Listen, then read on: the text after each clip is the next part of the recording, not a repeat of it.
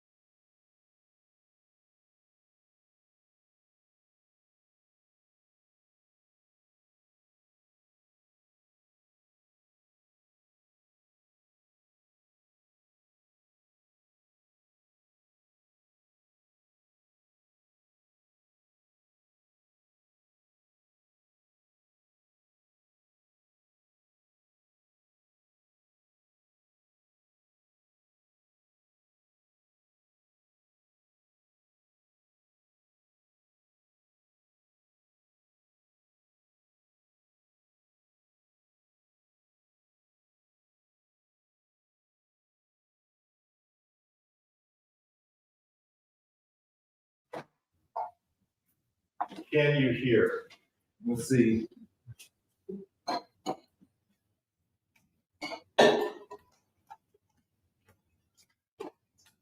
Can you hear that? We have some microphones.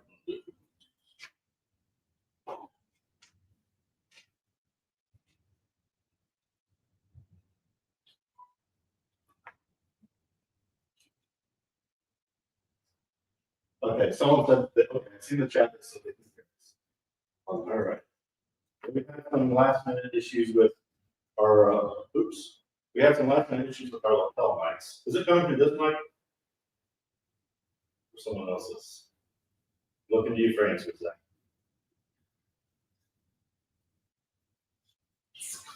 That's that. Okay. It's coming through. Hey, thank you for bearing with us. Victor and I will have to speak loudly, which is harder for Victor because he's got a cold. But welcome to AI of Monorepos. I'll give a minute for a virtual applause. We're excited to be here. Our team and Nex and the speakers all put a lot of work into making this a good event today. We didn't put very much work into making sure the microphones work right, but everything else, I promise, we put a lot of work into. Do you know why this is the best conference? Why? Because it has an emoji. I don't know any other conferences that have an emoji. Or Monorepos. But we've got a great lineup of speakers and talks. Check out the agenda at monorepo.tools/conf. And after each talk, we're going to have a live Q&A with the speaker. So during the talks, we'll be hanging out in the YouTube chat. So pop your questions in there, and we'll pick some to ask after the talk. And there are other ways you can ask your questions after the fact, either on Twitter or the YouTube chat, depending on the speaker. Please abide by our code of conduct. Keep it classy. You can see our code of conduct and it's up on an NX repo. I think Zach is putting a link to it on the screen, but oh, there it is. So there's our code of conduct. Be kind to each other, be respectful. We got a lot to get to, so we're going to start with the opening keynote where Victor is going to show our new meta harness polygraph for the first time. Oops, this was blue.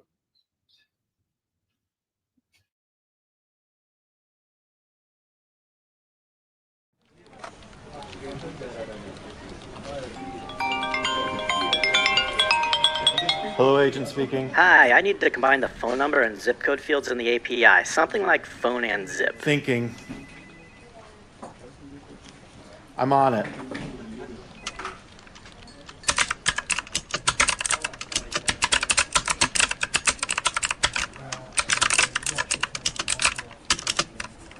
Done. What else can I help you with? Update every repo that references the phone and zip fields to use the new phone and zip. Bye.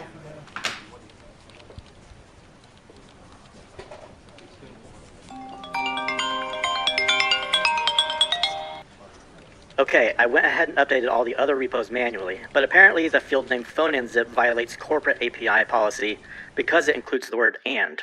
So we need to change it. Okay, dude, I don't know what the you're talking about. What field name? You just changed it 5 minutes ago. Dude, this is a new session. You're gonna have to catch me up.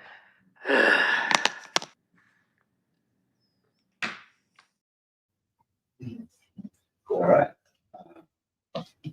Nothing for better. Can you hear me? That's confirmed. Yeah.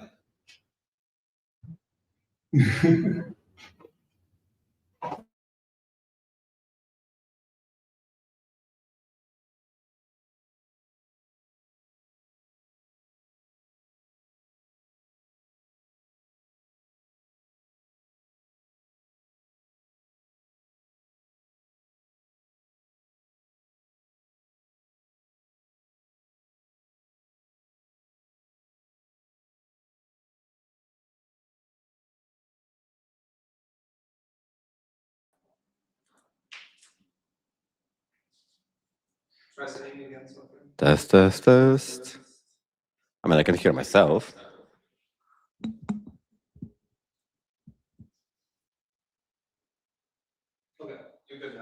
All right. Let's sort out the echo, folks. Jeff, can you fix the echo? Does it come through the TV? Uh-huh. Turn it off.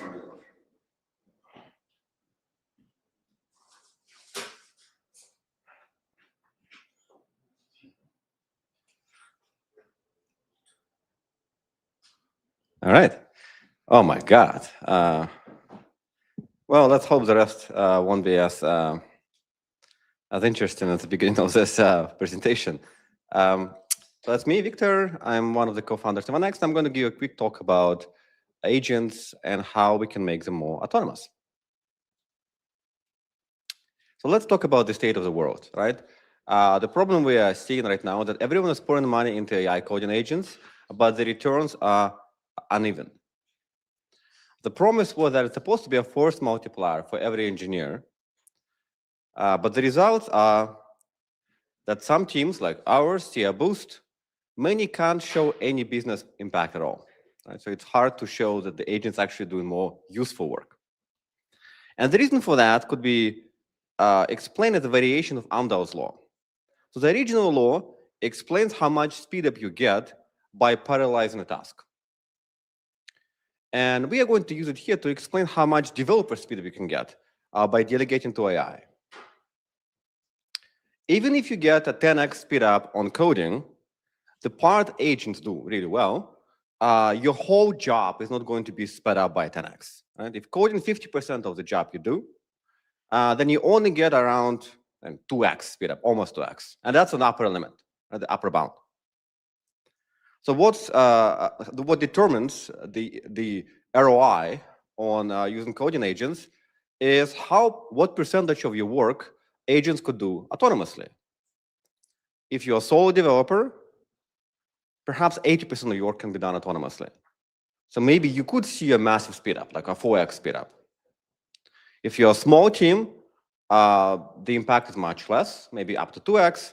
And if you're a large team, even a very competent organization like Uber, where most engineers, on average, are better than solo engineers or small team engineers, the impact is significantly smaller. So what's holding agents back? Why do we see such discrepancy between organizations, right? And the way it works is like this. So agent just goes and does a lot of work. It works, and then it stops. And the main reason the agent stops is because it needs you, right? It needs you to give it some information it doesn't have. Or it needs you to probably pass something along, to coordinate something, to bring this piece of work from one team to another one, right? Let me walk you through a simple interaction that shows how many times a human developer has to be involved to propagate a change, a trivial change in an organization. Here we have 4 repositories, UI, 2 modules in the platform. We want to make a change to the UI library, maybe change a component or whatever, and we want to deploy to module 1, module 2, and then deploy to the platform. First interaction is that we actually need to prompt the agent to implement the change. This is kind of unavoidable, right? We sort of have to do it, right? Because we need to express our intent one way or the other. Second, we need to release it. It is a separate interaction because a separate human being has to be involved. They have to like approve it, push some sort of release button, etc.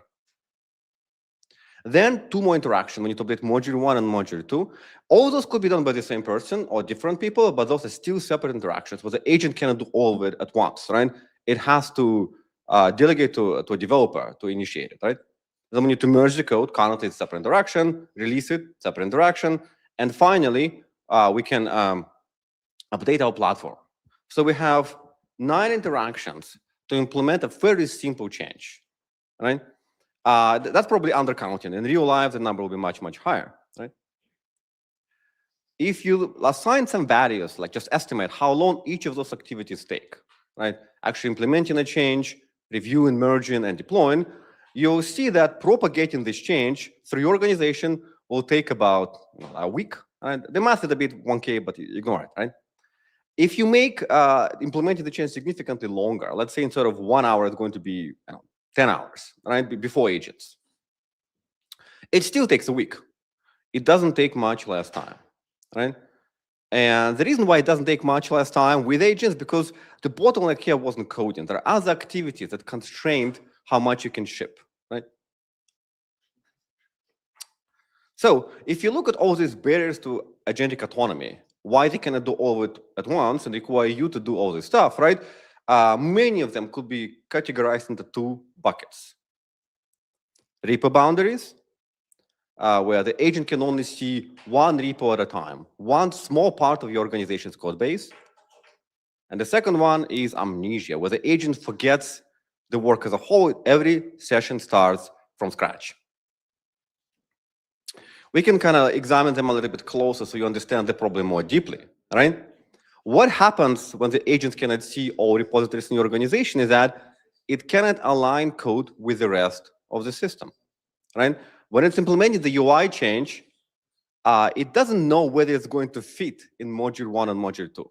All right, you as a human tend to do the research and to say, like, do it this way so it fits, you know. It cannot infer best practices and standards.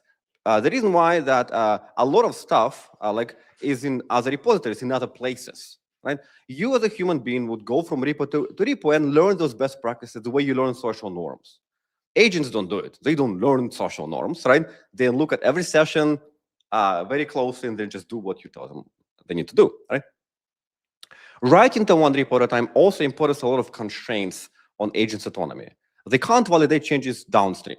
Like when we implement the UI change earlier, we should have checked whether module 1 and module 2 would be okay with that change before we actually release the UI library. Like, let's imagine we release it and it's not okay. Now we have to go through the whole ordeal again, right? And agents actually do really well once you provide them a way to verify changes. They can go really deep and solve a lot of problems once they can verify that the changes are okay. They can't update consumers at the same time. When I'm implementing the UI change, module 1 and module 2 could be updated at the same time. The context is perfect. The agent knows exactly what needs to be updated in there, but it can't do it in real life in most organizations. In most organizations, you would go to module 1 and then re-explain the UI change, so you kind of compress the useful context to bare minimum, and you often have to re-explain stuff, and the replication is not perfect. And finally, they cannot refactor everything that's needed to be refactored at once. Let's imagine you implement a change, 20 repos are affected, you go through those 20 repos, and ideally you would explain this change once, right? Because then you talk to an agent once, and then it uses the minimum number of tokens and human effort, right, to update it. In reality, 20 separate sessions will be created. Even if you copy-paste the prompt from a file or whatever into an agent, it still needs to do some research. Tokens are still burned. There's still more effort put into it, right? So a lot of problems to agent autonomy boils down to it doesn't see everything it needs to see. The second category entirely is that agent forgets. It doesn't forget really, like it's not like it remembers. It doesn't have memory. It doesn't have episodic memory. Every session starts like a blank slate. To the human, you become the memory. And those are two problems. So how do we solve it, right? Obviously, the conference is called Monorepos and AI. We like Monorepos. If you only the only thing you have a hammer or whatever, we believe Monorepos are great. So Monorepos solve a lot of these problems, right? At least repo boundary problems. In a Monorepo, an agent could read everything that is to read and write everything it needs to write. Right, that's great. But it's not really a solution for everyone. First of all, it doesn't solve memory at all. Because it doesn't solve memory, there's one big part of the problem isn't solved. And the second issue is that most organizations don't have one Monorepo. Like, we are a small company. We believe in Monorepos, right? You would think we're like a perfect fit, right? And we still have lots of repos that have relationships between each other, and we still need to update a lot of them, right? So even for us, it doesn't really work fully. And for large organizations that have thousands or tens of thousands of repos, it obviously doesn't work. So that led us to this idea. What if instead of forcing people into a monorepo, we could just analyze all the repos your organization has access to, extract the necessary metadata, and create this unified dependency graph, right? Sort of like a synthetic monorepo. We have all the metadata about the whole code base, right? It's on the side. Your repo stays the way they are. All this computation happens on the side, right? And maybe we can use this metadata to make your agent more effective, to break the repo boundaries, right? And that led us to Polygraph, which is our agent-agnostic meta-harness. When you install Polygraph, What it is going to do is going to look at all the repositories you have access to. It's going to analyze all of them and look at what they produce, consume, API, packages, a bunch of stuff. Okay, and they're going to stitch it together into one graph. All your repositories and all open source repositories you depend on. This is my personal GitHub work. I only have about 300 repos because I trim it. And with all the open source repos, I have this one big body of code. In principle, I should be able to access my agents with ease, right? So we realize we have that, but to make this stuff useful, you cannot just have metadata, right? It has to power something, right? We built a meta harness, which I'm going to show you, and that would let you do interesting stuff with it, okay? So what does it let you do? What does it do, right? The first thing it does is it needs to figure out what part of this massive body of code is relevant to the change you want to implement and bring it in, like set it up so you can actually change stuff, right? So it needs to set up the source code, clone, worksheets, whatever, install dependencies, set up agent in each of those repos, and then set up agent coordination, because those agents have to work like a team. You don't want to talk to 10 agents separately. You want to express intent once and let the team of agents figure it out, right? And also, you want to provide a nice developer experience. And general developer experience matters a lot. We believe in it. We spend a lot of time on polishing it. But bringing the code in is only one half of the story. The harder part, actually, is figuring out how to make changes in this complex multi-repo environment. If you have 5 repos in your session, it means you have 5 pull requests, or you may have 5 pull requests. You need to coordinate them. You need to manage CI across them, which is a hard problem. Think about it. In the change we discussed earlier, if I'm changing the UI in module 1, I would like to check that the UI doesn't break anyone before I merge it. But for me to run CI in module 1 with a new UI, I have to publish the UI. So there is like a paradox of one repo needs to be published, the other one doesn't want to be published, right? And Polygraph resolves it, right? Also, you need to make sure you can actually interact with other developers. When you do ambitious things, sometimes you need to be able to engage in as a developer from a different team. Okay, so that's what we set out to build. We set out to build this tool that takes all your repos and gives you access to them as if they were a single repo. But then we realized that the machinery we built also solved another problem. It solved the memory issue. You see, to implement the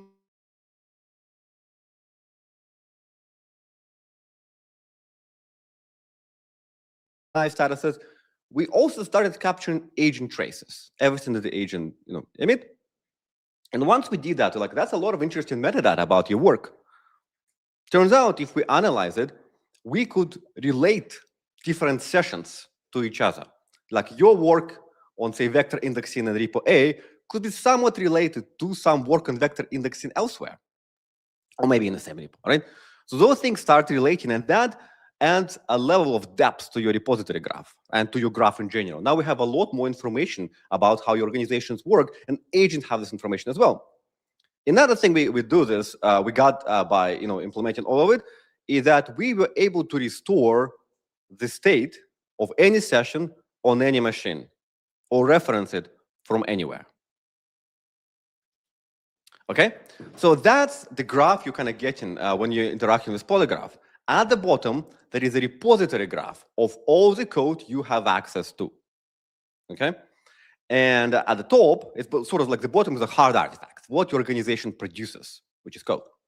At the top, all the conversations with agents and other metadata, the basically decisions about your work. All right. There is a lot more nodes at the top, of course, than at the bottom, right? You can easily generate thousands of sessions in a small team per month, right? Whereas obviously you don't have that many repos, right? Together, this kind of hard knowledge and meta knowledge, right, describe the whole work done in your organization, and that's what you would want your agent to see. Instead, it sees this most of the time, without on its own. If you're running Claude or Codex or any other agent, most of the time, the way developers have it set up, you look at one repository at a time, right? The agent isn't there, you're changing some stuff. It doesn't know what's going on elsewhere, so it's kind of constrained in space, and it doesn't know anything that happened prior. It's constrained in time. Right? You have this very constrained environment where the agent operates, so of course it doesn't do the best job. If you don't think this is crazy, right, you can kind of push it a little bit further. Like imagine instead of being able to access one repository at a time, your agent was only able to access one file at a time. And instead of being able to access only one session, like the context of a session, it can only see 5 messages back. So you're more constrained in space and time. You would, of course, say, okay, that's just crazy. Like, we cannot do work in this environment. If you look at this picture, you'll see that this is not that much better. And there is no reason why agents should be that constrained, why you should only see one repo and no prior work. Okay? So once you're going to get it together, what you get is that you get an agent that becomes a lot more autonomous, right? You can compress dozens of human interactions you saw earlier on to land a simple change in basically a single session and say, I want to update UI and everything that depends on it, and it's done, right? You also get an agent that instead of suffering from amnesia, right, where it doesn't remember anything from 5 minutes ago, it has eidetic or photographic memory of everything that happens within the organization. It knows what every developer on every machine did, right? And it can pull this information for future work. Let me show you how it works. The demo is the most interesting part. Everything prior is, just conceptual framing, so you understand what the demo is, what the demo is showing. So you start by creating a session, and here we can select a few repos. That's a demo org, only 3 repos. In reality, you're going to have 100 times more. We're going to select the front end and the back end, and then I'm going to select an agent from the ones I have installed. Let's select Claude. Again, Polygraph is not an agent. It's a meta harness and sits on top of your agent, like Next.js to React kind of relationship. So it works the same way with whatever agent you have. So we're going to pick Claude. It's going to boot a session. And it's going to set up the 2 repos I selected, boot agent in them, and it would let me interact with my main agent the way I normally do. Like the fact that there is another repo involved, it doesn't care. Right? Or you don't care as a developer. You can just talk to your agent and say, I would like to implement this change. I would like to add a field to the backend and display it on the front end. Once the second repo has to be involved, right? The agent there is going to boot. And now the 2 agents are going to work together on a team to provide the plan, right? Okay, so now let's implement the plan.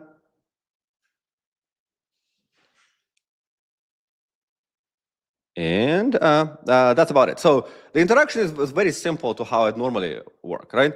Was nothing that different from my using Polygraph here compared to using just Claude, except I got 2 pull requests instead of 1 because I changed the code in 2 repos and the 2 changes are aligned, right?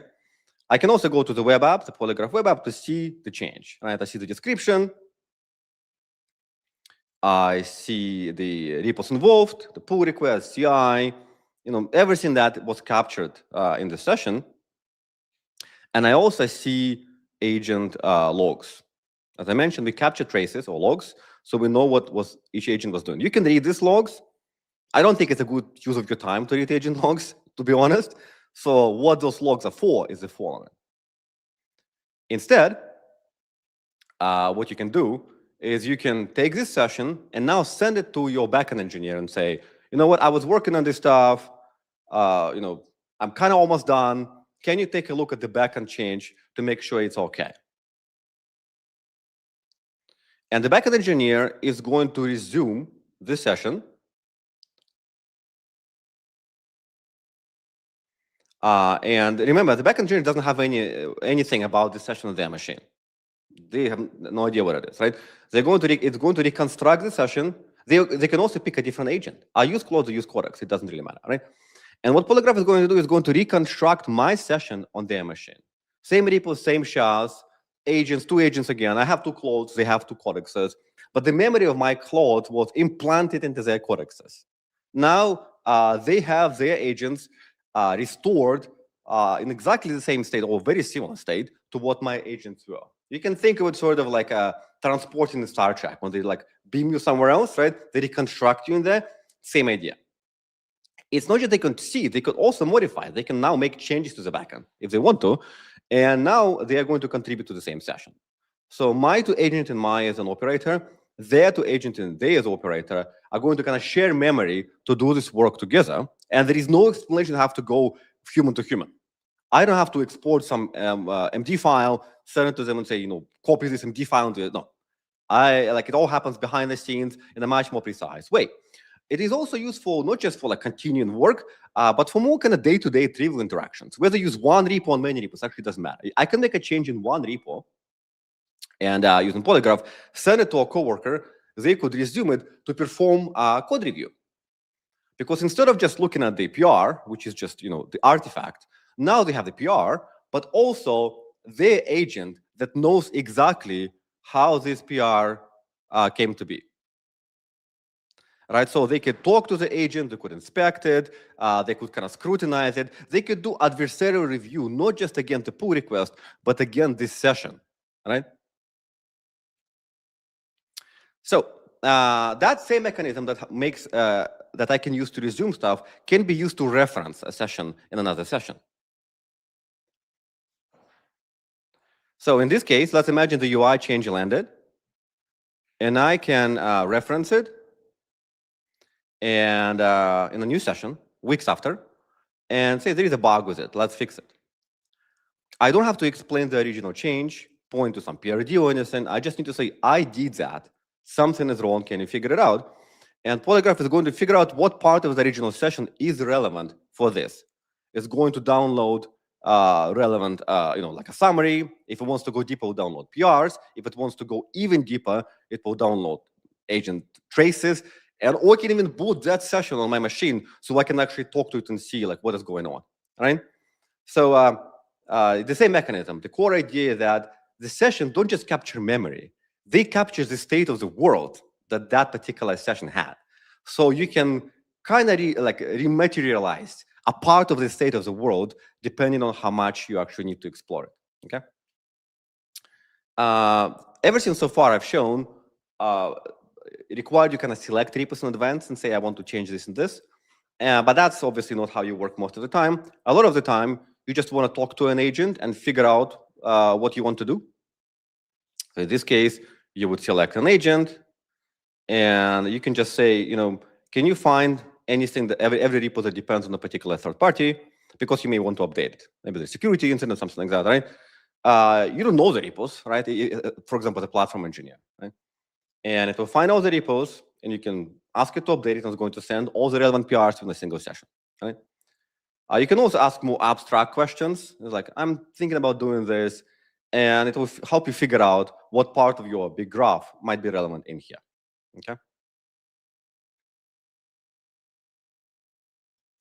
All right, the last part is Polygraph is a meta harness, so a lot of the times when we use it, or when folks we shared with use it, they use Polygraph CLI to create a session because it's useful like for setting up the world, right? You don't need to worry about work trees or whatever, right?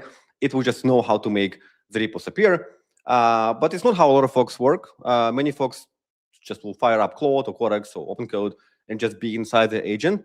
And if you are there, you can always invoke Polygraph with a skill and it will do the same type of setup. And it doesn't really matter whether Polygraph is the one that invokes the agent or the agent is the one that invokes Polygraph.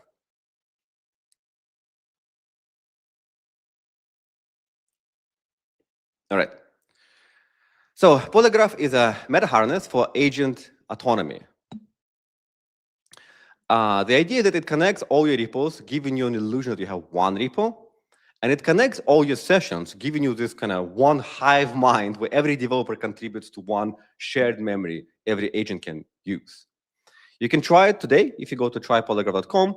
If you have any questions, message me on Twitter, and I'm going to answer them. Thank you.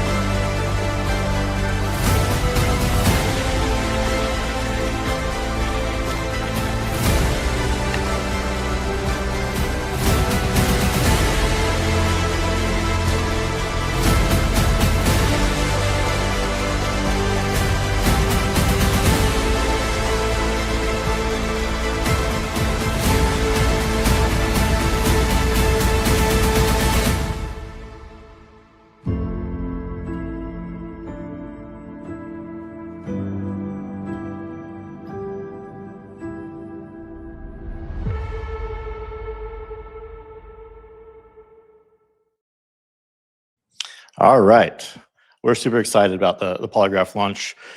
Go check it out today. We just made it available for everyone to go try. So we want to hear what you think. Next, we've got a great talk by one of my longtime friends, Brandon Roberts. He would say we're not friends, but I think I consider him a friend. He's going to talk about the intersection of open source monorepos and AI with analog.js, which he created. So afterward, Brandon will join us for some Q&A. So pop your questions in the chat and I'll hand it over to Brandon. The intersection of open source monorepos and AI with analog.js. My name is Brandon Roberts. You can find me on X at Brandon T. Roberts. And you can also find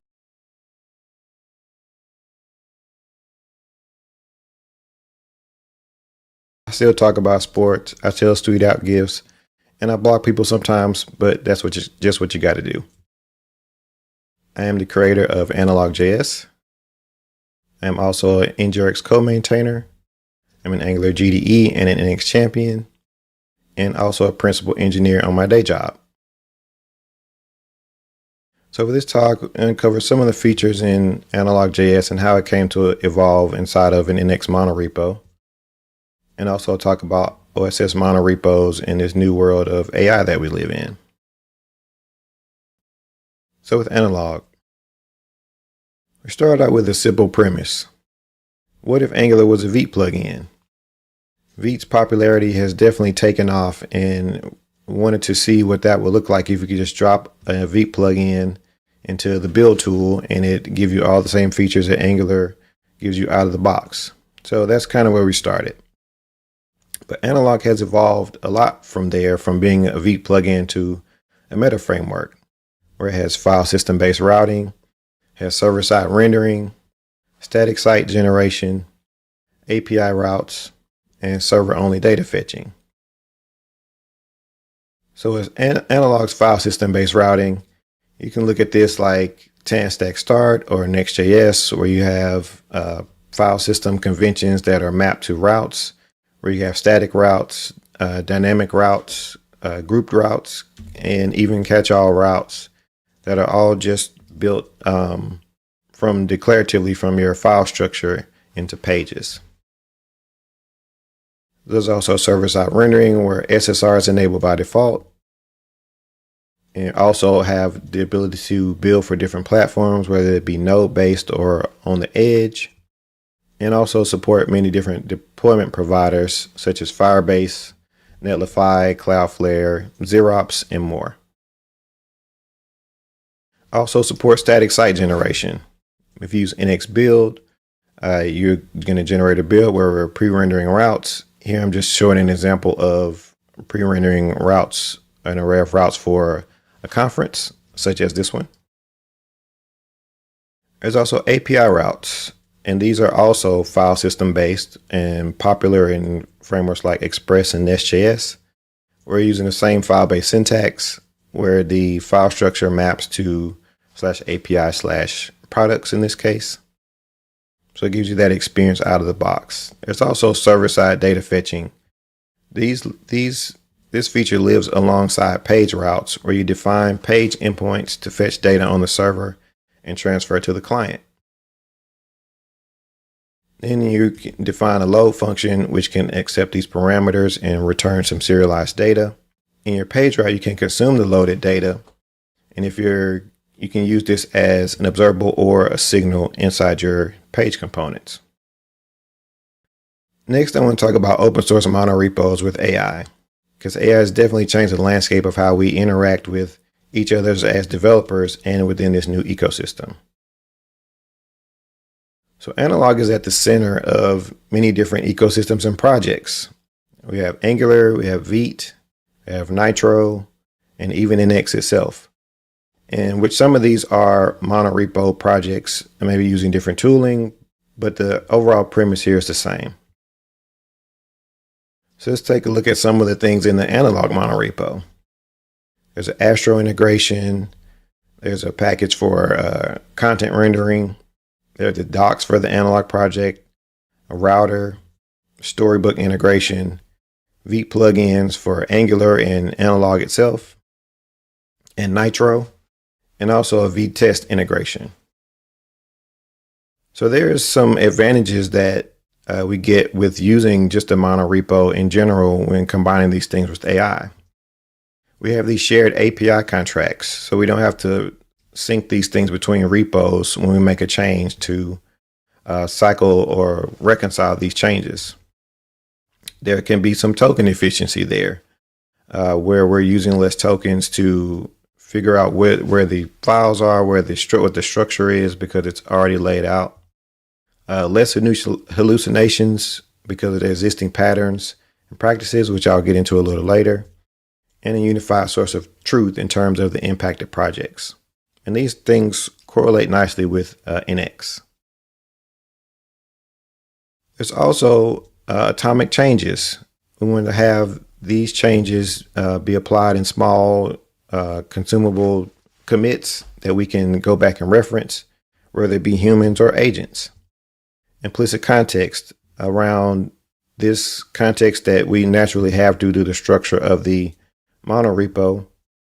Another thing is we don't have to sync these changes manually between repos when you have these packages and tooling in place. And NX plays a big part of this in the standardized tooling and packages that it provides to manage the monorepo. So going back to how Angular and Analog fit into this ecosystem along with others, I want to talk about how how AI and using AI agents has definitely changed the workflows, where these are evolving workflows within monorepos, and how NX fits into that picture and helps drive that. So as a maintainer, there was this sort of interaction back and forth. There's the maintainer, and there's the contributor who writes some code. They contribute, they use the tooling that's in the workspace, and we have this back and forth. But that workflow has kind of evolved with the increased usage of agents these days. We still have the maintainer in the loop, I'll call it. We still have contributors, but now we have these agent interactions to where the agents are talking to the contributors back and forth, and the maintainers are talking to the contributors, to the agents back and forth, whether this be through code changes or issues or reproductions. There's just a different interaction model there. But the good news is that NX, with these tools and these instructions that we can provide to agents, we can still have a good developer experience, and as I talked about before, have less hallucinations because we can combine the agents.md file with these guardrails. And earlier I talked about less hallucination. And when I put an asterisk on that, and I wanted to sort of clarify that some, because it's not just something that comes out of the box. You still have to build these guardrails into the monorepos that interact, especially with NX. And you can see some of these rules that are just come from my own agents.md files. Don't create new abstractions for one-time operations. Don't add comments and types to to code you didn't change.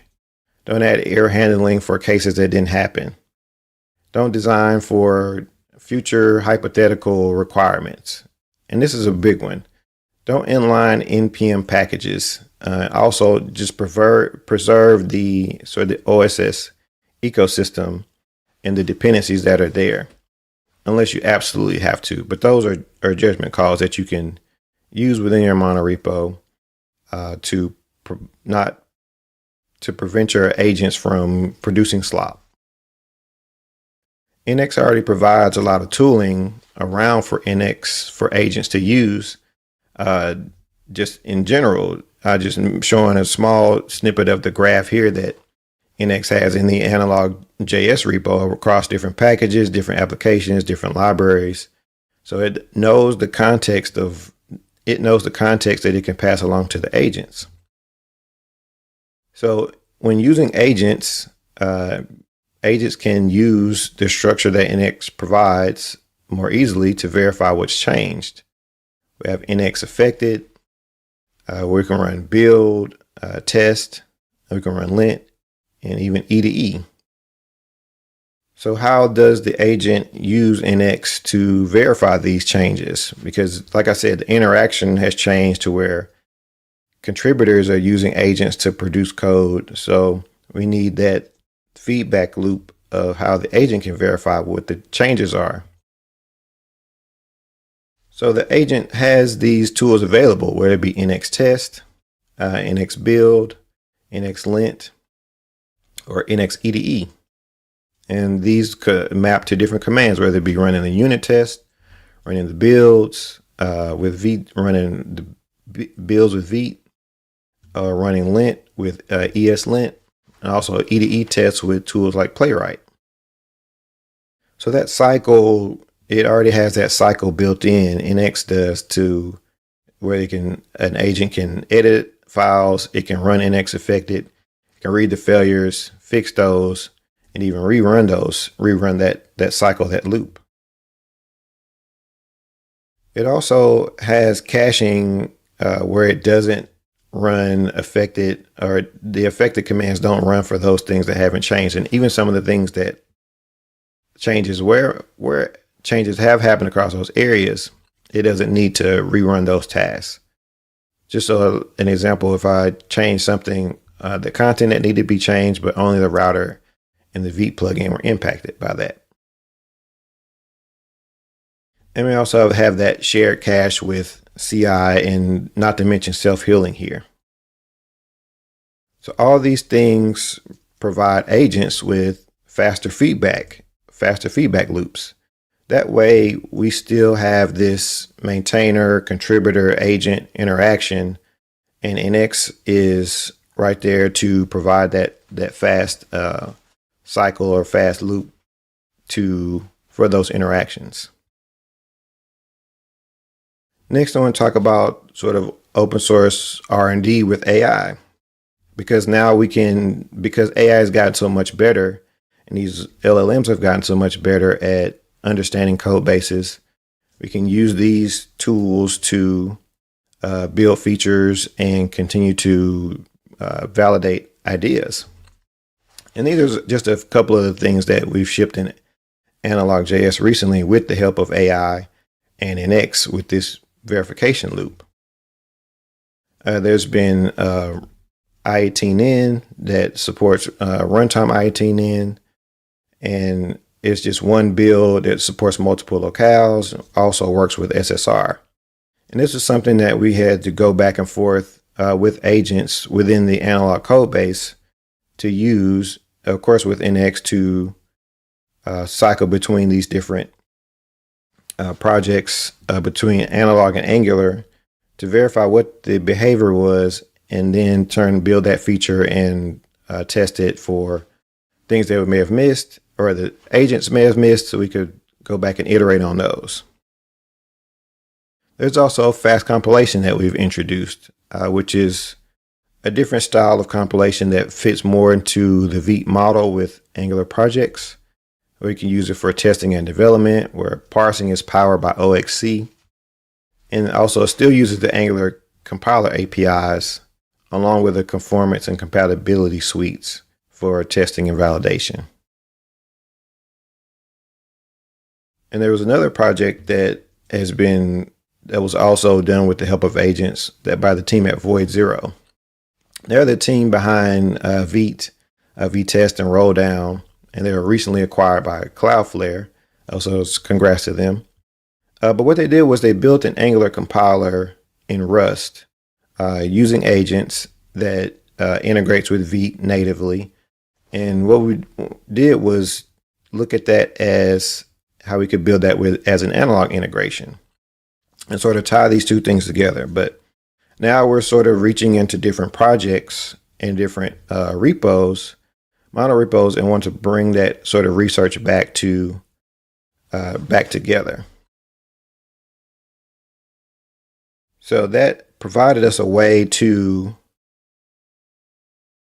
go to look at these different projects, look at the source, and sort of bring them all together, which allowed us to have faster validation in terms of seeing what the gaps were, seeing where the holes were, and working around that to get to our destination faster. Because this, like I said, this turned into sort of a loop on its own. We looked at the void compilers. The void compiler looks at Angular source.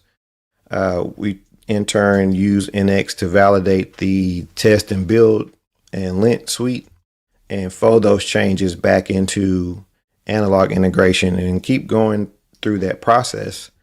But ultimately, that process is not just sort of one directional. It starts to grow and continue to grow using agents and NX as the sort of the verification loop.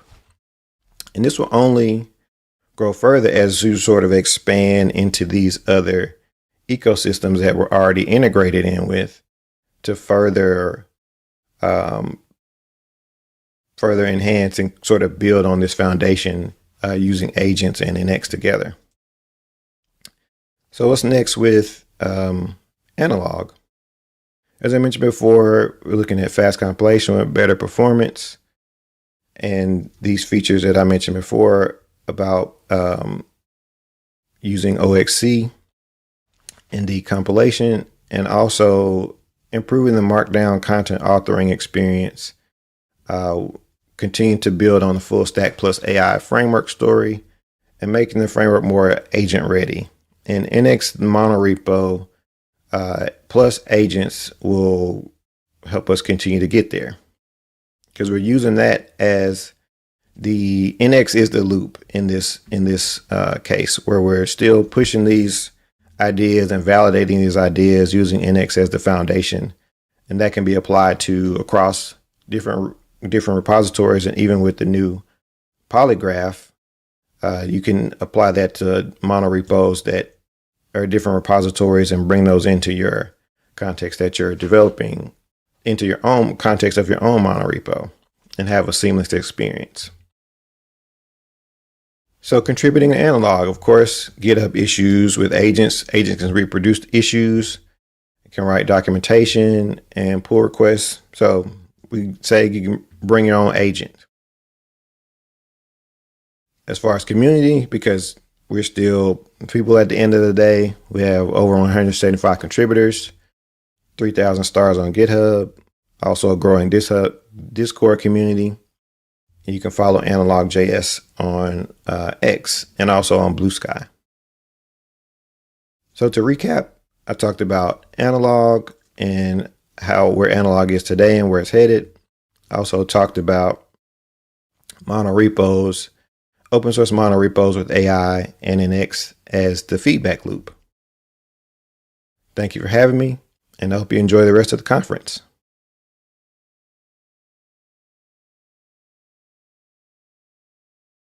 Let's bring Brandon in. Thank you, Brandon.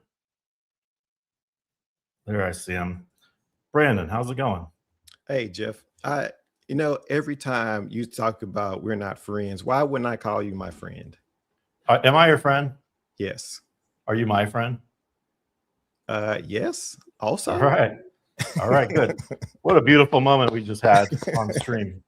Thank you. I appreciate that. All right, I've got a couple questions, and I was checking. Zach, you can check the YouTube and add questions if they haven't been added here, but I've already got a few. Let me just find my window again. One, this is more kind of a personal question, but why did you create Analog? Why did I create Analog? Good question. I created it because it scratched an itch that I felt like the Angular community should have. At the time, Vite was exploding in popularity, and I think Angular developers should have nice things. So it kind of started there, and then it grew from there into a meta framework to keep pushing the ecosystem forward. So that's the sort of the baseline of it. Yeah, and it seems like you hit a nerve, because it's I hear it talked about a lot. I see a lot of people using it. Yeah, for sure. It's cool to see it thriving.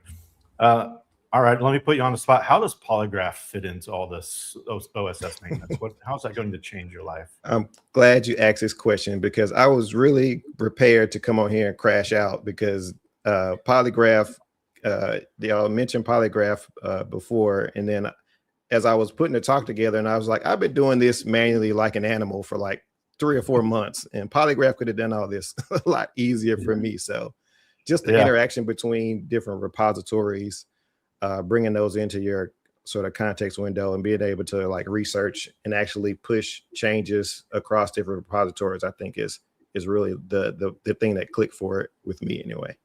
Yeah, and Analog is a monorepo. I think you maybe have 4 repos total with like one monorepo and a couple of Yeah. Analog. repo. Yeah, Analog is a NX monorepo, and then some of the other projects that I was sort of doing this workflow with that sort of Polygraph fits into was like Nitro and even the Angular monorepo and OXC Angular compiler repo were just a few of the ones that I was kind of sort of bringing together at any given one point in time to when I was doing that research. Cool. So did you start Analog as a monorepo, or was it started as separate repos that you brought together? Analog was monorepo from day one because I knew Smart guy. it was going to have different packages and And be when able was to it? publish different ones. When that? did you create it? It is, I think, almost 4 years old at this point. Okay, so it was from when I it was started. before. Was it? It was before the Chat GPT moment. Yes, it was. So you just kind of lucked out that as coding agents became more powerful, that Yes, monorepos happened to make it easier. yeah, we had a feature in Analog called Analog SFCs, and like it was like right on the edge when like AI agents started to take off when we sort of killed that idea. But if I'd have just held on a little longer, I could have used agents to even polish that out even more. So that I was kicking myself about that one getting sort of killed prematurely. Yeah. How much handwriting code are you doing now? Not a lot. I would say it depends on the situation. I would say at least 80% of my code is done by agents these days, and some with manual tweaking here and there. Like I would say most recently, like the Angular version 22 upgrade, I did some of that manually just to sort of verify all the loose ends were tied up. But other than that, I usually spin up Claude Code and start a session there and kind of work through that. And that's kind of my workflow these days on my, personal projects anyway. Yeah. Oh, Zach is giving me a question. He said, is Brandon having issues with low effort PRs from the community? So I'm guessing like AI slop. Are you getting AI slop PRs? Or how's the maintenance and review going now? Yeah, that's a good question. Most recently, I had a couple of ones that were kind of suspect because it was something that nobody filed an issue for. Like it wasn't a requested feature. And then I could tell just by the PR that it was like, because the syntax was outdated, like the Angular syntax was outdated and it used old practices. So I could really tell that somebody just kind of threw something together there. And so I closed that one and told them to like open an RFC. Then they like immediately opened another one that was the same way. So I could definitely tell that was kind of some AI slop, but there have been some good contributions that have come through the Analog repo by people who have used agents and kind of thought out that process. And I think there's a good bit of a back and forth, even with using agents to kind of iron some of that stuff out because agents aren't perfect. They don't have all the context all the time. So there's some back and forth there. Yep. Yeah, I've got it. So this is a good question. This applies to monorepos in general, but also as an OSS maintainer. Being in the supply chain, there's a high level of trust that's involved in a high level of responsibility to secure repos. How do you? So the nice thing about atomic commits is you do change everything together, but the other side of that is you could break everything together. How have you dealt with that in Analog or in general? Yeah, in what I've tried to do, well, in the monorepo, it's a bit easier because we control sort of the chain across different packages to see what the impact there. And we also have some CI jobs that run to make sure that we're sort of compliant with upstream packages.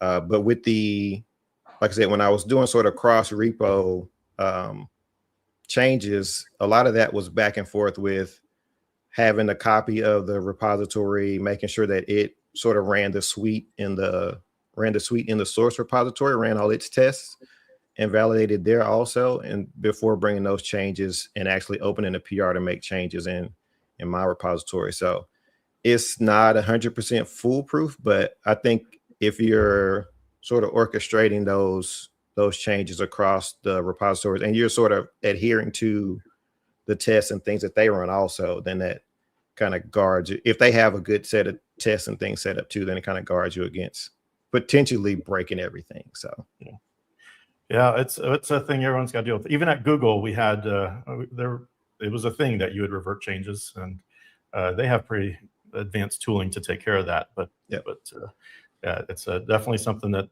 you can avoid. Last question I have is, like, this is going to sound like a dig at Angular, but like what is it that continues to excite you about Angular? I still love Angular. I came from the Angular community, and so you built a meta framework when a lot of people would have said, Angular's not cool anymore. Yeah. But why? Why did you build it? Why do you love Angular? I hope Minko's watching. If he is, then yeah, I love Angular. For me, it's two parts. The framework continues to evolve, and they still listen to community feedback, and so the framework's still getting better. They have ironed over some of the pain points that people have had with Angular over the years. So that's one part of it. And for me, it's always been the community as the other part that sort of kept me around, being able to interact with other developers that are trying to solve the same problems. And I've said it before, the community is the best part. I feel the same way about NX also, but Angular, the community is, I think part of the glue that keeps people around. Yeah, agreed. I love being around the Angular conferences and old pals. I think we need to wrap up. Any final thoughts? Any questions for the community, Brandon? They'll all answer at once. Any questions for the community? My question is always, what do people want to see with Analog and Angular next, and even like NX? Like, how can we continue to push these ecosystems forward? Yeah, definitely. Yeah, and the Angular team, I agree. Like, they're on fire now. The things they've been doing are things that like we've waited years for them to really be in the position to be able to innovate at the rate that they're innovating at now. So really cool to see. All right, thanks, Brandon. Great to see you, and I'm sure I'll see you soon at a conference or something. But until then, hopefully sooner than later. Yep. See ya. Because we're friends now. All right. We've always been friends, Jeff. We've always been friends. We tease. All right. Next, we've got Kiet Ho from Superset talking about how to run 100 agents in parallel, which is a lot to me. I can barely handle one conversation, but maybe he's found a way to do it without having to actually talk to them, which I assume is the case. He works at Superset, and they help automate software development lifecycle, and that's what this talk is all about. So let's hear from Kiet. Hi, my name is Kiet. I am one of the co-founders of Superset, and today I want to talk to you about how to run 100 coding agents in parallel. So in Superset, we are building a code editor to help engineers run a lot of coding agents in parallel, like Claude Code, Codex. We build primitives around how engineers can do this by providing them isolated environments, giving them the ability to review changes more easily between a lot of coding agents, automatic hooks to help users keep track of all the agents that are running. And what we're seeing is kind of this idea of the next stage of this, where right now engineers can spin up 5, 10 coding agents in parallel and still keep their sanity, but eventually to really scale up, there's a step function change. And so we kind of think about this in terms of a autonomous driving, in a way where you start out with very little automations, L0, so like a regular code editor where you're writing code manually, to L1 where it's an autocomplete model. We see it in a very early day of VS Code or Copilot, and then you get to a Copilot, which is, you know, a sidebar with a chat that you're talking with. You're looking at the changes come through, you're approving and rejecting the changes and writing code that way, to a single agent like running a Claude Code that is just autonomously writing a lot of code, and then you're reviewing the code instead of approving every single change. And now we are here where with Superset, users are running, you know, 4 or 5 agents in parallel, switching in between them, firing one off and coming back after it's done. And we are starting to see teams now that are building on top of our COI and our SDK to essentially automate the whole engineering process and creating this kind of software factory model, this L5 that we're talking about internally, of this software factory where code changes are coming in from some kind of trigger from the real world and getting all the way through being merged or very close to being merged.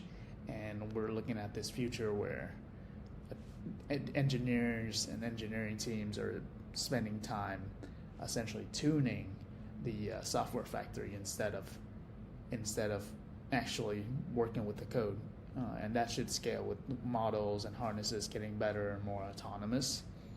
And what we've seen with our users are that they're mostly in L3 or L4, and everyone kind of generally agrees that, you know, spending more tokens should equal more profit, right? And so, you know, if you just scale that up to, you know, just spin up more, then you should, in theory, get more profit. But and the problem that we're seeing a lot of people run into as they scale up, spinning up autonomous agents, are that there is somewhere along the flow that they're not getting the same return, at least not linearly, definitely not.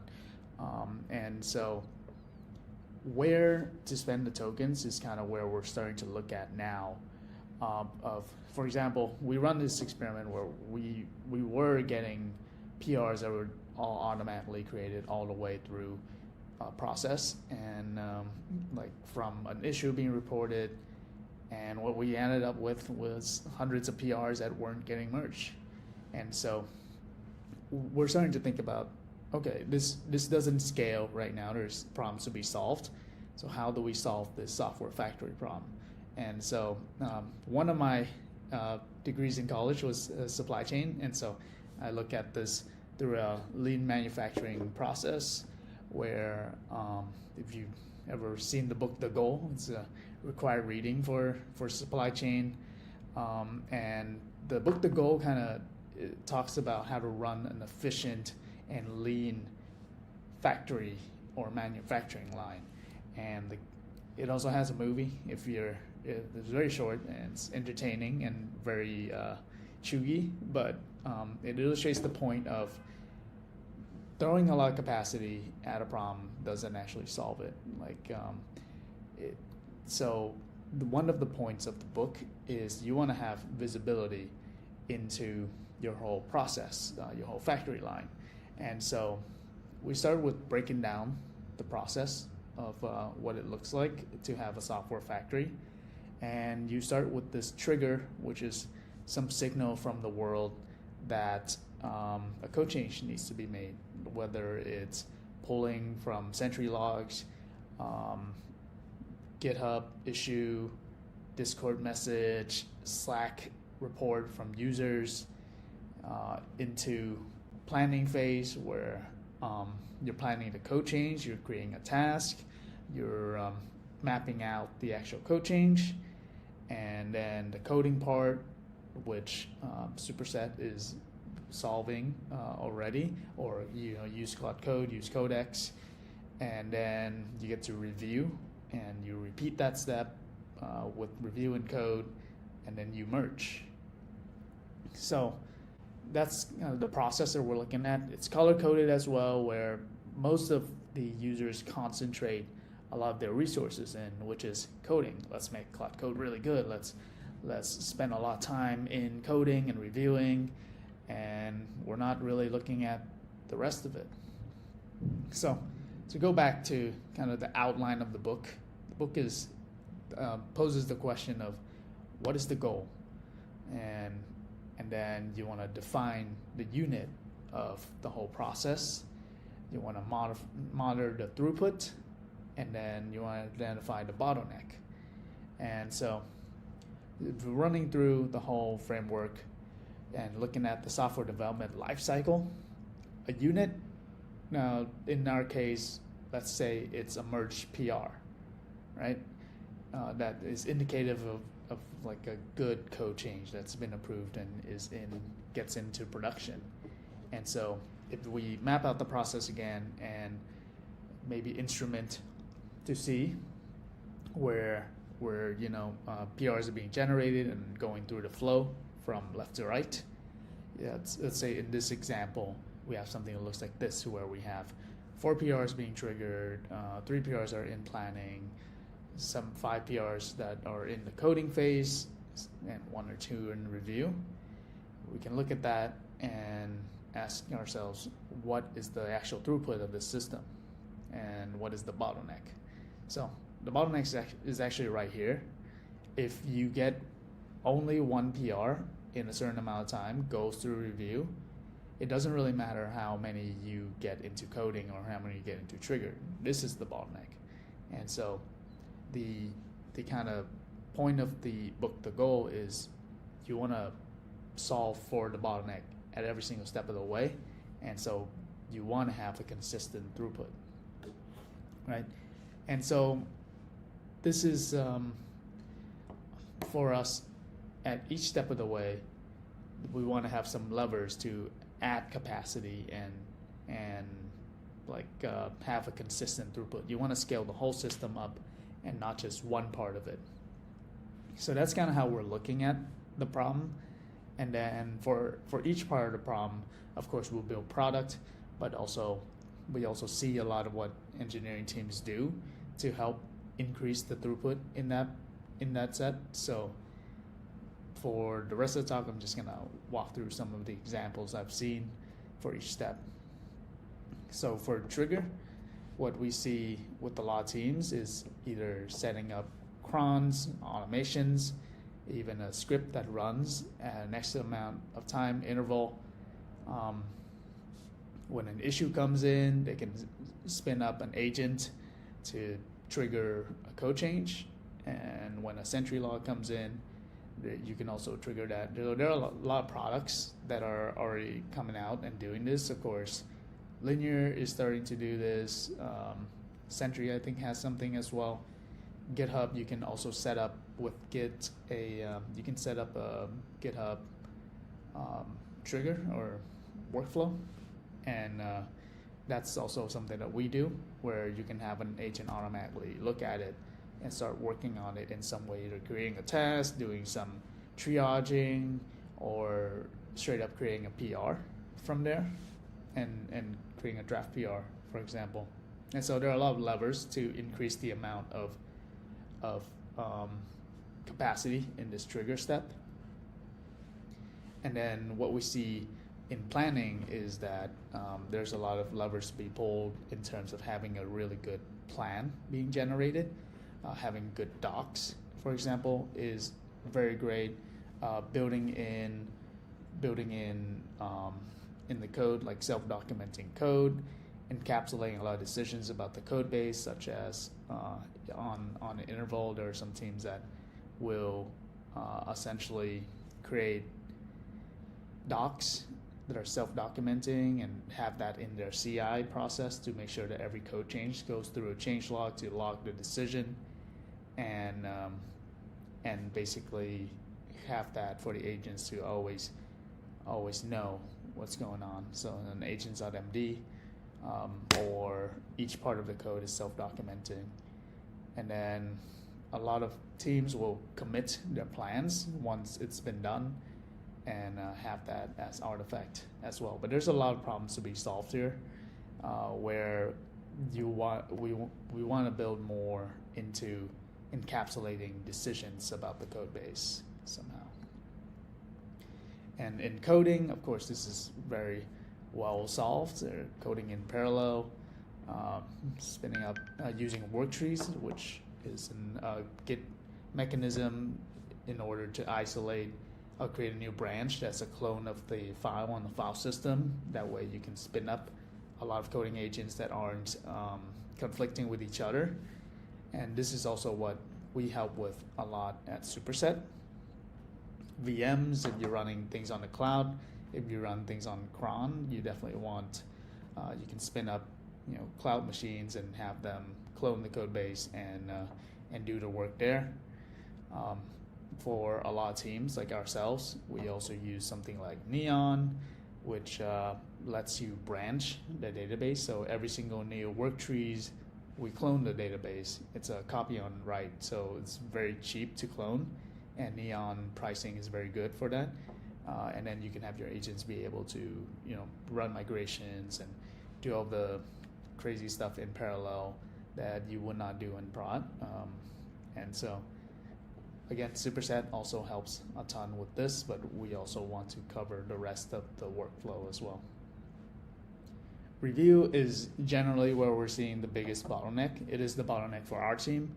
Our manual review process is still very much the bottleneck because we have limited engineering time. And so some things that we've been doing to help is, of course, having a well-maintained test, spending a lot of time instrumenting the code such that we have essentially a self-driving harness that an agent can take screenshots of, drive the whole app, take screenshots and self-validate that way. It's still very time intensive, even though it's automated, and also very resource intensive. We also pull in other agent review, like CodeRabbit, Greptile, and have that automatically feed into our coding agents and have them kind of self-run. The problem is, of course, you want to be able to enforce a lot of human decisions, and so this is something we're still working with. There's some nice innovation that's happening with, there's a company called Stage that's very new in my current YC batch that tries to break down the review process into chapters so that it's human consumable, running more agents on top to kind of summarize the change, summarize the actual code base, the code change, and then of course in reviewing you want to structure your code base to be able to run in parallel for self-validation. That's what we do as well, and you want the agents for each work trees on your machine to be able to individually run the code base to kind of self-review. And then in the merge step, of course, is you want to decide as a human to self-merge, but there are some mechanism in which you can test things in prod or in staging as well, and kind of extend this merge stage to be more automatic. We have, of course, like preview branches. You have Vercel, of course, getting preview up and having human validation there. We also have a Canary version of the app where, because we're shipping so much code change, we always let the prod code sit in Canary with our team for a while, and we self-drive a lot of it and catch a lot of bugs that way as well. I've seen some instances of agent-driven smoke tests, or of course you can also A/B test your changes and have staging roll out such that there's no catastrophic failure. So those are some of the mechanisms that we found. In summary, this is the goal is kind of a framework to look at the software factory pattern, which is one of the mechanisms that we're thinking about to scale up the running hundreds of coding agents in parallel. So the goal is to have your system look a lot like this, where every single part has a consistent throughput, and in that way you can now progressively add capacity to each step. If I want to scale up, then scale up every single step of the way so that you always have a consistent throughput. Otherwise, you're just kind of wasting money. like putting a lot of code into PRs that never get merged, and it also has some side effects of just clogging up real signal in the code base in terms of good PRs that are being made. So that's it. This is kind of our breakdown of what are the different stages and the mechanisms in which we can enact upon creating a software factories and hopefully help you run hundreds of coding agents in parallel. Yeah, my name is Kit, and thank you for listening.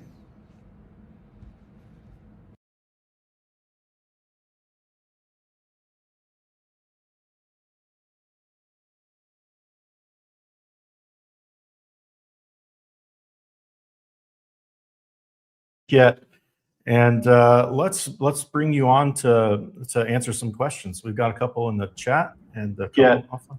And What's up, guys? Sorry. Hi, how's it going? Pretty good. I might be getting some feedback from the StreamYard, but we'll see. I think that might have been me. I forgot to mute my computer. Sounds But, great. good to see you. We've got a couple of questions out of the gate. This is from Yuri. Can you elaborate on how you optimize your code base to run in parallel? And does it mean running in parallel in the same branch or different isolated work trees? Yeah, so we run for Superset because we built Superset and Superset. We parallelize all the work that we do. And so everything runs on a separate work tree. The way that we optimize for that is we have a setup script that gets ran on every work tree, and that like branches our database. We also have we set up environment variables, like we build out the .env file on every setup. So we'll branch the database, grab the branch name. We also spin up a Docker container locally. So we do all these things to make sure that Superset can run side by side. And because it's an Electron app, it takes up extra ports and things like that. So we have a port repository that we're writing to that keeps track of all the ports that are taken on the machine and basically assign it. And then everything is environment variable driven. And so when we spin up all these work trees, they're all assigned different ports, so we can run a bunch of Superset in parallel. And that's kind of how we set up. Cool. I'm curious about the origin story of Superset. You went through YC, right? Yeah, just finished. How it started? Was it what you went into YC already doing, or was it something that emerged from that? Yeah, so the origin is that we had all known and worked with each other for a while. So I was actually in YC in the previous batch as well. I left my company, and we started. We all teamed up at this hackathon in December, and took this workflow that was using Ghosty or Terminal and managing work trees and also using tmux to run Cloud Code in parallel. I know a lot of people still do that, but it was super powerful, but it wasn't very optimized or productized. So we turned that into an app, which was the early build of Superset. Ended up winning the hackathon. I started using it, and it just replaced Cursor for me. I would give it to my friends, and it was open source by default, and I would just give it to my friends, and it was super shitty because they have to build it themselves. I would push updates to the repo, and they would have to pull it and build it. But they would text me, and they'd be like, "Oh, I'm using this every day, and I'm replacing my IDE with it." And they wanted me to build more IDE into it, so they don't have to leave Superset. And so at that point, we kind of knew that we had something going on. Yeah, cool. Is Superset all developed in one monorepo, or what's that situation? One giant monorepo. Yeah, that's the way. And I'll ask what I asked Brandon. Did you start it as a monorepo, or was it something where as you lean more heavily? I mean, you're an AI native company, so I'm guessing you just did it from the start. Yeah. Oh, it started with being a little lazy as well, not wanting to manage a bunch of repos. That's what monorepos are all about. Do less work. One single Git clone, please. Mm-hmm. All right. So we've got one here from for your agent review round, is that agents reviewing each other or a human gate? And does human review become the bottleneck? How do you, human review becomes the bottleneck? How do you keep review from being the ceiling?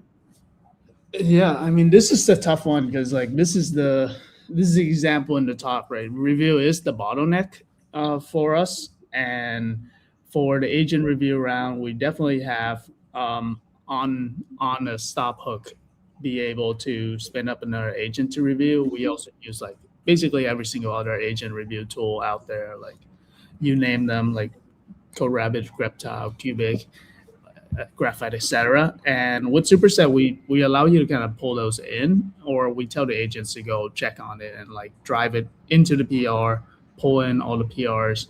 We used to be pretty cavalier with like, hey, they must do a lot of work, but there's a lot of like false positive or like over carelessness, overly careful reviews, and so we've been trying to kind of tune, like in this factory model, try to really tune and make the implementation agent like very skeptical and apply a lot of like the human head decision on that essentially prompt to give to the agent to look at reviews. But yeah, very much the bottleneck. And so where we're seeing a lot of teams solve this, there's a company from my batch that is doing some helping the human review better.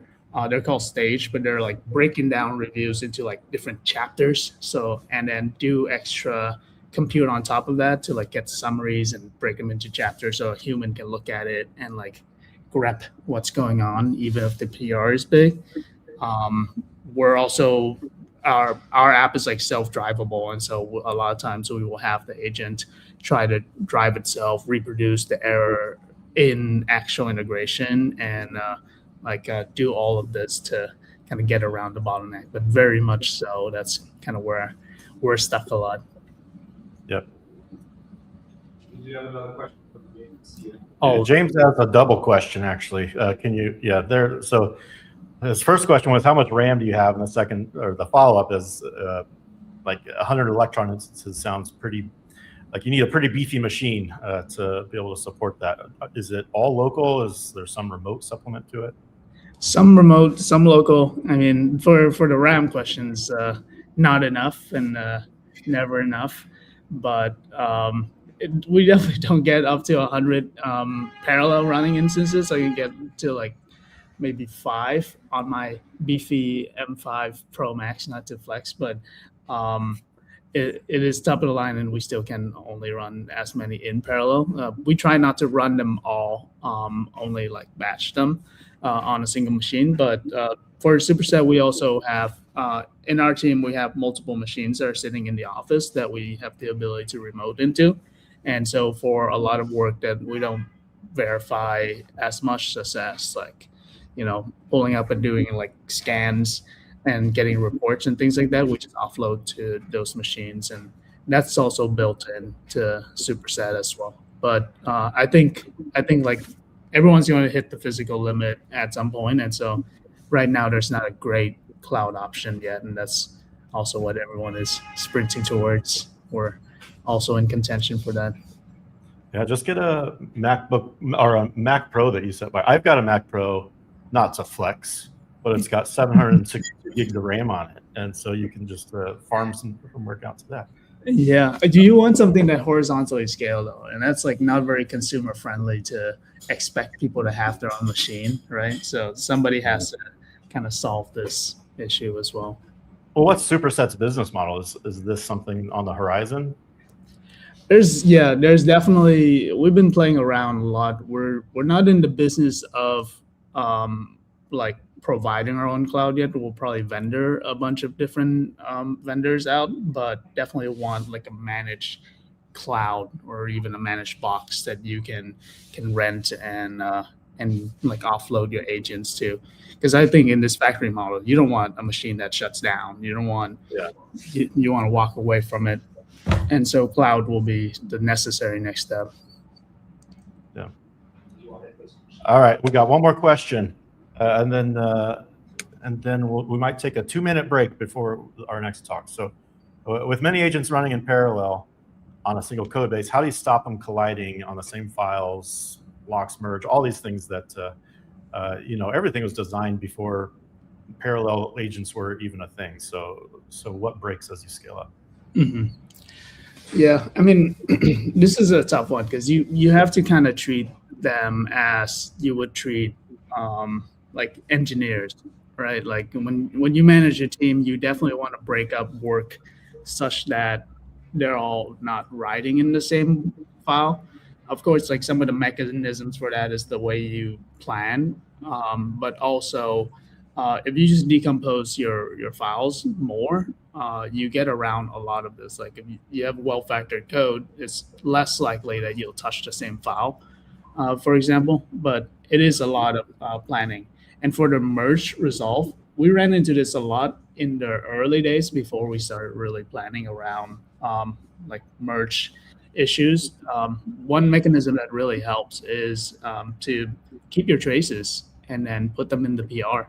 So like I'm imagining some kind of cloud upload your trace, and every PR has the trace so that you can at merge time basically grab the intent of the PR. And so that helps if you have a human or an agent that's doing the merge resolution, you don't lose a lot of implementation details on merge. But yeah, we don't really run into merge conflicts that often these days because we architect our app around being very decomposed and then plan around not writing to the same file because when it's decomposed to a certain unit, if you're overwriting the same file, you're actually overwriting the same function and code, which shouldn't really happen.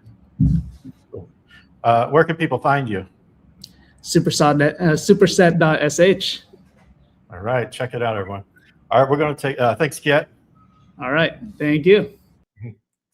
We're going to take a quick break, and in 2 minutes, we'll be back. Let's say in 3 minutes, we'll be back with, I believe James is next, right? Yes. James Henry, our own James Henry is going to be back in 2 minutes talking about self-healing CI that heals wounds. So see you in 2 minutes.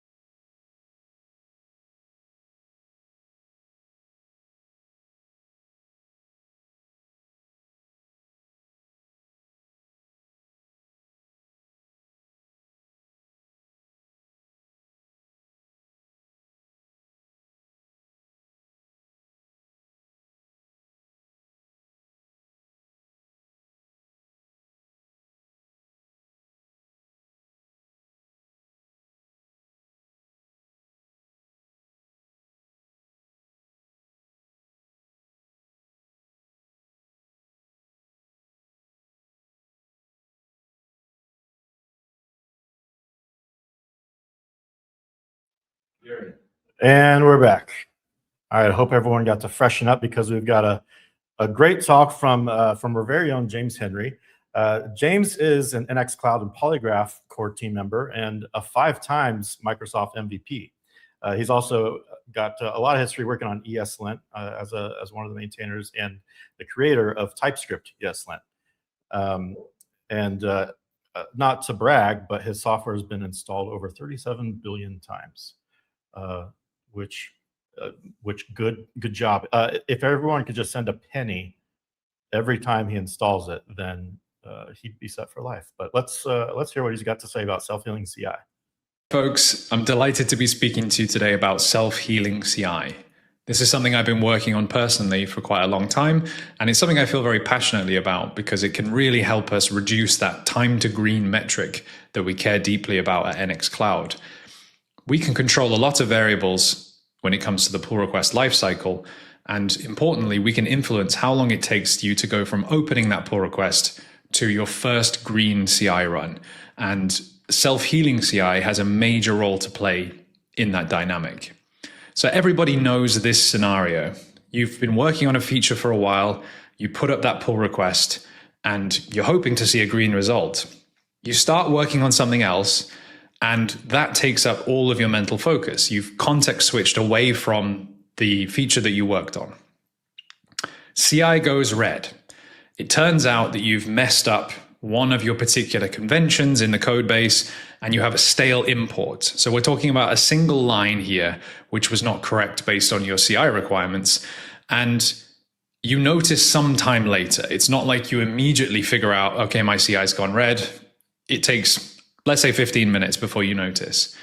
Once you've noticed it, you now have to park whatever it is you'd moved on to and switch back to your original feature work, reacquaint yourself with what you'd been working on and why, and figure out how the red CI logs relate to the failure and ultimately the change you will need to make the CI green again.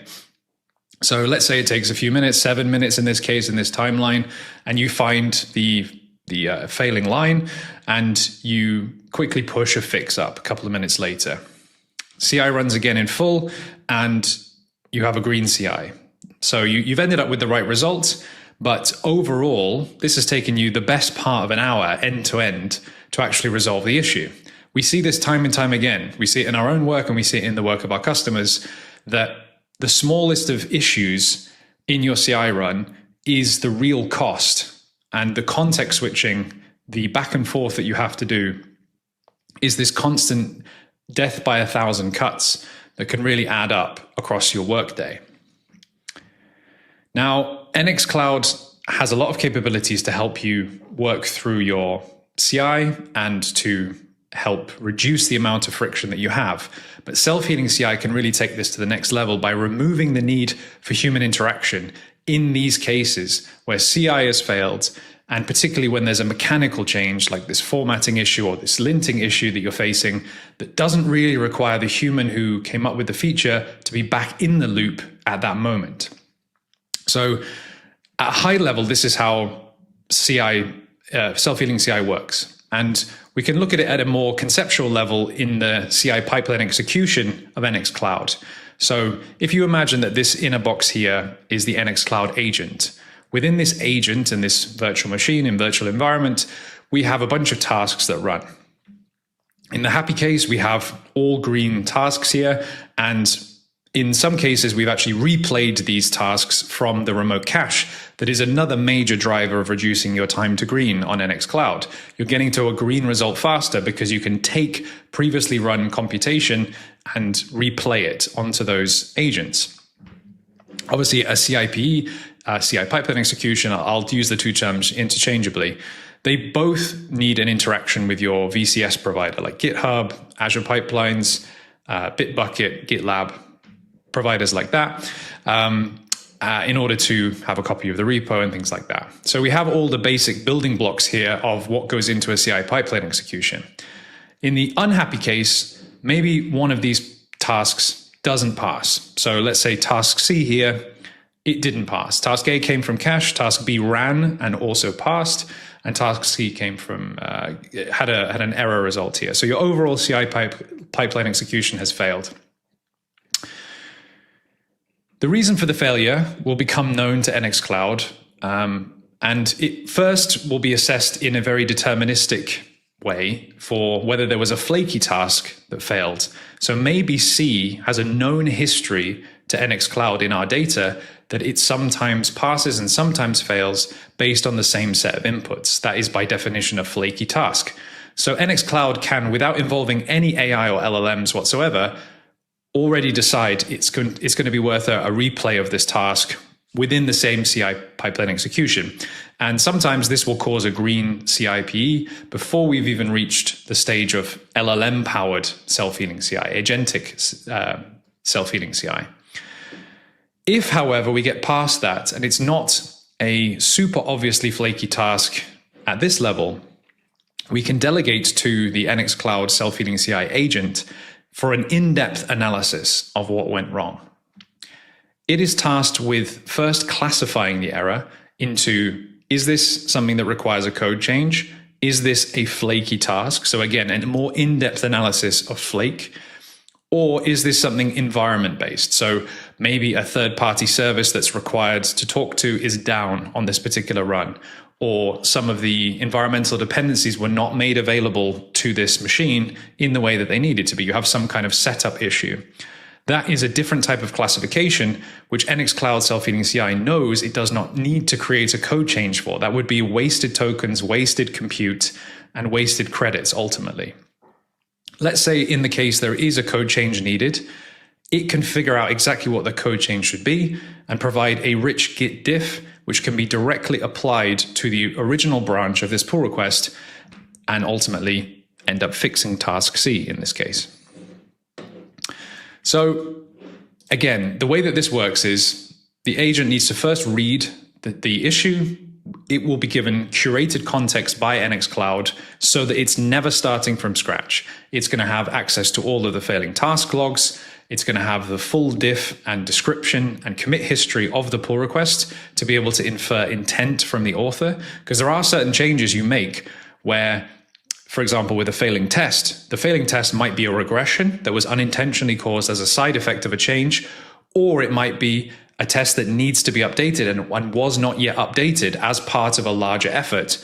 And the AI agent can decide either way on how to update that relevant code. It's also going to be given historical data from NX Cloud about what this task has done in the past, including relevant main branch runs for the same changes, for the same set of files and the same tasks. It has the ability to make changes in the form of a Git diff. It does not have the right to commit directly. So it can propose changes, but it cannot apply them through Git commands, which is a really important separation we have. The NX Cloud API is what handles communicating to your VCS provider to apply Git diffs when appropriate, when you choose to. A critical factor with NX Cloud is that we will also verify the fix. So when it comes to that piece in here, when we apply the diff to the relevant files in here, we can, within the same CI pipeline execution, within the same virtual machine, rerun the task C here with the diff applied and know for sure that the diff is going to fix the issue before anything even makes it to your branch. And this is a huge differentiator for NX Cloud when it comes to self-healing CI versus a roll your own Claude, Codex, etc. after the fact fix process. And the application process as well, choosing how you want to apply this to your pull request. There's a lot of capability and configuration within NX Cloud Self-Healing CI that allows you to choose how you want to do this. For example, for high confidence verified fixes, you might want to allow it to apply these changes automatically. Again, through the NX API, not directly, but it will apply it directly on your pull request through the NX API without you needing to click apply, or you can choose on a task by task basis, I want to manually apply the changes myself and never let it get applied automatically through the NX Cloud API. As I mentioned, one of the key differentiators for NX Cloud is how we can provide opinionated context to the agent, and it's never starting from scratch. So we make sure that it understands all of the relevant context, which is directly failing CI logs, related logs from previous runs, flake history across the platform, main branch runs versus pull request runs, things like that. And it's also given explicit instructions for how to handle a whole host of different scenarios based on our experience using this for over a year, including with our largest enterprise customers. So for example, the tendency of an LLM is to strive for a particular outcome, which is task no longer fails. To achieve that end, it will often make decisions a human user would not make. For example, to fix a failing test, it might ultimately say, well, I'll just skip the test. It will use it.skip or equivalent. That's the kind of thing that we do not allow it to do in self-healing CI because that is not an appropriate fix. There's a number of other kind of ignore semantics from different tooling like linters and type checkers that likewise fall into this bucket of shortcuts an LLM might take by default if it wasn't given such a curated set of instructions. This is the reason ultimately why do-it-yourself Claude and Codex and things like that now have the capability to auto-fix CI. This is why NX Cloud solution is ultimately proving to be more effective. The DIY solution with whatever agent you happen to use is always going to be running after the fact, and it's always going to be running on a totally different machine than your original CI run. As you've seen by our architecture, we are running self-healing CI within the same virtual machine, within the same CI pipeline execution that the original failure took place in. This allows us obviously to have a more representative environment. And so for those cases where a code change is not applicable, it gives us a much higher certainty of diagnosing that accurately as an environment state issue. The same thing goes with flake information. Flake history is not something that Claude is able to track for you, or Codex, insert agent name here. It's not something it's able to track for you, and it's not something you are tracking yourself. But NX Cloud is always tracking that. We're always able to assess whether or not a task is flaky, and we're able to maintain that historical record for you on different branches as well, on the main branch versus on pull request branches. And so we can accurately say and inform the agent as to the flakiness quality of that particular failing task. The verification step is also something that I've mentioned a few times, but this is a key element. The feedback loop for an agentic system is so critical for its effectiveness. And when it comes to rolling your own solution or leveraging the autofix CI checkbox from Claude, you are ultimately always going to be running one commit later. It is going to need to push up, commit, and verify its work through a whole new CI pipeline execution, whereas NX Cloud can verify on the spot in the same context that the original failure took place in. The long and short of this is that you spend your days and the people on your team spend your days on more meaningful work. You are no longer being derailed by the kind of mechanical failures that will inevitably get introduced, whether the original PR author was a human or an agent itself. The lint failures, the formatting changes, the unit test snapshots that were not brought up to date, these are all mechanical changes that take a lot of time to identify and fix, but they are not actually leveraging your value to the maximum. You should be spending time assessing what to work on and whether or not a change is appropriate, not the nuts and bolts of those kind of low-level issues. The big thing is you don't need to take my word for it. We have been running with self-healing CI since long before the agentic harnesses had any kind of option to opt into this behavior of the after-the-fact fixing that I mentioned. And we've been running with the largest enterprises you can imagine.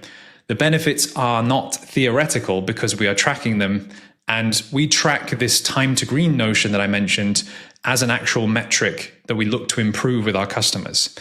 Now, one of the interesting things as well is in this screenshot, I'm showing you an image from our platform of how we assess the time to green and how we track it over time. This is back in March when a particular enterprise customer of ours enabled self-healing CI for the first time. And what's super interesting to see here is the impact and also the speed of the impact that it had. So self-healing CI is the light colored orange bar in here. The very first day that it was turned on, it became the single biggest positive influence over time to green. In other words, it reduced time to green by the most out of all of the standard platform features that NX Cloud offers. So it's, for this particular customer, proven to be more effective than remote caching at all and remote distributed task execution. These are two hugely impactful factors, and they remain to be so, but self-healing CI shot past them and became even more impactful. And as you can see, there was a huge benefit to the overall time to green for this particular customer.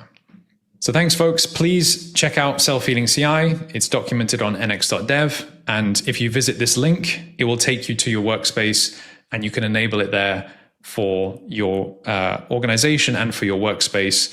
And I highly encourage you to check out our different settings around auto application of fixes, because we've seen it work for ourselves and we've seen it work for our largest enterprise customers.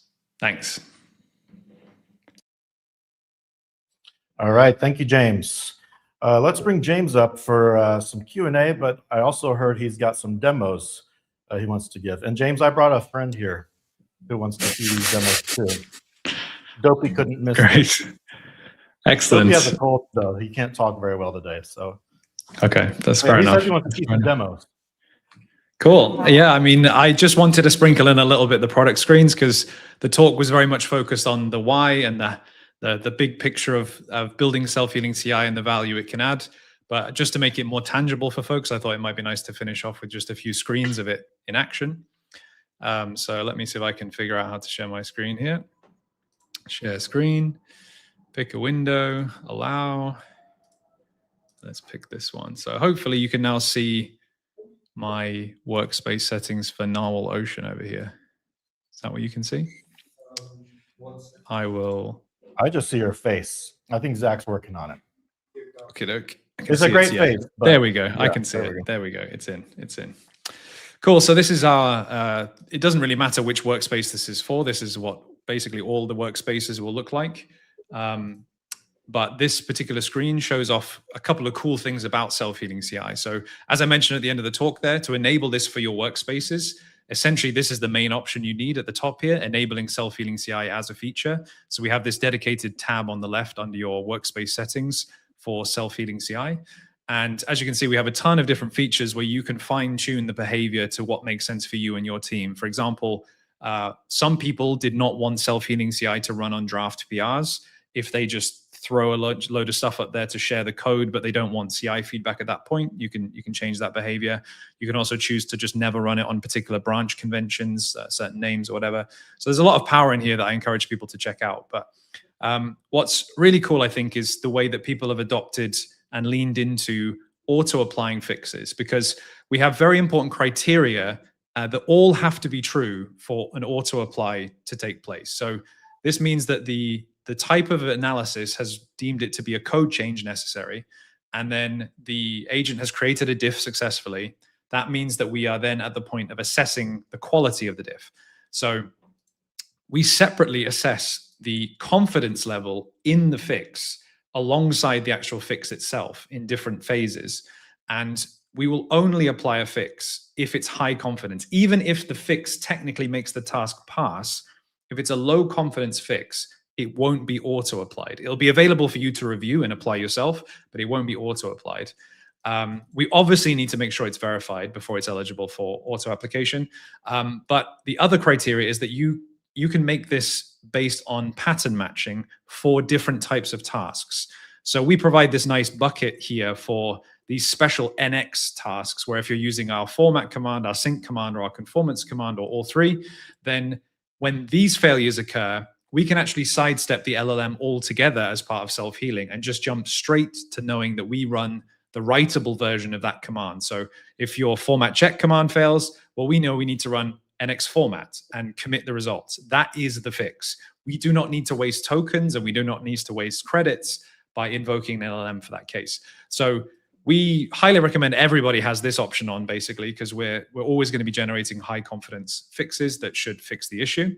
But you can opt into other patterns as you see fit. So for us, obviously, we're leaning heavily into this in our monorepo. We love to auto-apply fixes because ultimately the cost of an auto-applied fix that wasn't quite right is either a follow-up commit or we offer a one-click revert button as well when we apply a fix, regardless of if it's auto-applied or manually applied. So you can just add any patterns you want in here. And if you want to do a broad pattern of include and then exclude some special exceptions, you can also mix and match between include and exclude. But what's really cool is instead of having to maintain this by hand, we separately take a look at the activity that happens. And as you can see here at the top of the settings page, we actually tell you that we've identified some promising tasks for you to auto-apply fixes for. So you can just carry on with your normal behavior of applying fixes, rejecting fixes if appropriate. But over time, we will then pick up on, okay, so as you can see here, these recommended patterns of format check and sync check, unsurprisingly, there's a bunch of fixes related to those, and they get verified most of the time. They're always high confidence, but these are already enabled because we enabled that preset. However, we have some actual candidates here for our monorepo that we haven't yet enabled. For example, the nxcloud lint command. This is always verified. It always fixes the issue when self-healing fixes this command. It's happened 6 times, high confidence. So we could go ahead and enable that. Likewise for polygraph feature agent sessions test.js. Unsurprisingly, it's pretty good at fixing that. So we can go ahead and do that. We can even see historical application rates by users manually in the code base. So I just thought I'd point that out as a cool feature of we help you along the way to try and get your configuration in the best shape it can be in. In terms of the user experience of what you see, I just picked a pull request at random from the NX repo. So obviously this is fully open source. You can see every single thing that I'm demoing here. It just so happens a PR from Gregory is in draft, so he probably doesn't want anyone looking at this, but it's now on a live stream. And it just so happened to produce an interesting looking fix because this is not just some trivial lint failure or formatting failure. This is an end-to-end test regarding file watching. And nxcloud has worked on the failure, ingested all that curated context I mentioned, and come up with a proposed fix. The open source Sorry? repo? This is the open source repo, yeah. This is public. This is public information. It's You can just go see this. Gregory's, yeah.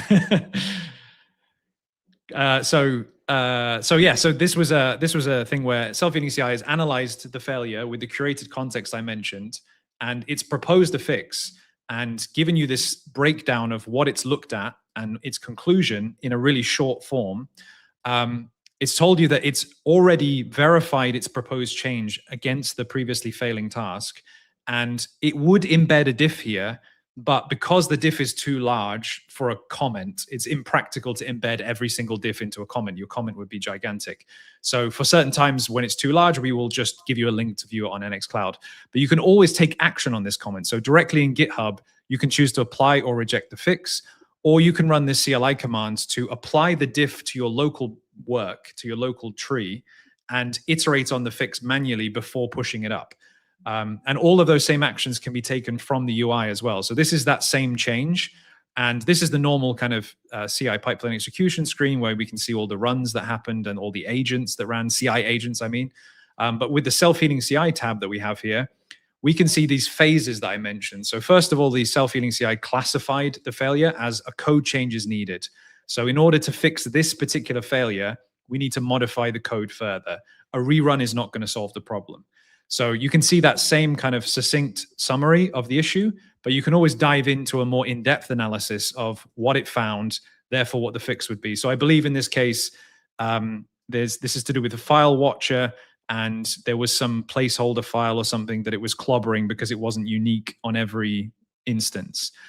So we can see the failing tasks that go in as context to this, as well as there's a bunch of context behind the scenes that we put in to the prompt. And we can also see then the proposed change in the form of a multi-file editor. So we can see a nice rich diff. We can choose to format this diff however we want in a unified style, wrapping it not. We can copy individual files from the diff, or we can copy the entire diff. In this case, there's only one file change, but there's a rich file tree if you've got multiple files that will be open by default.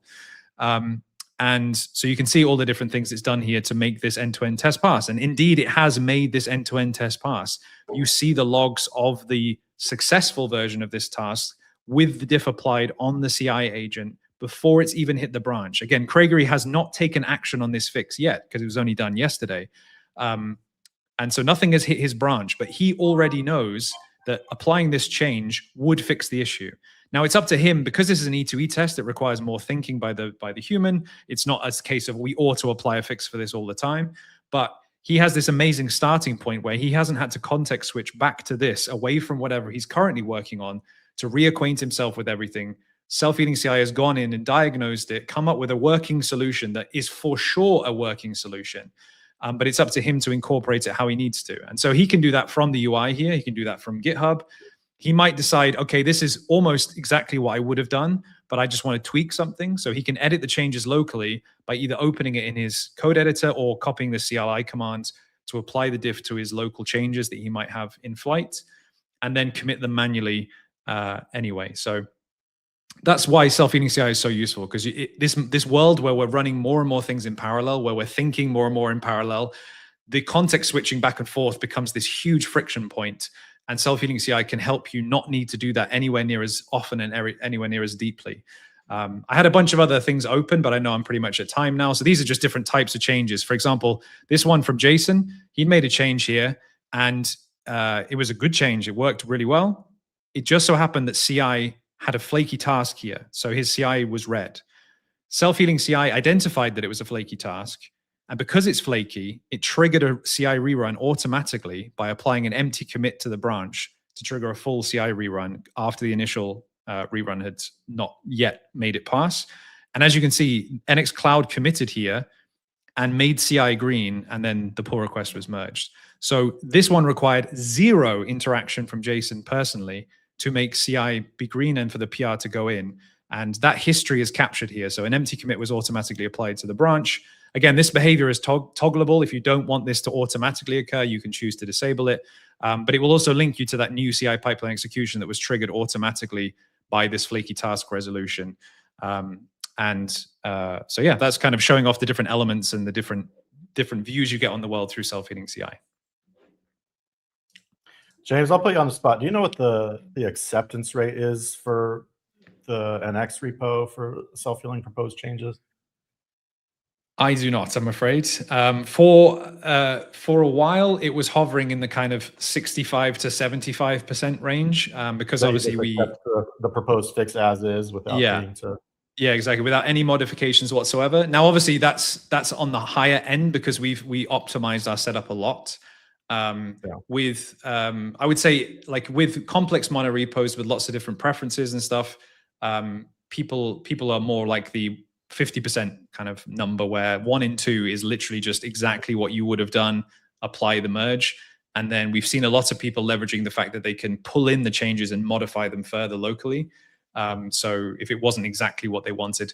But to be fair, we've added a lot of capability since then as well. For example, now we will run, if you have Git hooks, people often found like its suggested commit message wasn't exactly what they would have written, or it didn't fit their enterprise guidance for commit messages. Now we'll run, if you have a Git hook, like a prepared commit message or whatever hook in your repo, we will invoke that programmatically on the agent suggested commit message, so that it should always be correct now, as long as you have a hook. Right. So Zach has given me the signal that we're over time. So thank you very much, James. This was great. Yep.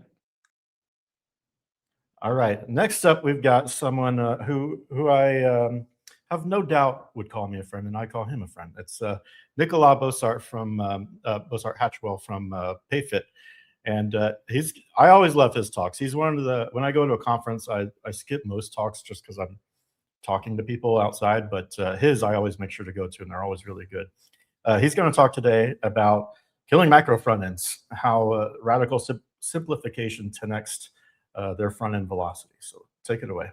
So today we're going to talk about how we kill macro front end and how radical simplification 10x our front end velocity.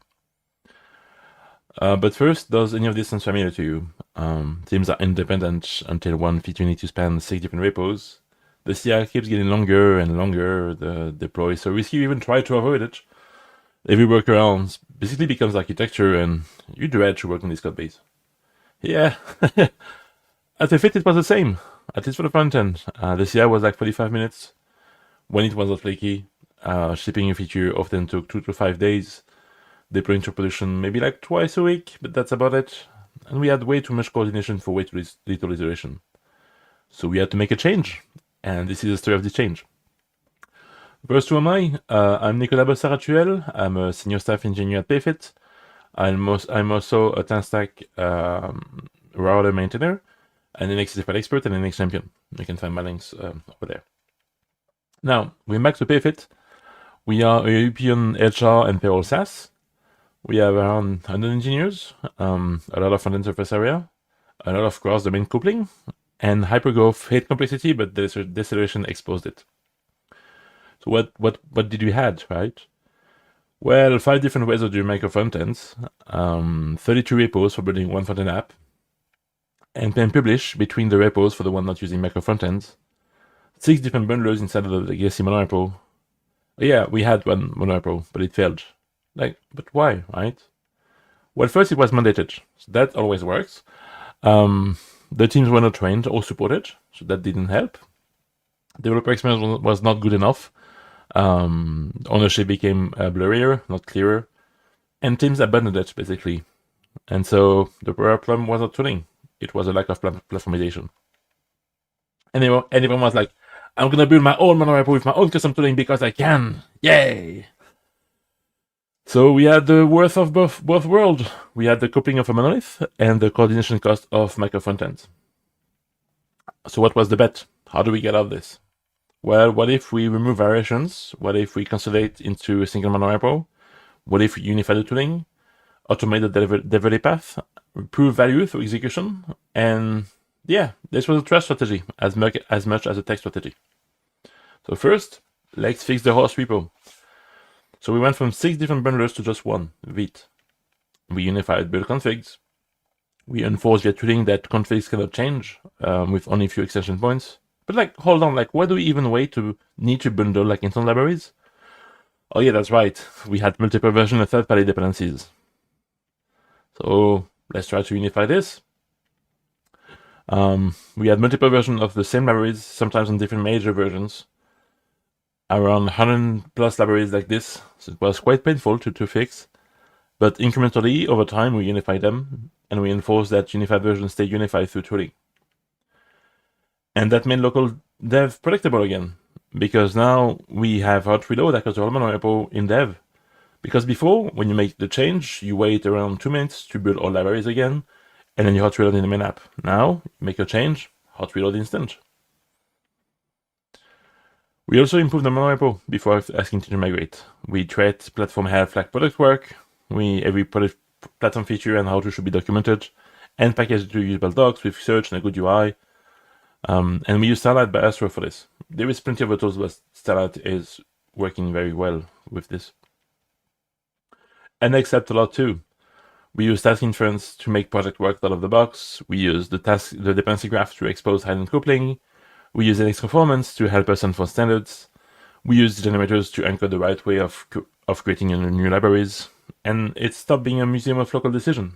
So that helps a lot. But we needed to fix CI. We wanted something with distributed caching, with task parallelization, with affected task execution. And so, naturally, we looked at NX Cloud. And it paid off.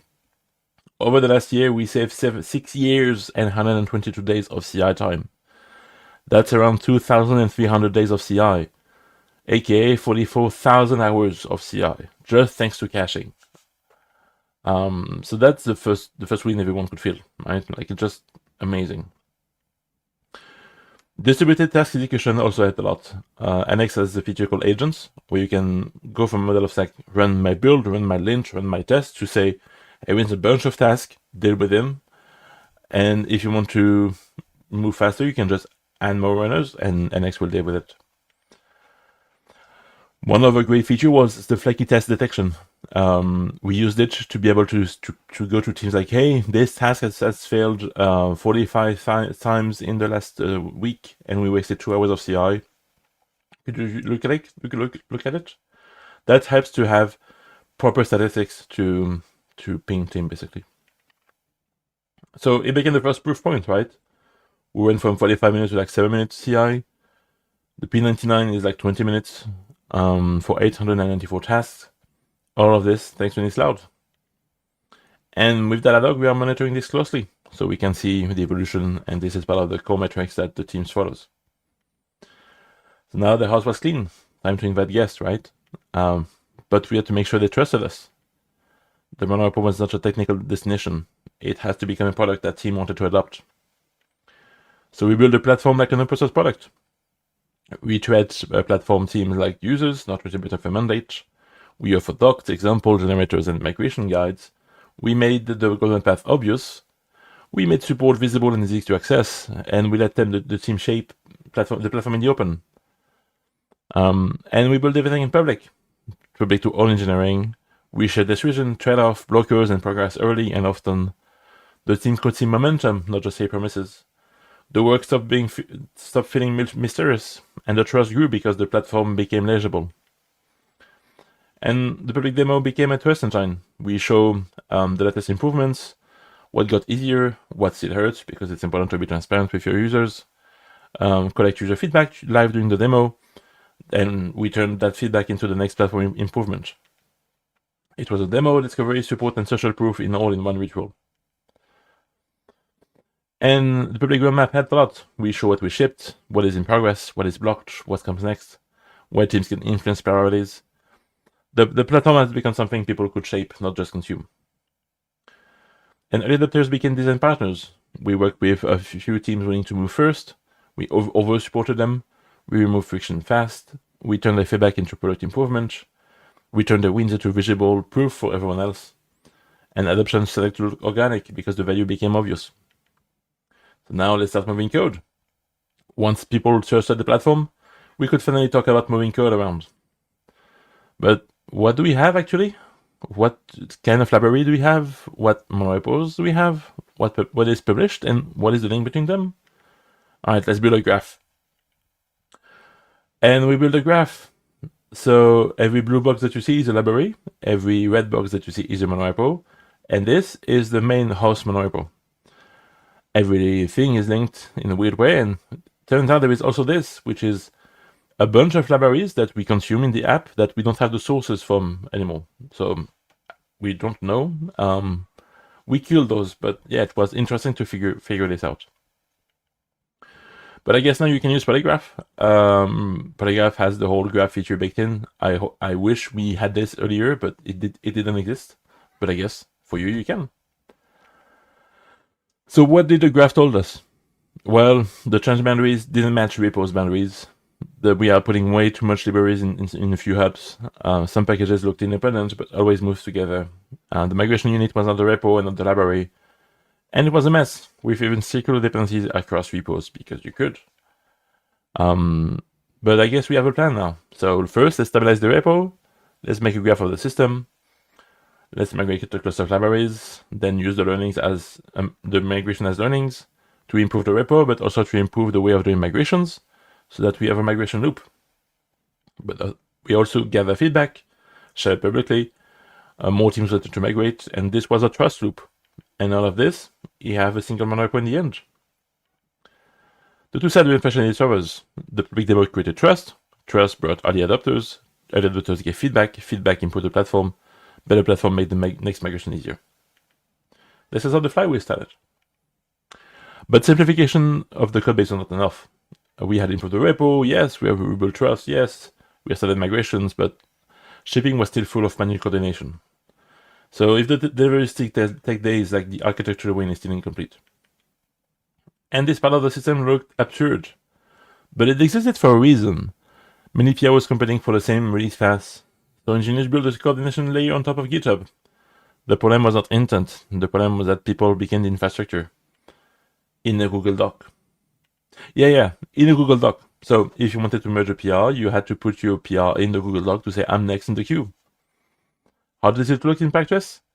Well, your PR is ready, you add to the Google Doc, then when it's your turn, you update your branch manually, then you wait, then you merge, then you wait, then you approve to move to deploy to dev, then you wait, then you approve to deploy to staging, then you wait, then you approve to deploy to production, then you wait, then you ping the next person in the queue. That's 55 minutes if you're reactive. Usually, it was more like 3 hours. Because in the end, the queue order late in Google Doc, and sometimes people cheated. Branch updates were manual. Every environment needed human approval to deploy. People are typing the next person in line. The lead time was mostly waiting time. And we were calling this safety, but it was mostly like coordination depth. So we changed the question, not like how do we preserve all of this, those approval, but more which part could take signals and which part that is just ceremony. And this is basically cargo cult, right? It's something that existed before. It was the way to do, and it was never understand why we had to do it this way, and no one questioned it. So we started to measure things. We replaced the Google Doc with Mergify, a merge queue SAS. We measure manual gates that what they actually coach. We tracked rollback and overrides. We kept the signal and deleted the ceremony. And if a gate cannot justify itself with evidence, it's just stepped. Just remove it. After this, here is how it's going. If your pair is ready, you add an auto-merge label. Mergify picks it up, update your branch for you, merge. We deploy to dev and staging in parallel because turns out we can and it's not blocking. We run the static test and then we auto-deploy to prod. And this is now 20 minutes best case and 25 minutes worst case. Because literally, I just add my auto-merge label, Mergify say like, hey, I'm huge in the PR. Create a draft PR with master and my PR, so I don't even have to update my PR. And it tells me like, hey, you entered the queue at this time, we expect it to be merged at this time. And then it's merged. Like this one span like 5 minutes into the queue with like 4.5 minutes, nearly 5 minutes of CI. And the thing is, Mergify can even stack PRs. So if you have like 1, 2, or 3 PRs in the queue, it will create a draft PR with the stack of the 3. And if the draft 3 is green, then it assumes that 1 plus 2 plus 3 plus master is good, so it will merge all of them at once. So that helped us a lot. Human basically stopped acting as a queue manager.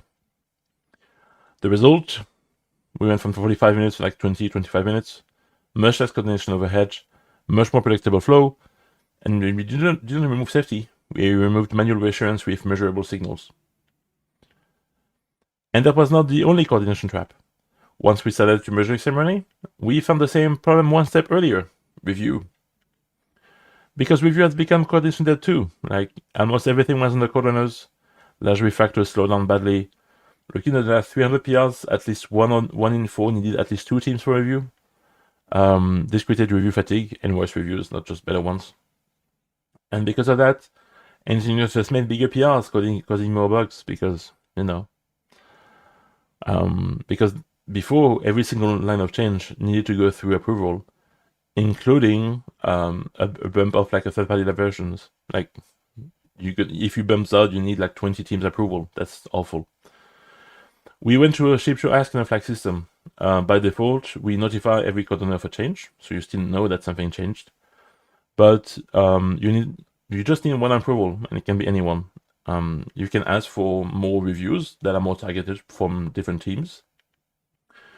And on a per team basis, you can enforce to have some paths that you assume are critical, and you want to ensure you have forced review every time.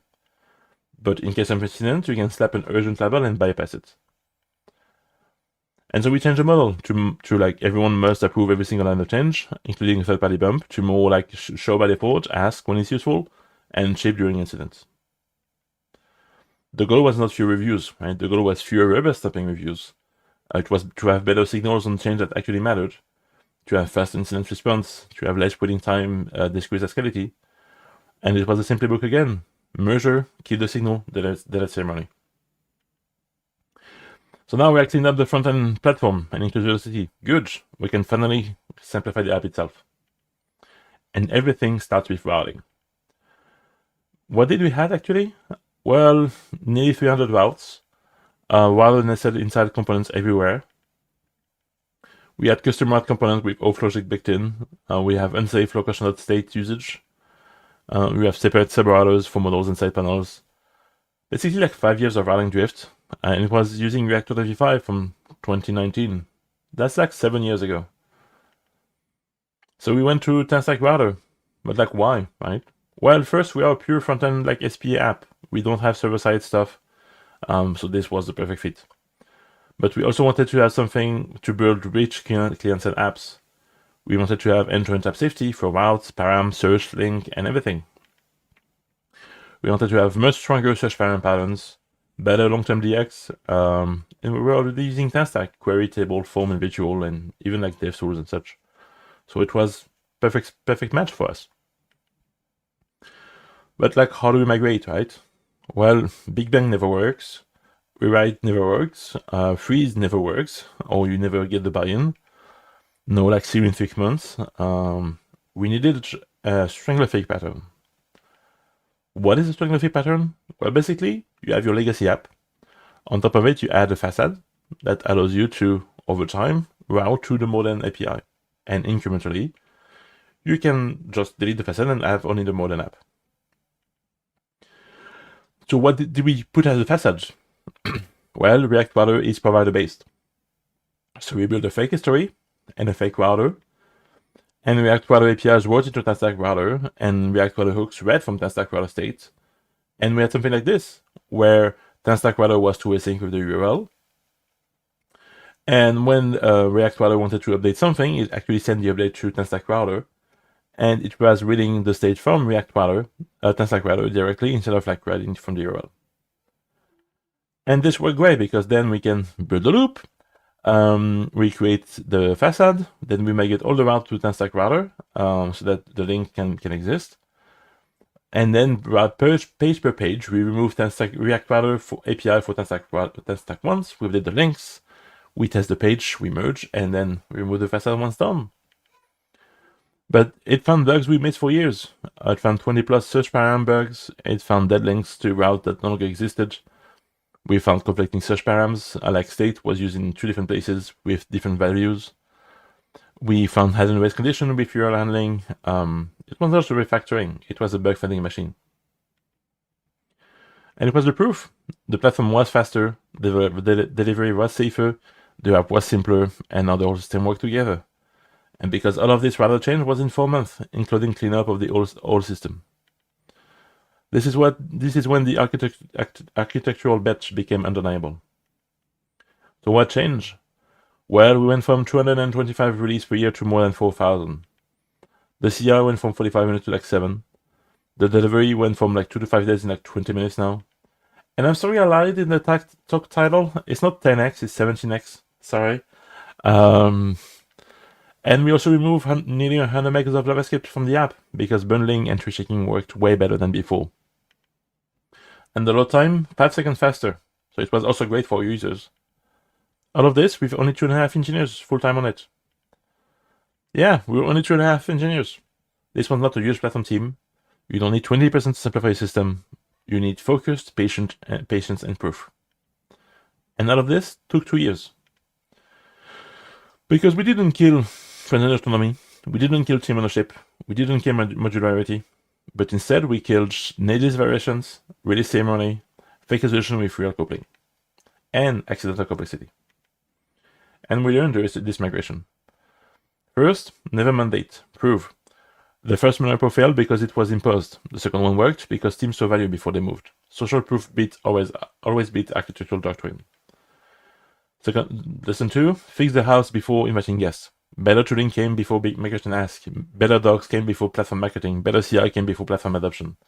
If the destination is painful, migration is just a relocation of pain. Just don't do it. Merger. Some process exists for a reason, but that doesn't mean it's still earning its cost. Measure everything, and keep the signal, delete ceremony.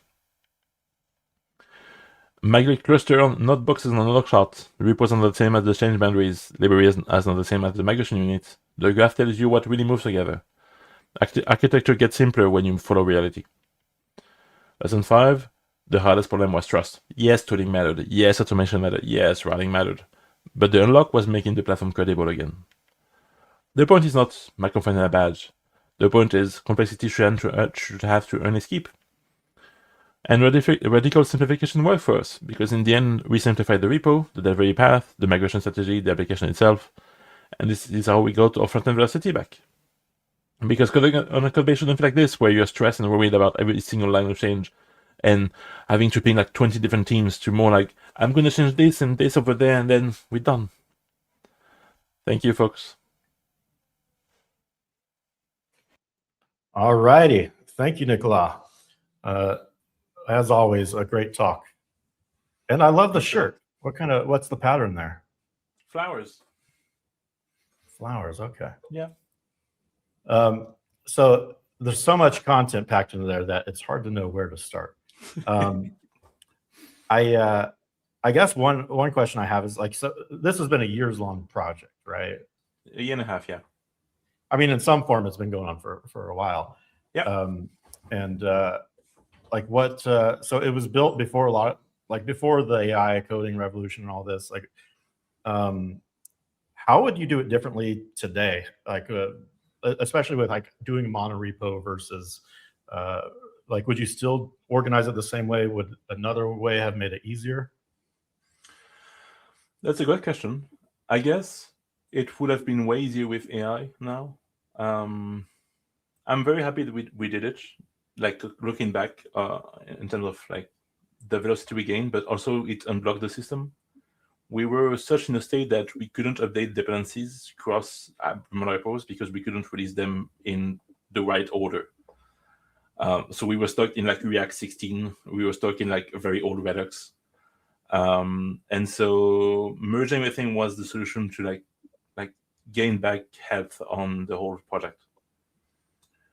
And I guess like we built like part of Polygraph technically to like be able to like get this going because we didn't know what the system looked like, so we like reverse engineer or like dependencies. We reverse engineer or like npm like yarn log file to like figure out like what is the link between what we have. We had to like reverse engineer the whole like org on GitHub to figure out like where the code is. Sometimes we didn't find the code. This is like, I would love if we do that today again, just like slap Polygraph and then like just watch the graph of like everything done automatically. That would be so much helpful. I'm not gonna lie, it's a game changer for this kind of migration. So yeah, I'm very happy we did it. But like even if we could have been way faster now with like tooling, with like AI and everything, the hardest problem was the trust. People like were fearing the platform because it was always like the mean guy that is trying to impose stuff on us and doesn't provide support and just like abandon us once they like roll out the new feature and whatnot. So yeah, still a lot of human. Oh, we've got somebody asking for the QR code again so they can check it out. Zach, maybe we could put that up. It's the last slide, yeah. Yeah, just freeze frame the last part of the video. Eric asked a good question that you kind of answered in the chat, but maybe you want to elaborate some more. How do you prove the usefulness of the gates?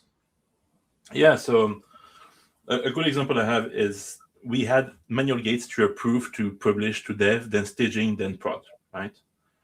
And so everyone was like, we need this gate. This is so critical because like we don't trust our code and we don't trust what we did is working. So we need to go to staging and like open the app and click on things to make sure it's working properly. Because at one point it was true. Like before we started the migration, it was the case. The app was so unstable that every release could break everything. But now that the repo improved enough, we just measured. So we saw the last 500 manual gates, and we saw how much of them was like actually refused the build, and it was none. And even with this data, some people like doubted the data, like, yeah, but I still need it. Yeah, but you haven't used it in like forever. So like, why do you still need it? Because I'm not sure. Like, yeah, sure, but like try it and you'll see. And now like teams are like copying or set up in other repos because they're like, oh well, turns out, yeah, if you just like auto approve and if you have enough tests in your like systems, you should be good to go automatically, and you don't have to have someone like watch check us and just like, I'm good on every single step. So yeah, sure. Yeah, that's great. I've got one from Brandon here, and I want to try to translate this into a spicy take or a hot take, as Brandon likes to do, but maybe it's not that spicy to take. Like, would you choose micro front ends again at some point? Maybe, but I doubt it. What would what would cause you to reconsider? So if we move the engineering team from like 120, 200 to like 1,000, then yeah, maybe micro front end will help. The use case for microfrontend we have is we have React shop, so we only do React. We don't plan to move to another framework or like library or stuff like this. So like mixing like Solid and React and like Angular on the same page doesn't make sense. So this use case of microfrontend doesn't apply to us. But the thing that could be useful in the future could be that we would have so many people competing for the same release path that we maybe should split the release into multiple like bundles.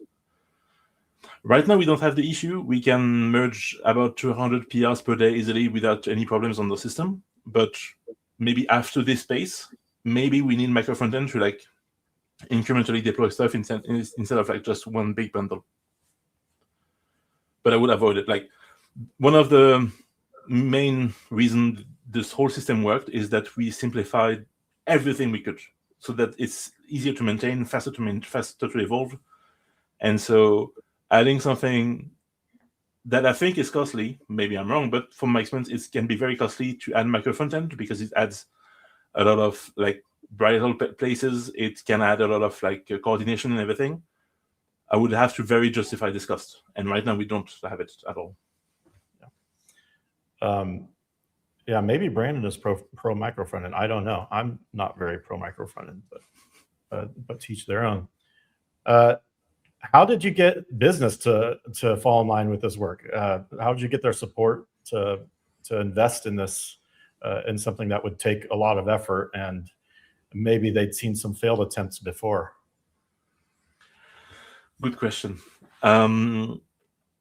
So when I joined Payfetch, literally the reason I joined is they wanted to fix their front end. We were such in a state that teams tried to like build the front end in the back end. Like some teams had to have like a timeline of things, and they just built everything in the back end that returned like a massive JSON blob to like do not touch the front end anymore. Like the front end repo was literally the worst repo of the whole company, and everyone avoided it like it was like radioactive basically. And they know they had an issue, and they know they had to fix it. And so at the beginning, we had a very small team to be able to like go into this, but it was the main thing that helped leadership to continue supporting the work is to basically show proof and show feedback from engineers.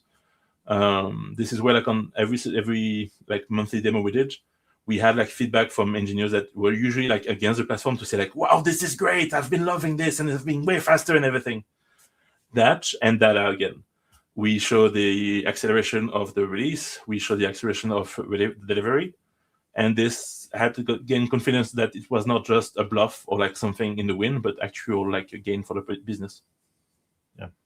All right, cool. Hey, we're at time, but this has been great. Really appreciate you sharing this with everyone. If you want that QR code, just rewind a little bit in the live stream, but then come right back, because Kent C. Dodds is about to give a great talk. And if you've never seen him speak, you're in for a treat. And I'm looking forward to talking with him live for some Q&A after the fact. His talk is about the last software engineer. So let's hear from Kent. Hello everybody, my name is Kent C. Dodds, and I'm going to talk with you about the last software engineer. No, this is more about the most durable skills that you can develop as a software engineer. So normally, if we were in person, I would actually invite you all to please stand up, but remote, that gets kind of weird. I just want you to move your body a little bit, get some blood flow going. So if it's been a while since you stood up, maybe get up, get moving, move your body in some way, get blood flow. It's good for your body, and it will help you remember all this stuff better. So let's get right into it. Here is a little metaphor that I like to use. We've got the amount of work that needs to be done, and it's held up by these two stilts. And if that amount of work doesn't all get finished, then it's going to fall over. It's not going to work very well. So as long as we are getting all of that work done, then we're good. And some of this work is done by the tools that we have. So NX is a nice tool for monorepos and that sort of thing. And other parts of this work is done specifically by us. And we are often using our tools to accomplish the work. But the point is that some of the work is actually done by the tools that we use and build. And so this line between these two can actually fluctuate a little bit. Now, what's interesting is what's happened in recent years is now we have AI coding agents that are somehow like moving this line over a bit and taking a lot of the work that we used to do, whether that be research into things or actual implementation of things, and wiring together different libraries and different tools, and so, or even building our own tools. All of this work is starting to be consumed by AI agents. And that is interesting. And I don't know about you, but I've personally felt a little bit of an existential crisis here, because as I watch the amount of things that I am doing to accomplish the work is shrinking, I'm thinking, well, like, what do you actually do here? Like, how far does this actually go? And if you think back over the last few years, this question actually becomes pretty interesting and serious. Okay, so a while ago we were all talking about reasoning, and now, oh, hold on, prompt engineering is actually better. They're like, things get better, cheaper, faster, whatever with prompt engineering. So now we're all talking about prompt engineering. Okay, let's look at the system prompts and how we can figure out, like, reverse engineer things so that we can have some prompt engineering hacks. And oh man, it's a real thing, and it accomplished some like pretty significant stuff. And look, we've got a playbook for programmers for prompt engineering tweaks and tips and tricks. Okay, prompt engineering, that's the thing. We've got this prompt expert. That's like, okay, prompt engineering, that's the thing. Spending all day doing prompt engineering everywhere. It's the most important thing. When you're considering even fine-tuning, no, you should exhaust all prompt engineering first.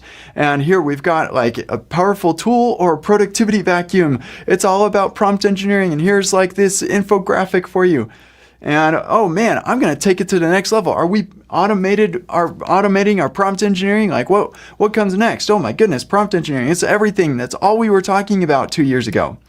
But then hold on a second, prompt engineering is disrupted, and Stanford research shows that it's stupid. And now fine-tuning is the thing. Okay, fine-tuning, so much more important than prompt engineering. Hold on a second. The other guy said that fine-tuning was not as good. You should be Oh man, I don't know what to listen to. And now, hold on, prompt engineering is dead, says Swix.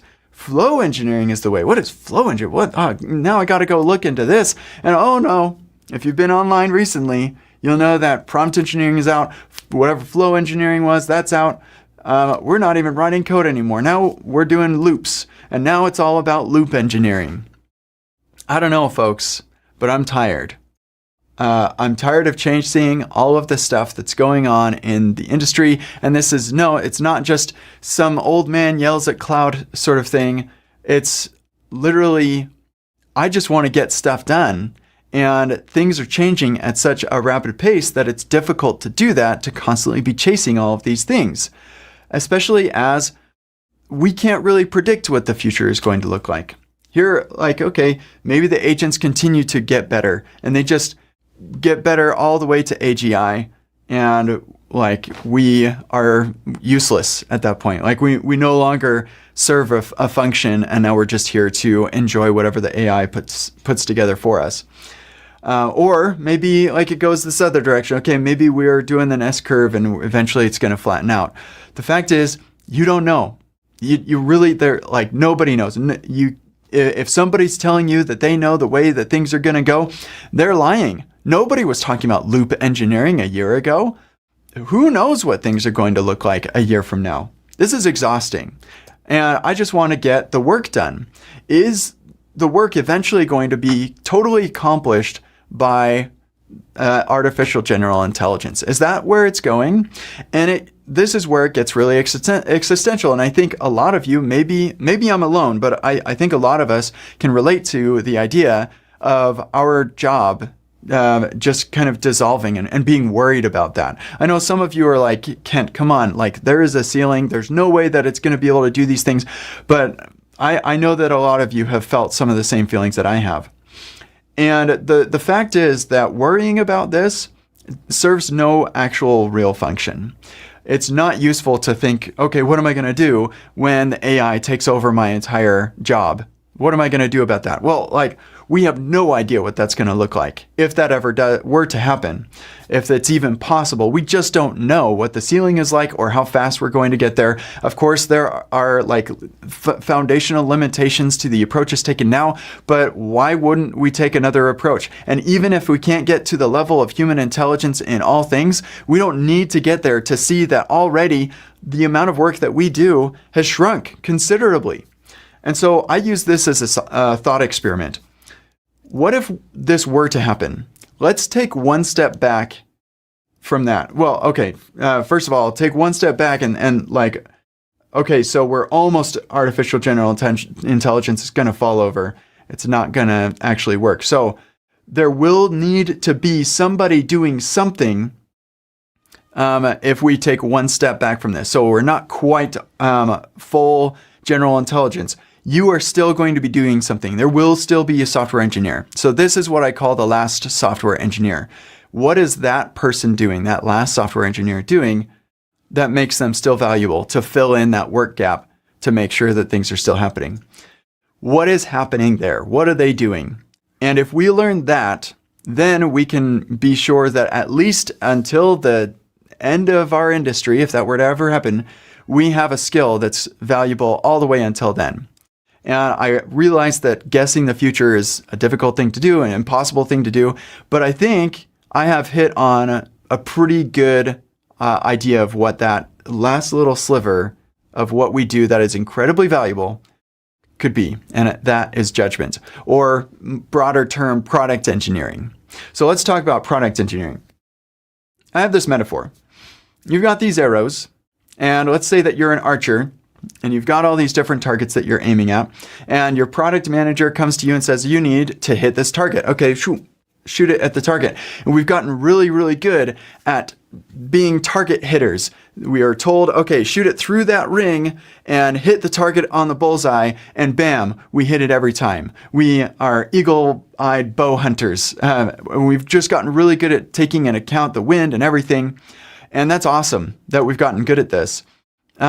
But here's the uncomfortable truth, I suppose, that has made it so that so many of us are feeling this existential crisis. It's that we used to have these kinds of arrows, these tools in our tool belt to help us hit that target. And if we were good at using those tools, we could hit the target better. But now the arrows have gotten an upgrade. These are now homing devices. And even if you don't necessarily aim exactly at the target, like if you're not really good, you can actually still hit a target. And because of that, there are actually way more targets that you could possibly hit that you never would have even dreamed of trying to hit before, because you just didn't have the time, you didn't have the expertise, whatever. But our arrows, these agents, have just gotten so much better. Now, we can debate on how good they are right now, but we can't debate on how good they are going to get in the future, because nobody really knows. And so this is where the existential crisis comes from, but it also is where the opportunity comes from, because now we can hit so many targets. And we only have so much time and so many arrows, and our users only have so much attention that we can't just hit all of the targets. We have to choose. And actually, I wanted to show you this because this kind of illustrates my point on how good these arrows get. So I'm going to take a second. We'll watch this really quick.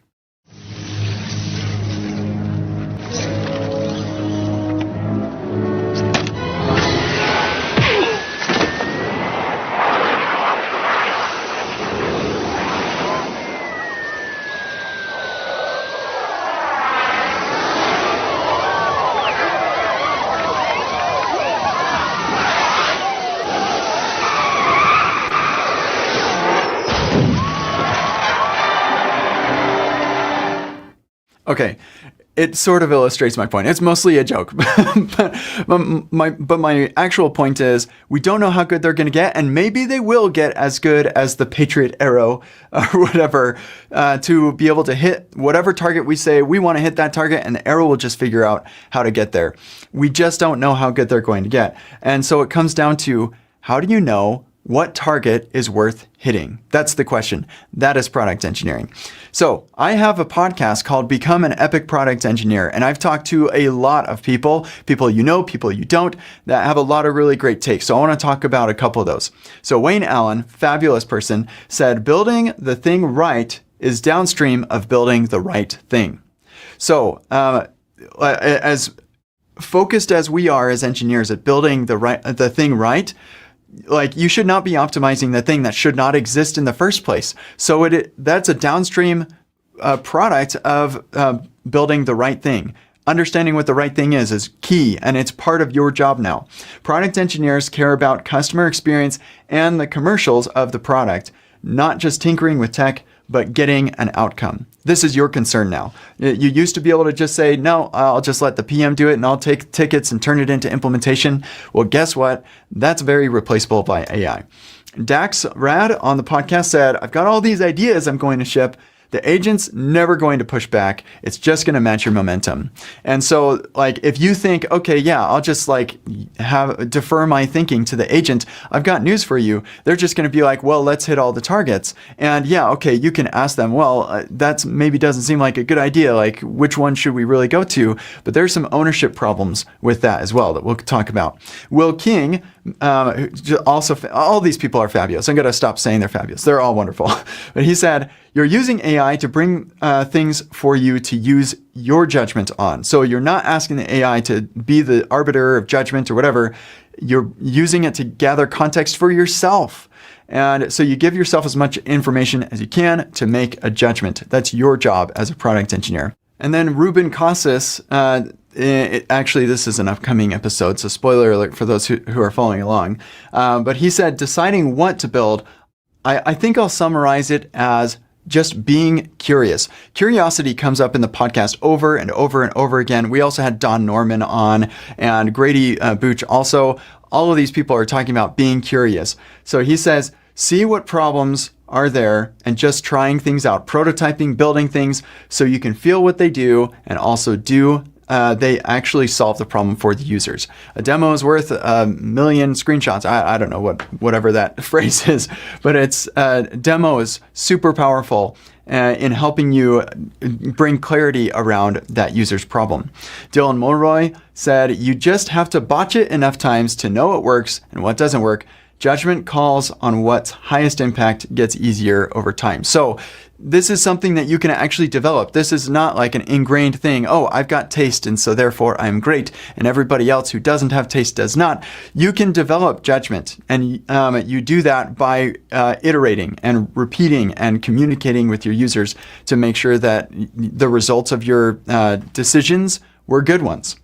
And you just spend a lot of time being curious. Jack Ryan, also just so knowledgeable. He said, what to build, how to build it, when to build it, that is still our choice. Ownership, accountability. Customers don't have to deal with the consequences of being wrong. So as the customers are giving you all of this feedback and ideas of what you should build and everything, you don't have to build all of them, and you should not build all of them. Your customers will give you their feedback. They will also come attached with solutions, and you have to dig in and find the problem and make the choice. Be the one who judges between one option and another to build the best product possible. This is not just the PM anymore. Lucas Vargas said, you own that feature, which means you might have to go and talk to a bunch of customers and understand how that feature that you're owning will ultimately impact things. And you might have to go talk to stakeholders and people that you before were just totally shielded from. This is an important piece of product engineering, is ownership and being in charge of the whole slice of the feature, not just take the ticket, turn it into implementation, ship it up, but own the whole product experience and think about, okay, how does this particular feature request, like where is this coming from? What is the system currently, and do I need to expand the system to accommodate for this feature that I now know, understand where it's coming from and know maybe what the future opportunities are and things. And then what are the downstream effects of my decisions here? So you should absolutely go listen to the podcast. Lots more really great insights like these. But to sum it up, product engineering is the discipline of connecting implementation decisions to product consequences. You've got to think about this now. If you don't, you're very replaceable by AI. I'm sorry, that is just the fact. And I want to be clear that product engineering is not the same thing as the product manager. A product engineer is a systems thinker, architect. You are in the code. You are responsible for the results of the implementation. And even if you're not the one necessarily coding the implementation, you have an enormous role to play in the success and the outcomes of that implementation. You should be talking with the product manager a lot to make sure you understand the direction, the vision, the requirements, so that it's not just, oh, add this button here, but it's like, hey, hold on a second. Maybe we don't need that button if we were to do this other thing over here. And you end up making a much better user experience. The product engineer asks and answers these questions. What job is the user hiring this for? If you've heard of jobs theory, that's a reference to jobs theory. Really, I actually have a video on my YouTube channel that just went out at the time that you're watching this. That you should take a look at about jobs theory. How will we know this worked? What must we not break? And who loses if we ship this? Is the metric a proxy or is it an actual outcome? And how do we undo if we're wrong? These are the sorts of things that your product manager probably won't be able to answer for you, because these require some understanding of the architecture and the system and the primitives available in your code base. So that is the value that you offer as an engineer with expertise. So stop having your existential crises. These are things that you are responsible for. And as the agent continues to get better, these skills will still be valuable. So here's the question. What if I'm wrong? I could be wrong. Like, what if instead of going all the way up, we just plateau and the models barely get better from now on. The tools barely get better. I could be wrong. I absolutely admit this. Nobody can predict the future. So what happens if you invest a bunch of time learning the skills of a product engineer and then find out later, hey, no, the models didn't get any better. I still need to be a really good archer, a really good shot. Well, I've got good news for you. You're still firing arrows at targets, and not all targets are created equal. There are some targets that are better to fire at than others. And that has always been the case. This is not a new thing as of the agents. The fact that we can now hit way more targets than before or whatever, even if that were not the case, knowing which target to hit has always been really valuable. In fact, I say that product engineering is a hallmark of the greatest software engineers of history. So for some examples, Drew Houston, when Dropbox came out, people were like, oh, this is nothing. Anybody can build a syncing service. Have you heard of rsync? Or whatever. It was just nonsense to a lot of people. What Drew did was take that really technical problem and turn it into something that was super, super simple. And that requires some real clarity of thought and understanding of what the user actually needs. Here's another one, Paul Buchit. Lots of you might not actually know who he is, and I'm probably pronouncing his name wrong. But Paul created Gmail over at Google because Paul understood the job to be done. Well, all the other email services were a couple megabytes here and there. And so people are having to do organization and folders and deleting emails as they come in, whatever.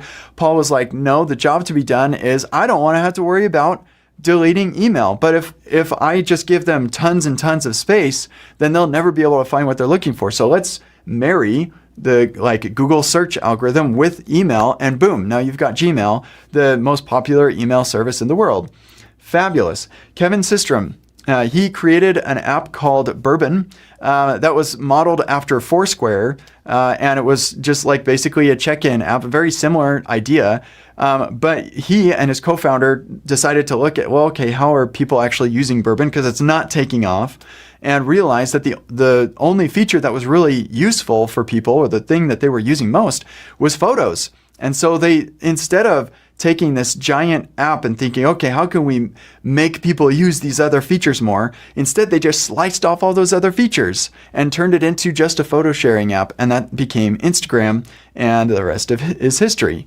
So knowing, making that sort of a product decision as an engineer, Like, I think that's pretty significant. That's pretty cool. John Combe, I think I'm saying his name right, created WhatsApp, and he is like notorious for saying no to feature requests.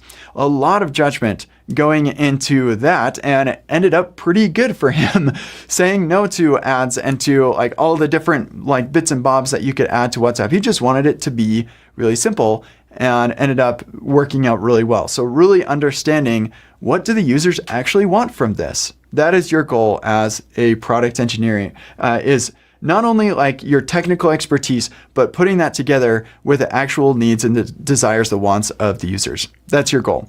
And then of course, Sir Tim Berners-Lee created the internet. He was a software engineer, and he decided, you know what, we're not going to have this be a closed protocol, make it an open protocol. That is a product decision. And I know a lot of you are looking at some of these people are like, oh, well, they're founders, whatever. They're way more than me. But even within your company, you can make a massive impact. And I want you to have the same kind of mind as these people. What impact are you going to have in your company to take it to whatever next step it needs to be, whether that be like an Instagram to slice off features, or to take something that like, oh yeah, everybody can do that, but make it simpler, or really understand what is the job that the user's actually hiring our product to do, and like optimize for that path. It's not just a marketing thing. It's not just a product management thing. It's a you thing, a product engineer thing. It's your job. So with that, I'm done. I just want to like encourage you to reach for the stars. Take this slice of product of work and make the most out of that. And I think that this will be a long-term benefit to you and everybody else. So I have a couple of things. The last software engineer is actually a blog post you can take a look on epicproduct.engineer. Become an Epic Product Engineer podcast. You should definitely subscribe. I'm also on YouTube and making lots of videos similar to this talk. You just search for me on YouTube. And then check out Epic Product Engineer. I've got courses and things that I'm working on in that realm. And with that, I just want to say thank you for listening to me. I hope that you think about some of the things that I've shared with you and develop really durable skills that will be relevant for as long as our software industry remains relevant. I feel really strongly about this. So thank you for taking your time to listen to me, and I hope you have a wonderful day. All right. That was awesome, Kent. Thank you. Let's bring Kent out. Hey, how's it going? It's going great. How are you all doing? Pretty good. It's I was just thinking, like, I think like half the times you and I have interacted in real time have been on live streams. Like you used to have Angular Air back in the day that I joined a couple times. That was some fun times. But good to see you again. I know you're real because I have seen you in person. Yeah, we have embraced. Yeah. But yeah, great talk. And we've got several questions.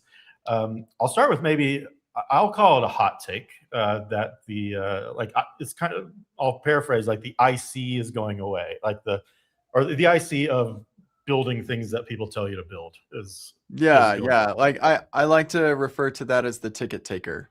Yeah. So this question is actually kind of from me, but like when you see this play out already, or how you expect to play out, like, do you see friction? Like, I'm thinking of large enterprises. Like, how would I go about starting to do this when the enterprise has been designed around the old model, and maybe I would be stepping on someone's toes, or doing something that I'm not trusted to do? Like, how would you approach it practically? Yeah, well, you're definitely going to step on people's toes. Like, I think everybody's toes are being very much trodden on right now. So wear steel-toed boots. Yeah. Like our cheese has definitely been moved. And this like smart organizations are going to see this as more of an opportunity than a threat or existential. Because now there are more targets that you can hit that you never would have imagined before. And so if you are looking at this as an opportunity, then yeah, sure, like maybe it is expensive to work in this way, but it also if you can find a good way to get the value out of it, where the value is greater than the expense, then like that's business. And so I think that probably the biggest challenge is going to be in some of the engineers who have been doing this for decades and kind of liked it the way that it was before. Yeah. And convincing them that they need to be a little bit more mindful about the user and what the actual problem that we're trying to solve is. I think though that the best engineers have always been the ones who really cared about that and were more interested in solving problems than creating solutions. And I think that's actually a really important distinction because we've all seen really creative solutions that were just fabulous and they solved just a problem that wasn't significant enough to be solved, or they solved the wrong problem because of a lack I've done of plenty of empathy. that in my career. Yeah. But it's fun. Yeah. Like technically amazing solutions to basically nothing burger problems. Yeah, those are fun. Yeah. So here's another one from chat. How long until the arrival of the AI product engineer? Or what does that even look like? When do we say it's arrived? So that is a great question. It is impossible to answer. Just like it's impossible to know like what is the actual ceiling of what we can possibly do with computers, and what is the timeline for when we get to that ceiling. And so, yeah, I can't tell you how long until we get there or whether it's even possible. But I can say that theorizing on what we will do or how we will pivot as software engineers, if that does happen, is not productive because it will just be such a radical shift to not only our industry but every industry.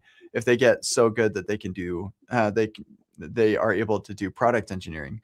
And so like when we get to that stage, you will literally be able to say, make me a billionaire, and they'll do it.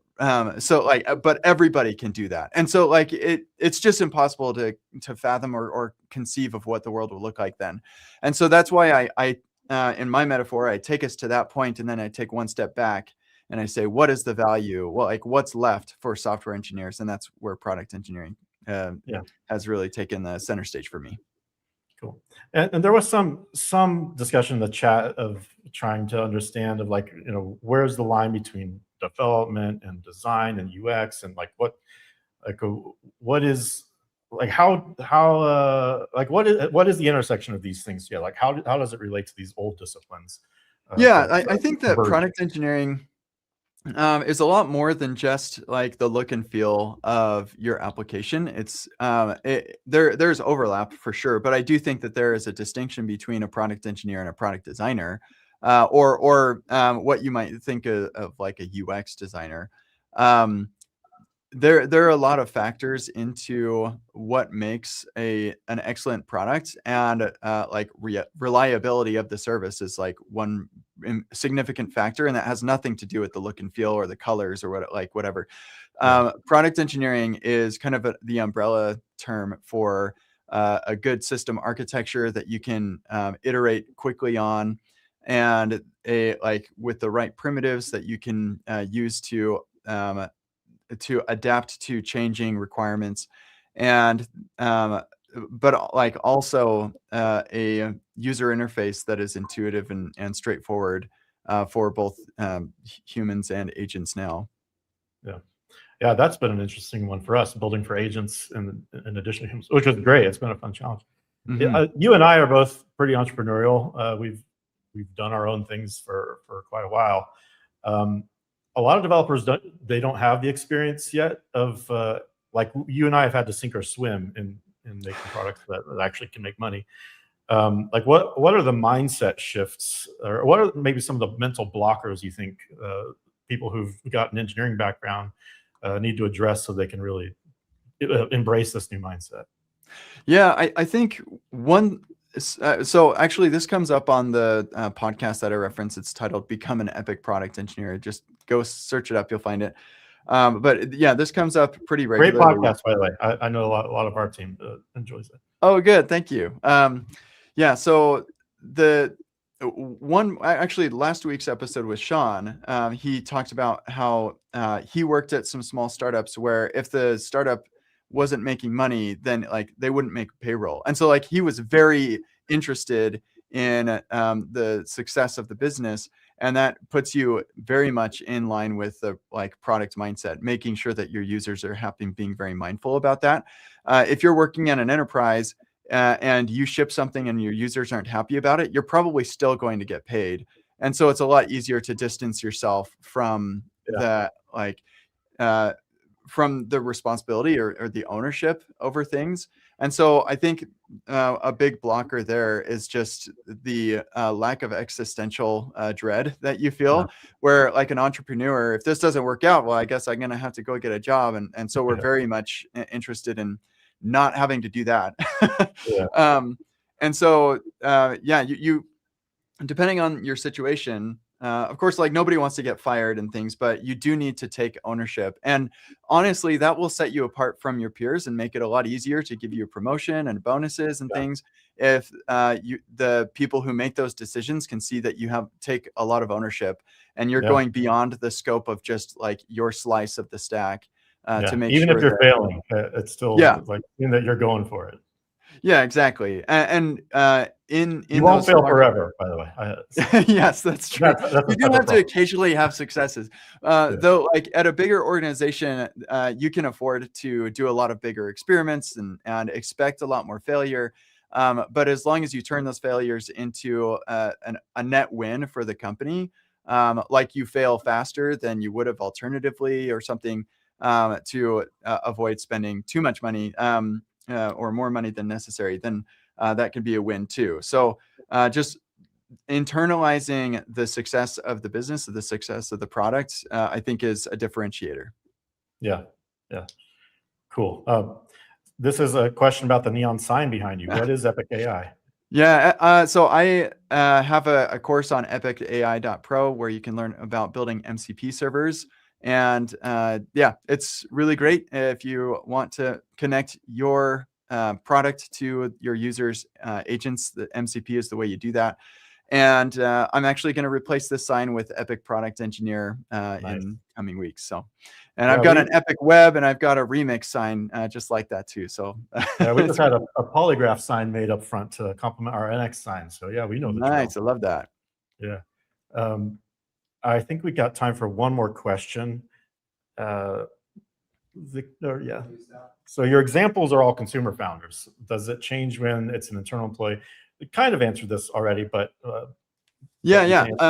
I have an answer for this. So actually on the podcast upcoming, we have an episode with Ben Elegbadu, who works on internal tools. He's like infrastructure level engineer at Netflix.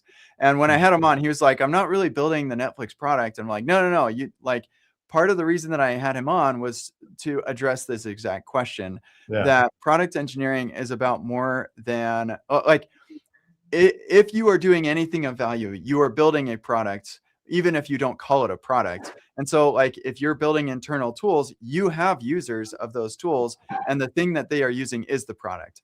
And so the vernacular, like we often talk about consumer things, but this definitely applies to B2B. It definitely applies to internal tools. Like it applies to anything that you build with software. And honestly, having a product mindset around that will make the users of your software much happier. The one unique part of that, though, is that your users don't have an alternative.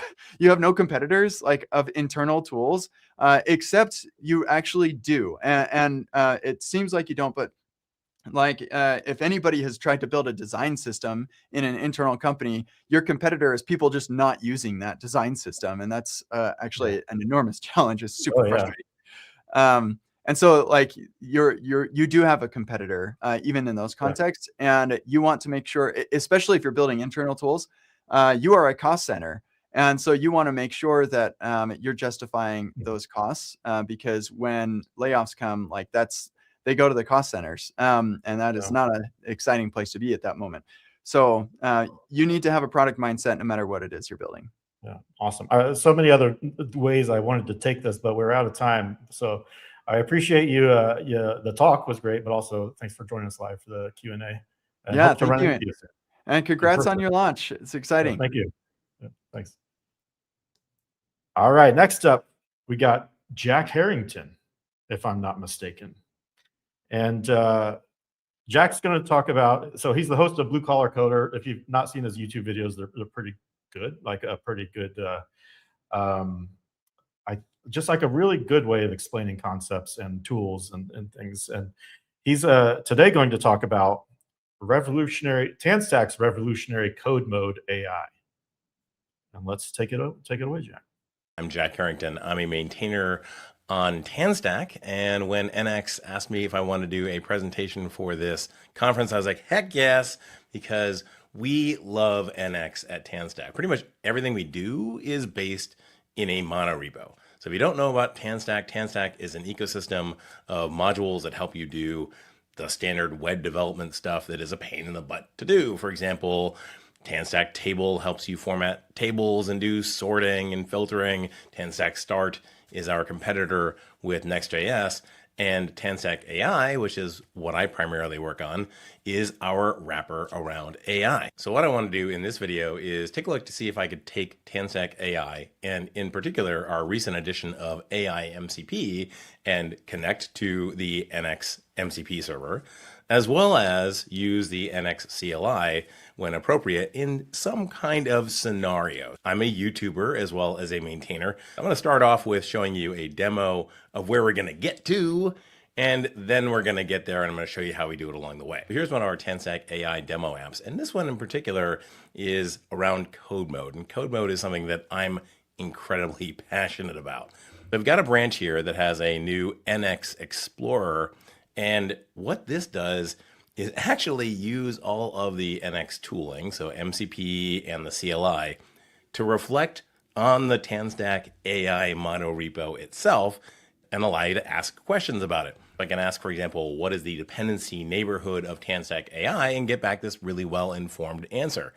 And the way that it does that is, instead of directly calling tools, it actually generates TypeScript code. That's why we call it code mode, because it's generating code and then executing code in an isolate VM and then getting back the data, which it's then analyzing. Let me actually break this down for you a little bit graphically. Here's the standard flow of using a tool between an AI app or an AI harness or anything that's consuming AI and the LLM provider. Think like OpenAI or Anthropic.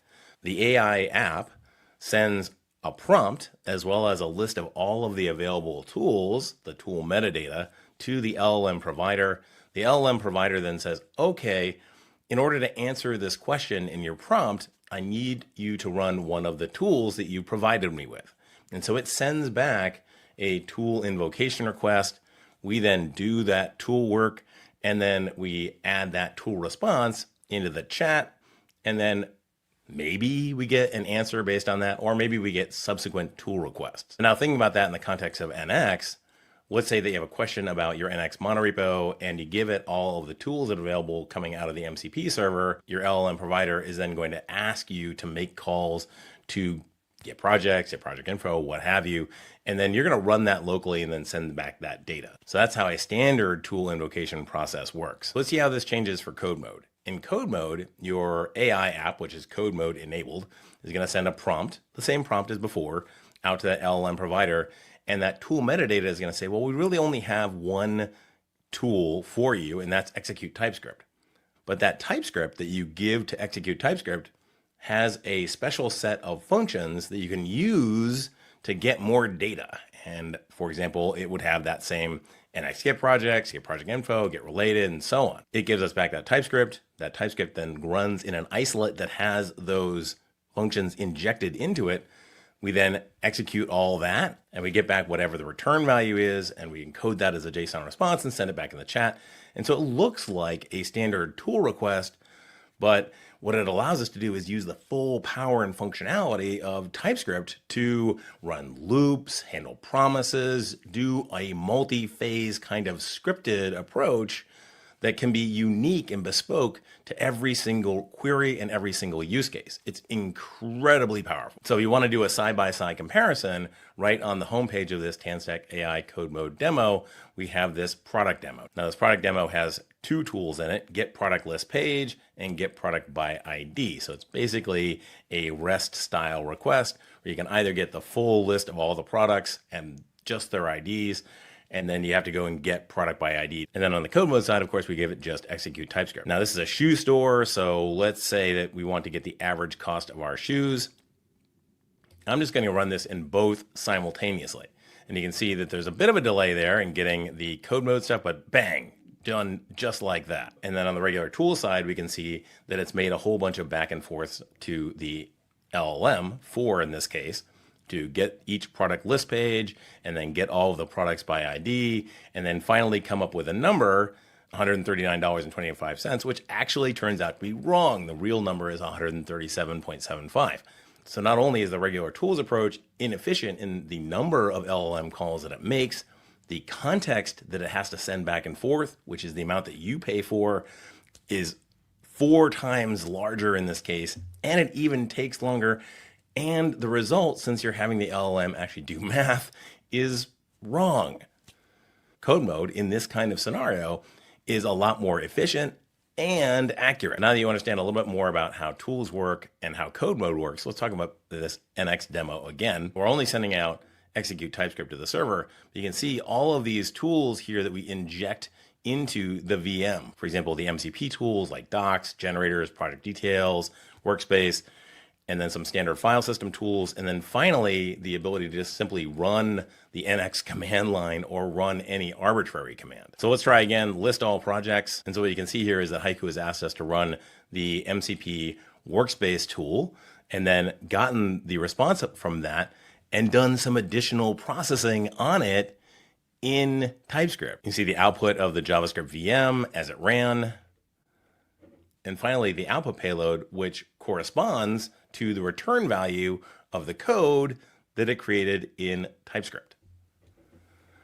And then over in the sidebar, we can see that we have one execution of execute TypeScript, and that in turn made one call to MCP workspace. So you get a full tracking of what the code actually did in real time. But that's just a function of the demo page, which is really cool all on its own. Now let me quickly talk about failure modes. One of the really cool things is that code mode self-heals. We didn't see it here because this TypeScript worked first time, but let's try a more complex example like that dependency neighborhood of Tanstack AI request. So now it's making multiple requests out to NX, and you can see that it's having some issues and it's actually trying different approaches on the fly, which is really cool. So if all that wasn't mind-blowing enough, let's talk about code mode skills. I'm going to turn on this with skills here and then run both again. Now we can see, again, code mode got the right answer. And again, regular tools got the wrong answer. But what's more important is that code mode registered a skill. It said, okay, I think this is actually a useful function, so I'm going to keep it around so that if people ask me the same questions, I don't need to go and recreate that code again. I can just use it. We call that a code mode skill. It's really just a serialized tool or serialized function. We can see over here, we registered this skill of get an average product price. Now if I refresh, bring back skills, and ask it the same question again, this time with code mode, it comes back incredibly quickly because it doesn't have to regenerate any of that code. So I thought about that and I said, well, what if I apply that to what we've done with NX so far? What if we take a look at the NX skills, and you've got a lot of them, in particular the NX workspace skill that gives us all kinds of information about how to use NX and get data out of it, and say, well, what if we could go and take things like this NX show project my app JSON and then run it through JQ and just turn that into TypeScript. Still run the NX show project, but take the output of that and process it with TypeScript. So what I did was I wrote a build skills script that would, one, go and extract a bunch of handy code mode skills like list projects. For example, here's your list projects code, or your get workspace config code, or your get project targets code, along with metadata about how to call that skill. And then finally, once we've created all those code mode skills, then actually rewrite the original skill to say, hey, if you've got those available to you, then use those instead. So now let's take a look at how this works when these new skills are available. I'll go back into the NX Explorer and we can see now we have on the sidebar this injected skill for NX workspace, and we can view the difference between them. For example, when listing projects, prefer to call the list projects tool that's available to you. So let's give it a try now that it has these new code mode skill tools that we generated on the fly from looking at that skill. All right, we got the result back and it looks good. Now let's take a look at the TypeScript code and we can see that it invoked those generated skills that were generated on the fly from the original NX skill to answer that question, which is just really cool. And finally, one last thing I forgot to mention, everything you've seen in terms of the code mode execution and all that is on Haiku, which is Anthropic's cheapest model. And we use that one specifically when it comes to code mode because it generates code extremely fast. So yeah, code mode is not just efficient, not just accurate, but cheap as well. I hope you enjoyed this demo of using code mode in conjunction with the NX CLI and MCP server in the context of Tanstack AI. If you're interested in the code, let me know and I'll send it over. I'm not sure that it's going to become part of our standardized demo, but I'm certainly excited to share it with you if you want. In the meantime, go and check me out on YouTube. I'm Jack Harrington over there. And thank you so much to NX for giving me this opportunity to speak at this conference. All right, thanks, Jack. Let's bring you on live now. And hey, good to see you. Good to see you, man. I can't do your hair, dude. Like, holy moly! Wow, that is impressive. Yeah. I'll teach you. All it takes is hairspray. I bet. Quite a bit. Hairspray and gravity. You have to bend over and let gravity. Oh, I thought you were fighting gravity the whole time there. Yeah. Yeah. Static. Yeah. Well, that was the most chill presentation I've ever given because it's all edited. So yeah, that was fun. Yeah, those are the best. Except we spend so much more time on them getting everything perfect. Yeah. But we've got some questions. I've got a couple myself. Oh, cool. Yeah, go for it. I'll start with like what was the pain point that made this something that had to be built? What was the thing that was like, okay, we need to build this thing. It's a gap for me. It's a gap for someone I know. Like, sure. Was it in the middle of the night? You had a dream? No, actually, I talk a lot with the folks over at Cloudflare, and they had done some code mode stuff originally. And I was like, I'm always the kind of guy who, when I see something, I'm like, oh, how does that work? And I want to get into the details. And I loved their ideas about code mode, but of course they were kind of bound to Cloudflare services. And then Anthropic did something similar and it was bound to Anthropic. And I'm like, well, I want to be able to have it in Tanstack AI and use it on any model. Like if I want to use it on OpenAI models or Claude or Llama models or whatever, I want to be able to do that. And then I will also want to be able to do this locally. And so I just, started having at it and it, it just turned out great. I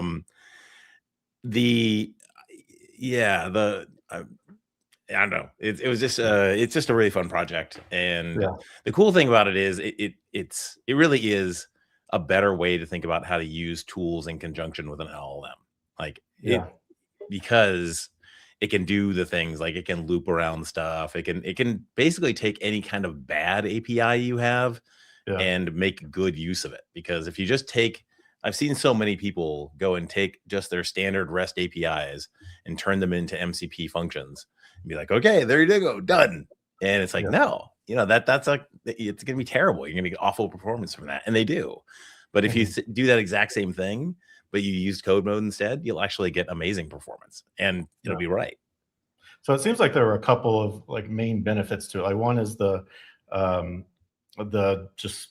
sandbox part of it, where you can run it without as much risk, but also the cost. The performance / cost of working with the models. The context size is so much smaller because you don't get that. I mean, there's that old issue with like APIs and mobile phones where they wanted like the payload size to be exactly what they needed because that was, you wanted to optimize stuff over the phone lines.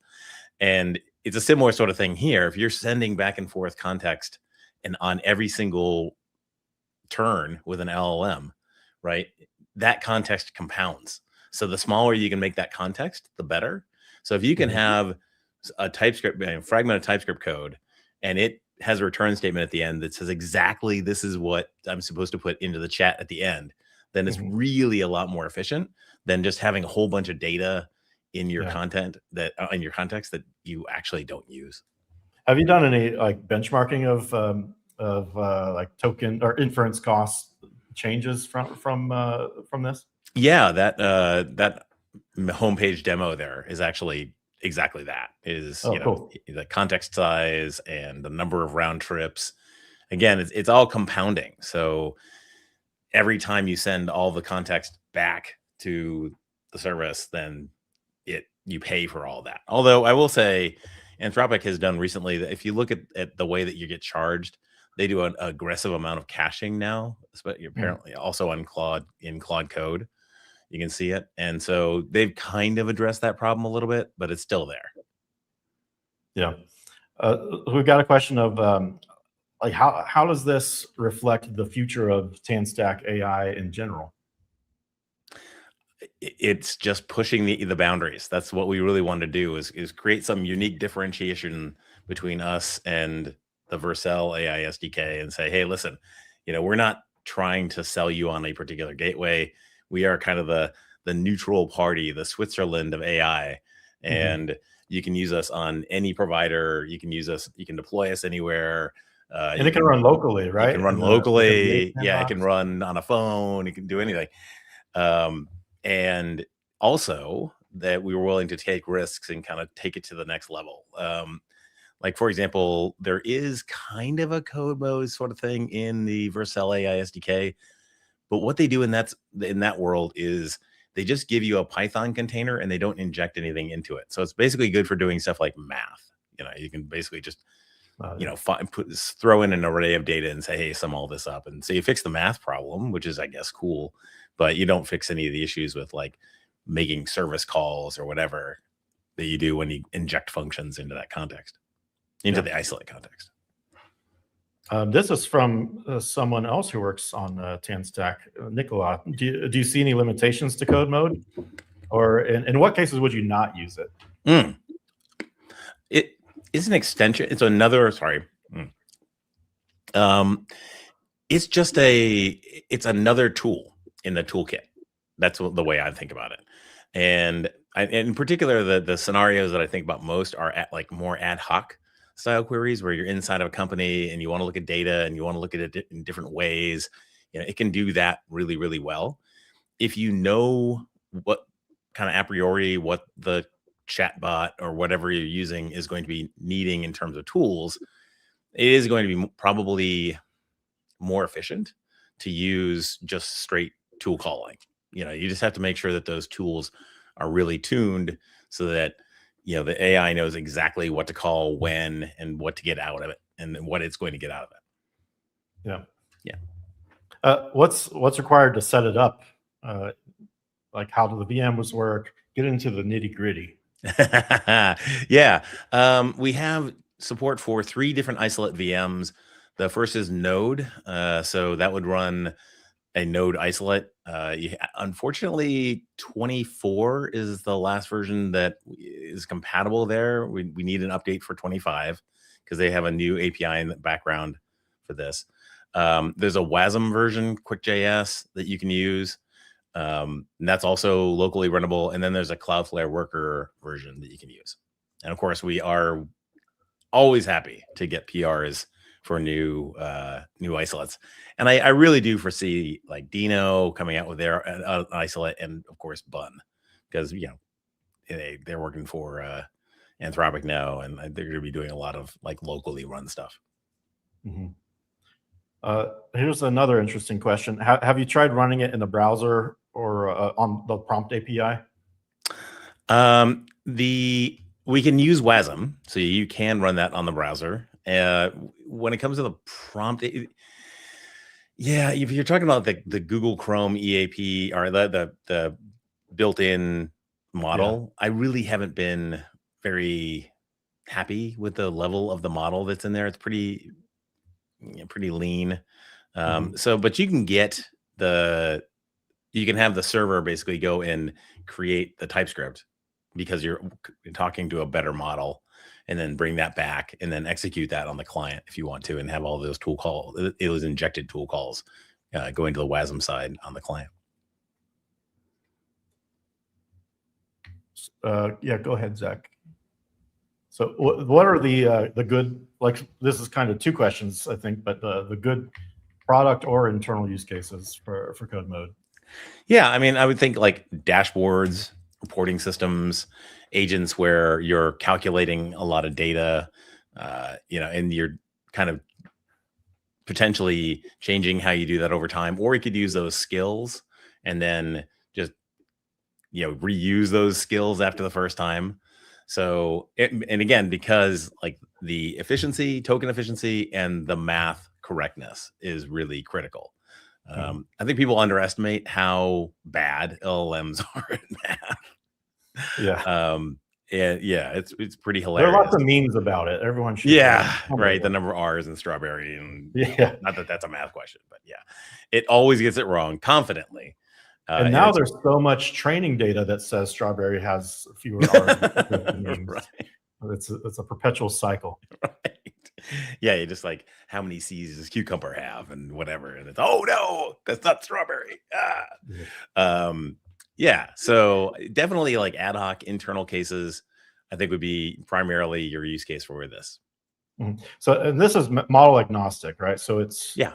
Like, are there any specific edge cases you have to like bake in for different models, or do they all behave consistently? Or I know that's a loaded question, but well, okay. What you need from the model is you need a good reasoning model, a decently good reasoning model. You need something that writes TypeScript well, which is thankfully a lot of models now. Yeah. And you need something that can call tools reliably.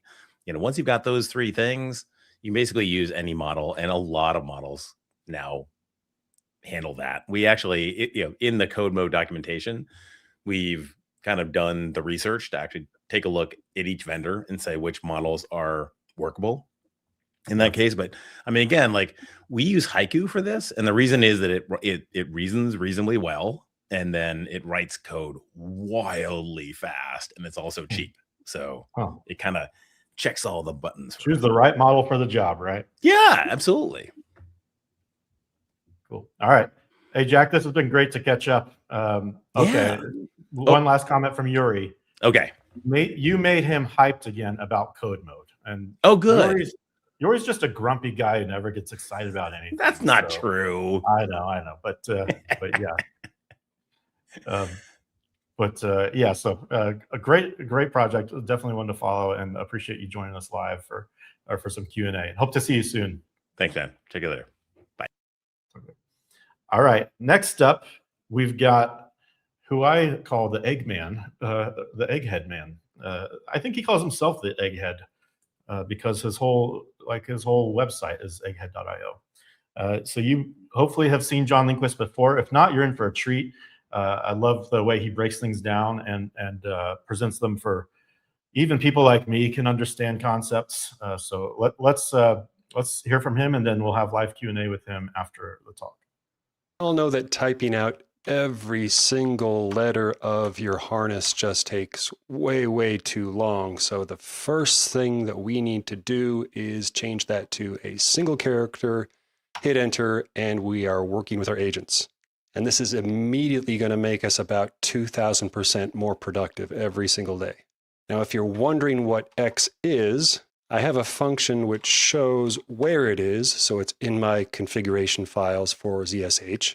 And then I can look at the contents of it, and you can see it's bound to codex in YOLO mode, and that it passes the rest of the arguments, which means I can type X and then type a prompt right after it. So we'll do say hi, hit enter, and it will immediately invoke our harness with that prompt and start running.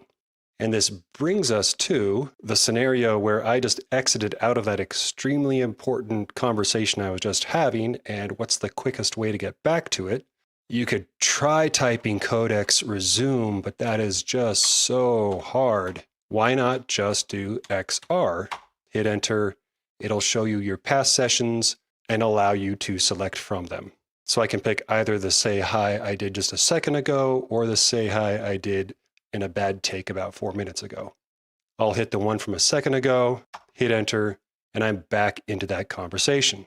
Now you might be thinking, opening the resume list and picking the most recent one seems like a lot of work, and you're right. Why not just have an X resume latest, hit enter, and it takes you right back to the latest conversation.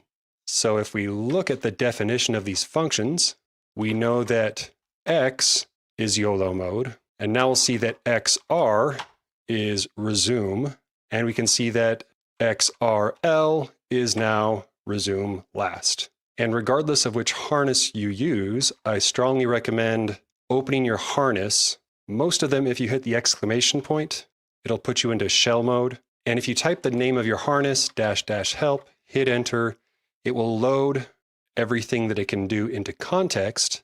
And then you can ask simple questions like, please come up with 10 interesting ZSH functions I could use to wrap around these CLI options. Then drop that into your agent and explore and have the time of your life. So you can see I didn't make it aware of my current ZSH functions, and it's recommending CX inline, CX search. So this is a web search, and then this would be codecs with terminal scrollback, and spend some time familiarizing yourself with all of these possibilities. Now, if you want to work like a caveman and actually edit files by hand, you can create something like a funced function, pass in the function that you want to edit, like X. And then for me, this popped open the Z editor focused on the exact line where you can go and edit that function manually. But that's just ridiculous. Why type a couple characters when you could dictate to an agent and wait for a few minutes for it to do it for you? And if you're curious what the funced function looks like, I definitely don't know what it looks like because I had an agent write it. You can see it's a bunch of variables and arguments and conditions. I never understood Bash before, and I'm definitely not going to start now. So now that we can resume from our really important latest conversation, we'll often find ourselves in the scenario where we want to create a skill, but we don't want to do it in this conversation because this conversation is already on one track. And so we might think, well, should I fork the conversation in the current chat? And then I have a copy of this conversation I can go resume later on. Or should I just open a new pane and say X fork latest? And now I have two separate conversations, each with different IDs. So they'll have their own conversation histories, where one can focus on being a skill creator. So skill convo. And the other one can focus on being just the main convo. Now at any time, if you had started another conversation and the main conversation is no longer the latest, you can always XF the main convo and pass in the name that we named our conversation earlier. They'll go back and find it. Or if you set up a convention, like you name your main conversation something like the letter M, you could simply set up an alias where you X fork M, and that way you always have the main thread to go back to in just 3 keystrokes. Now what will often happen is you'll be in a main conversation or a conversation that's taken up a lot of tokens, and you'll think, okay, now it's time to compact because I just want to do something else in this fork. And you could definitely type out all of those characters if you wanted to, because maybe your life is so easy and carefree, you have enough extra time to type 7 more characters. But that's not me, so we can type X fork main compact and then give it a prompt to compact with. What are the most important flags? And you'll see once we hit enter here, it's going to find the main conversation, resume it, and automatically begin compacting it and respond with the result to our prompt up here. So you'll see that the context is compacted and it's looking for the important flags. So if you want to actually learn stuff rather than asking your agent to do everything for you, you can scroll back up and read it. Or if you don't like reading, you can just keep on dictating until things work like most people do. Then we can go ahead and compare the status of this conversation, shrink this down a little bit so we can actually read it.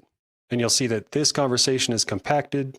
It's only used 23,000 tokens so far with all the system instructions and skills and compacted conversation loaded in. And the super duper long conversation that we ran before that we compacted, this one is all the way at 24,000 tokens. So this will obviously make a much bigger difference as this main conversation goes into the hundreds of thousands of tokens. Now, if you're super duper into learning, you can set up an alias like xask. And if we look at this ahead of time, you'll see this function defined as a codex session with custom instructions. So the C flag is for config, and you can pass in instructions essentially as your system prompt. And so the instructions for xask are to keep notes in a .notes directory. I personally have .notes get ignored globally, and it's something I use in every single project. So if I type xask and I say, what are flags? Once I hit enter, it'll start a new session with the prompt, what are flags? But now the role of codex has changed from the role it originally had. And you'll see that scrolling back, it actually decided to create a file, what are flags, in my notes directory. And if I go ahead and background this conversation with Control Z, I can cat my notes directory, check for my what are flags file, hit enter, and read the note that it gave me. And this way, as I'm going along, I'm not polluting the main conversation with questions or even ideas or research or exploration. You can set up essentially what are custom agents with custom instructions and custom roles and feed them really terse prompts, and they'll still go through and take all of those actions.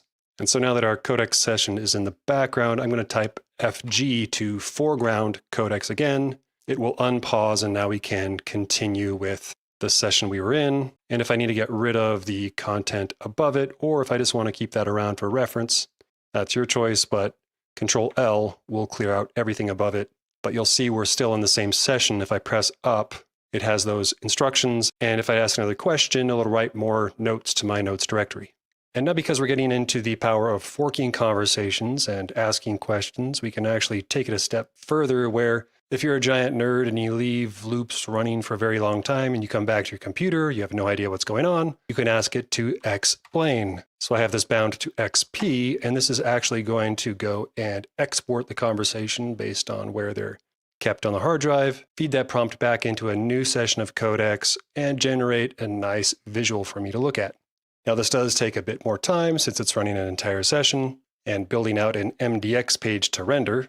But once it's done, it actually opens up a nice visual HTML page that I can read through and catch up on all the wildly complicated changes that may or may not have happened. So you can see we have a flag literacy pass and a nice little explainer talking about the steps we took throughout the conversation, how it ranked the flags for us when we asked about that, a nice little table of the flags and their behaviors, and then a how-to section and some suggestions if we're going to continue this conversation even further. So this entire workflow is built on the fact that you have all of your past conversations in a .codex directory inside of your home directory. And if you look through your sessions directory, you could find all of those files of previous conversations. So if we look at this export function, which explain is built on top of, you'll see it uses an export markdown function. And if we look at that, export markdown, you'll see a whole bunch of node code that just parses through all the JSON, and it's looking through the .codex directory somewhere up right here.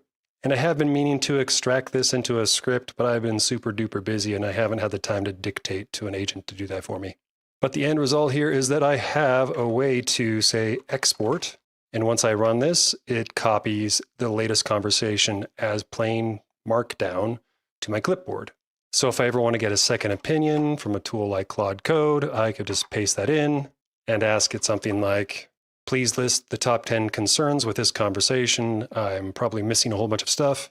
Let that run and get a second opinion from a different model. All the while, I can just continue on in my main conversation being productive. Now, this is the part of the presentation where I would love to go on a rant about how important it is to own your tools and to use open source tools. Because if I show you that CMux, the terminal that I use, has a CLI, so we'll run its help flag, and from the CLI, you can do things like create new panes or close tabs or open browsers or have full control of your terminal. And then you say to me, well, my terminal doesn't do that. then I could say back to you, well, find a terminal that does, or find something open source and ask an agent to add that feature. Because if I want to set up a keyboard shortcut, which is mapped to my terminal, and it finds the active pane, it finds the current working directory and runs the export script, and all I have to do is press a single keyboard shortcut, and then I could view that anywhere. I'll just paste it here for no good reason. Then I get to brag about how I have a full set of custom keyboard shortcuts, which I can tweak at any time just by asking an agent to update them, which allow me to completely manipulate my terminal and do whatever I want with it. Now, I do use software called Carabiner, which allows me to remap my keyboard because I have this concept where in my active application, if I'm holding down Escape, which is mapped to my caps lock key, so if I'm holding down caps lock and I tap X, it's going to open a new pane and spin up codecs. And if I do Shift Escape X, it's going to open a new codecs underneath it.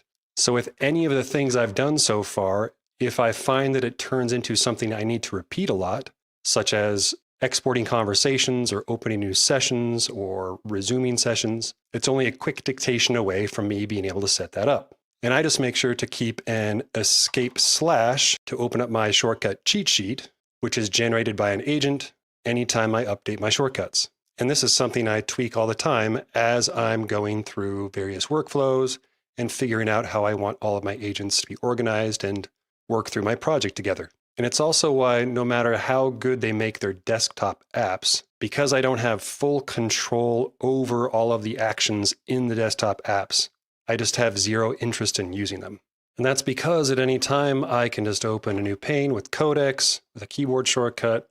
I can feed in the CMUX help, and then I can just dictate, please help me brainstorm 10 different keyboard shortcuts I could use to manipulate and control CMUX.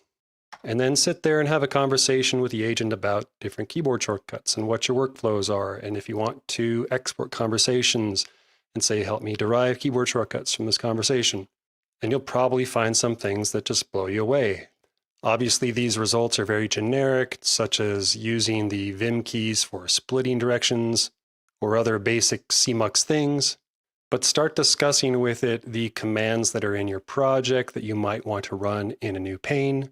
Or if you want to set up a default layout where it opens a group of panes, all of them opening to different conversations from the past. The thing is, I just don't want you to be stuck in the middle of a long conversation and be thinking to yourself, I know that shorter conversations yield better results. I know that agents work better when you keep context focused and on topic. I know that I probably should compact this conversation and fork it and start it a new conversation before I do this research. I've just seen so many people who get stuck in one conversation and it's too difficult to exit out of that conversation and to take all of those actions on it. So you end up polluting that main conversation. You end up burning more and more tokens. You can get more and more off track, and you can get more and more frustrated with, where was that thing in my conversation? Where did it go? How far do I have to scroll back? Did I lose it somewhere? I think if more people had control to just press a single keyboard shortcut that opened a new pane that forked the most recent conversation, then that's something we would do. And it's as easy to fork the most recent conversation as just slamming keyboard shortcuts. Then you can rebalance the panes with a single shortcut, and you could jump over here and close the main pane. And now I have 3 individual conversations which can go down 3 different paths. And if I wanted to automatically inject one with verify all of the changes so far, and another with please research to make sure this is up to date as of June 2026. And then if I find if I'm forking conversations and I end up typing the same prompt each time, I could set up a brand new ZSH function and a brand new carabiner shortcut, which then starts the forked conversation with a prompt like please research and make sure everything in this conversation is up to date as of today, or analyze this conversation to make sure we're not impacting performance in any way. You can essentially just throw scripts and throw agents and throw whatever you want at the conversations in the middle of the conversation and not interrupt your workflow at all. So that's the end to my rant. Essentially, use open source stuff or at least stuff with an SDK where you can have agents just build all of these things for you so that it can control your agents, whether they're in the terminal or some other application. It can control with scripts and keyboard shortcuts and aliases, or however you want to set this up. I know I'm using CMux and Carabiner and Codex, but if for whatever reason I wanted to use different software, all that did the same thing, I could take all of my rules here and say, please update these to support this other software. And if there's one thing that agents are amazing at, it's translating one thing to another. And so I don't feel locked into CMux or to Codex or to Carabiner, other than the fact that it's just what's comfortable right now. A pattern I've personally established when I start writing way too many ZSH functions is using a prefix like imp, and then I use a dash so that when I autocomplete, I can see a list of all of the functions that I've made, so that when I hit tab to autocomplete, I can see the list of all the functions that I've made underneath that prefix or scope, whatever you want to call it. And if I don't know what some of them do, from here I can just hit enter, because imp dash is a function itself, which will then print out a cheat sheet for me and show me all of my imps. Now, these imps are all little self-improving agents, which is outside of the scope of this project, but I just bring it up to show that I've done a similar thing with NX, where I have these NX custom functions, and if I expand that, I can see what they all do. And then inside of a monorepo, I can run one of these, like checking out my NX XGR to review the project graph, which will go and preload or pre-flight some context into the initial prompt and tell the agent to start looking into the project graph and help me understand it and what I should do next, that sort of stuff.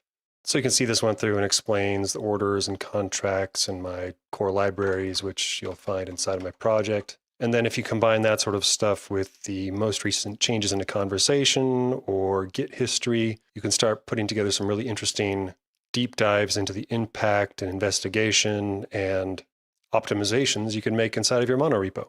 Then, similar to before, you can set up shortcuts to spin up dev servers, to start debugging, to go grab your latest CI logs or anything that you're interested in that you do all the time. Either toss those into agents or write them to files or whatever you want to do. You just have complete control to customize this and build out your tools however you want. So thanks for watching. I'm John Lindquist. If you're interested in any of the stuff I've talked about, I'm going to put up guides over on Egghead, so you can toss your agents at them and your agents can build out all of this stuff for you. And then you'll have time to come to one of my Codex Power User workshops where we can dive even deeper into this stuff. Awesome. So much packed into that talk. I think I need to rewatch it at half speed a few times to get every little tidbit. Good to see you, John. Good to see you too. Do 2 times speed and watch it 4 times. Okay, I'll try that. You know, I talk to Victor all the time, so I've gotten pretty good at listening to fast talking. Yeah, right on. Good to see you. So some great tips. I had one curiosity is like what are all your Carabiner shortcuts? Like how many do you have? What How many layers do I have? What's that? How many layers of Carabiner shortcuts do I have? Yeah. So I kind of, not to dive too deep into it, but like if I hold down period, those are like my bookmarks. So if I do like period X, it takes me to x.com, or period Y to YouTube.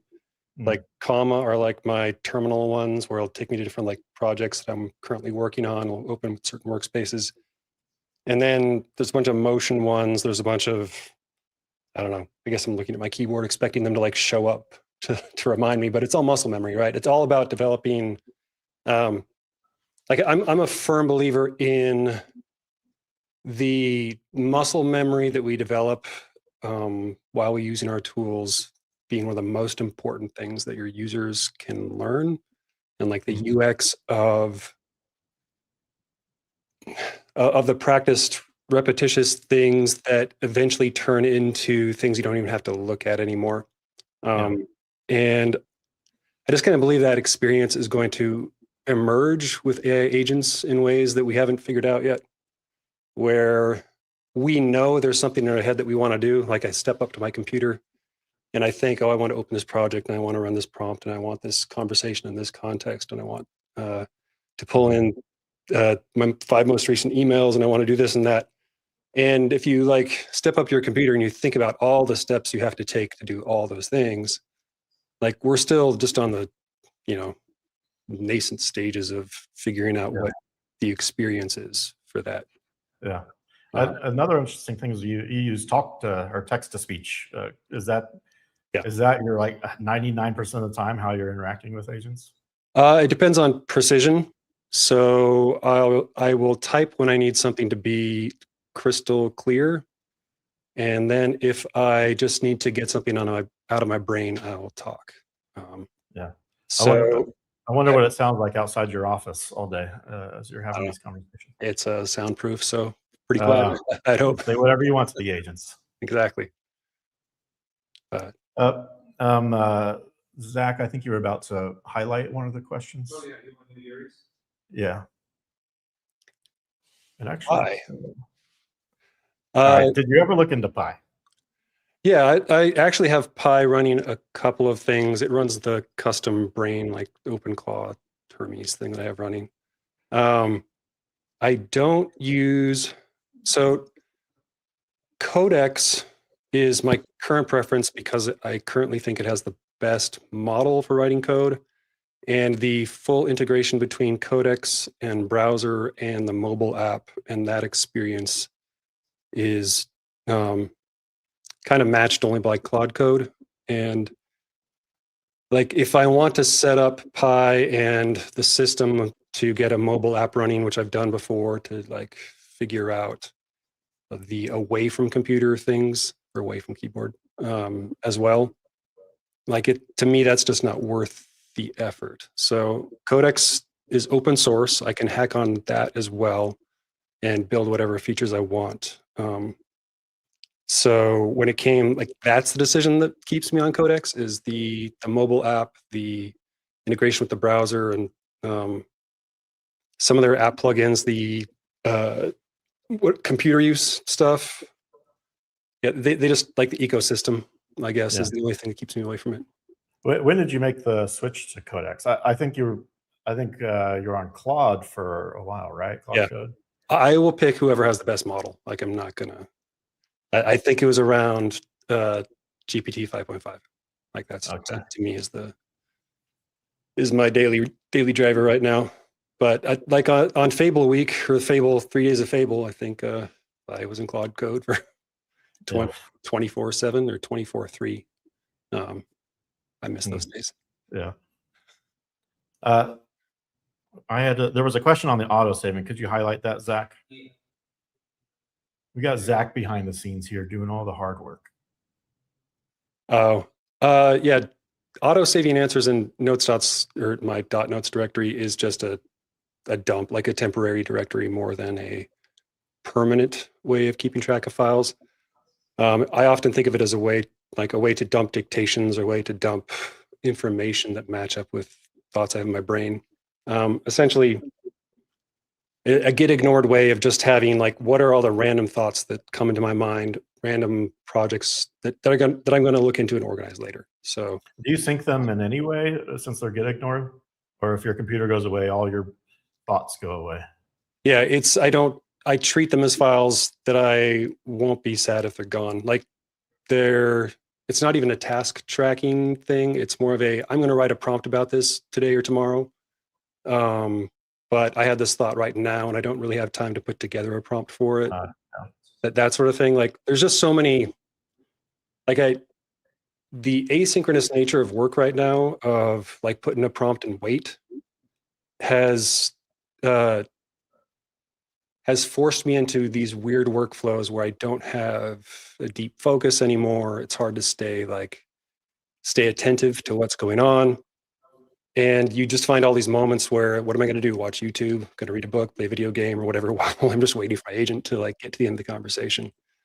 And so often just having like little memory dumping sessions or like, what's my real vision for this? Am I focusing on the right thing? Let's prime up some prompts and see which ones would work the best. Let's do some little reviews or whatever. Like how can I work when the agents are working is kind of one of those untapped things as well, at least for like, I'm not doing a ton of like UI design like tweaking pixels things right now. But Yeah. I guess that's a good segue into what's new for Egghead. I've seen some kind of new activity. I've even seen Joel Hook starting to talk about it. Some like it. What's going on there? yeah, so a complete revamp coming. It is. I was deciding whether to kind of start off a new brand or to stick around with Egghead because of Egghead having so many instructors in the past and how it all works out with, Yeah. multi-tenant and whatever.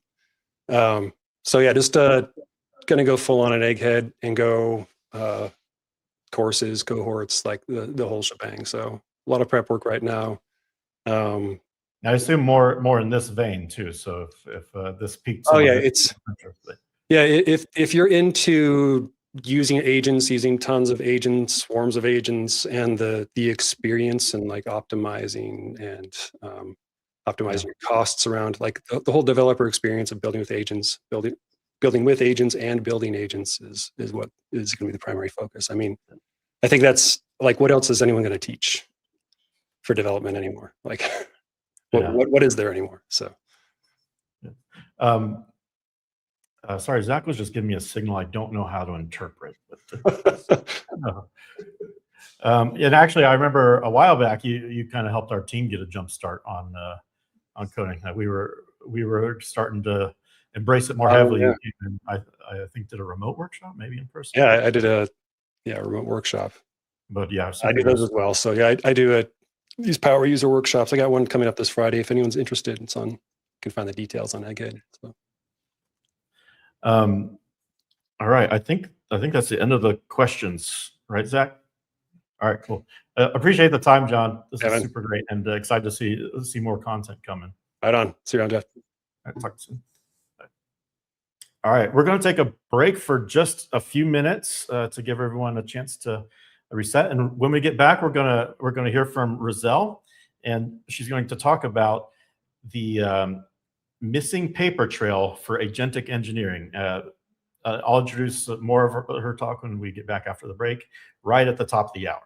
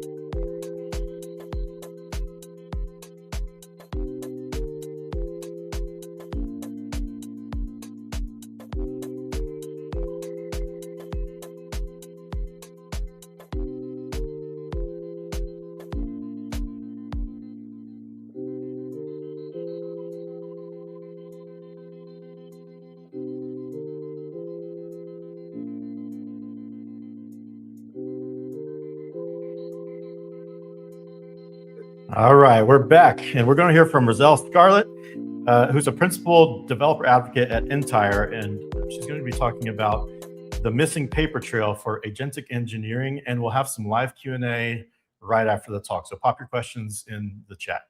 All right, let's hear from Roselle. Everyone, my name is Roselle Scarlett, and I am a principal developer advocate at a company called Entire. Today, I'm going to talk to you about the missing paper trail in agentic engineering. So, if you see me look to the left, that's because I want to see my slides, but let's get into it. My name's Roselle, and I solve mysteries, but today I've got a mystery that's just stumping me. It's a mystery about code and why, for the first time in a long time, our industry is losing the full picture of what actually happens behind the scenes. For like 70 years, the software industry relied on one foundational necessity, what I like to call a paper trail. You could track clues backwards through time and deduce exactly what happened, when it happened, and why the author chose that path. But today, when a system outage happens at 2 a.m., principal engineers are now woken out of their sleep, and all they can really repeat out loud is an embarrassing phrase.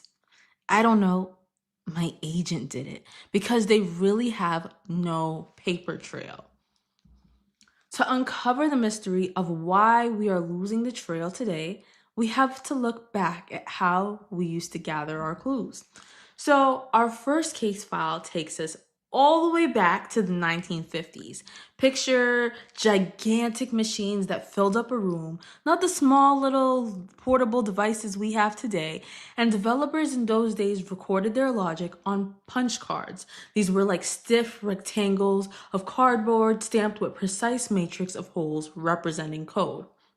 I couldn't live during then, or couldn't work during then because I have trypophobia, and that's like the fear of like little patterns of circles that would freak me out. But anyways, sleuthing for bugs back then was a really tedious observation. If a program refused to run, there was no like Google or agent or stack trace. You really had to sit beneath a desk lamp, hold the cardboard up to the light, and read the holes manually to find the misplaced punch. Sharing your work was just as perilous. To collaborate with a partner, you had to pack thousands of these fragile cards into maybe like a big box and carry them across the room. And if you're clumsy like me and you trip, well, that's all your code hopelessly scattered across the floor. You would spend days trying to piece the story back together. Back then, the paper trail was physical, literal, and really right in front of you. But in the 1980s and 1990s, we had a little bit of a glow up, okay? Code had become digital. But a new problem arose. As engineering teams grew, developers started stepping on each other's toes and constantly overriding each other's work and cutting the paper trail. To restore order, the industry introduced a system called RCS, or Revision Control System. And RCS really worked on one file at a time on a shared machine. If you wish to change a file, you checked it out and you locked it. While you held that lock, no one else could really edit the file. The method at the time preserved the evidence, but it made working slow AF. Like, nobody has time for that. I'm sitting here waiting for you to finish the file. I have an idea. I'm waiting. By the 1990s, we used central servers to manage the trail. First CVS, and later SVN, or Subversion. Believe it or not, even though I'm young, I have used SVN at a job before. I remember it. I didn't know what I was doing. Now, everyone could request a copy of the files with these more central server type of things from a central server and work at their own desk simultaneously. But if you and a teammate change the exact same line at the exact same time, a conflict would occur. You had to sit together and manually untangle the conflicts line by line. At the turn of the century, the global distributed team was building the Linux operating system. This is like one of the most popular open source projects to this day. When a developer made a change, they would generate a patch, which could just be a text file, and they would be emailing back and forth to each other, and a maintainer on the other side would open their inbox and paste it in and all that. But the Linux team, they were using a tool called BitKeeper. And this was a distributed version control system, which was great because Linux was a distributed team, right? Everybody all over the world was like working on this. So for the first time, the Linux team could track their project's full history and sync their changes directly instead of emailing patches by hand. But in the spring of 2005, some drama happened, okay, and BitKeeper had to revoke the team's free access. And the Linux team was like, dang, I don't know what to do now. But that's when our guy, Linus Torvalds, steps in. This is the creator of Linux, okay? And he's like, no, I'm not going back to no whack central server system or email threads or RCS. So he's like, I'm going to build my own thing. And legend has it, the myth has it, that he built it in his room in 10 days. And I don't know if that's really true, but he called it Git. And Git completely changed the science of version control because it was distributed and the solution was elegant, content addressable tree of immutable commits, cheap branches, and verifiable history. Git gave developers a new foundation for collaboration. It was fast, it was distributed, and powerful enough to support huge code bases and nonlinear work. But in its earliest years, Git was not really that approachable. Even now, sometimes Git can be scary. It's like, I don't know that command. But yeah, it was really for expert engineers, not that much documentation. We need a little bit of a UI to add to that. And GitHub came through and changed that. It put an interface around Git. GitHub gave code a home and made collaboration visible. I do have such good memories of creating my first GitHub account and even getting a chance to work at GitHub. So it's near and dear to my heart. It popularized the pull request as a defining object for software development in the pre-agent era. And for nearly 2 decades, that model was working so good, right? Like each object had a job, you had the issue capturing intent, the branch held together the work, the pull request became our ritual. It's where teams taught each other, like there was mentorship happening, we argued taste, we caught mistakes, and built shared standards. The developer cycle was built around human handoffs because software moved at human speed, right? And product scope really scoped the work, and then engineers would implement it and reviewers will look at it and managers would track that progress across the system. Like this is what was working for us up until really recently. And it was a little bit, there was some areas where it's like, oh, this feels a little slow. Like I remember hating like code reviews sometimes, like, oh my gosh, just approve my work. But looking back, this was really a deliberate, purposeful, collaborative friction. We were forcing ourselves to slow down, cross-examine the changes, and verify each clue. This deliberate friction became how great software was made. It was our shield against a lot of broken systems. But now we're in our current chapter. And it's like everything is shifting because a new character has stepped into the room. Our autonomous collaborators, aka the coding agents. You give them a prompt and really in a matter of minutes, they could spin up a whole feature. You no longer have to like break these features into pieces and be like, in 2 weeks, I will get you that button. No, you can have the whole feature in just a few minutes. And it leaves humans really, at least for me, blinking in disbelief. Like, what? And while code generation has become incredibly fast and cheap, it's triggered this unprecedented crisis of deduction. While machine generation is really infinite, human attention remains strictly finite. It's a scarce resource. I was talking about this with David Fowler. He's a distinguished engineer at Microsoft. And when he said human attention is finite, I was like, oh, I didn't really think about it that way. The human mind cannot scale to meet the volume of AI agents spinning up new branches every 30 seconds. And the deliberate collaborative friction of the traditional GitHub pull request has kind of collapsed, right? There's no need for like, all right, we're going to do this small PR review and all that.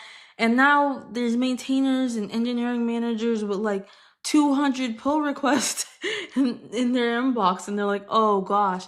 And we can't cross-examine the code for like, cause it's going way faster than we can really read it.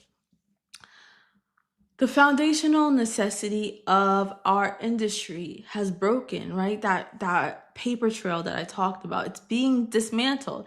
These agents present us with fully formed conclusions, but they hide their deductions, right? We don't know their reasoning. We see the final code, but like, how did they get to this point? What's the logic?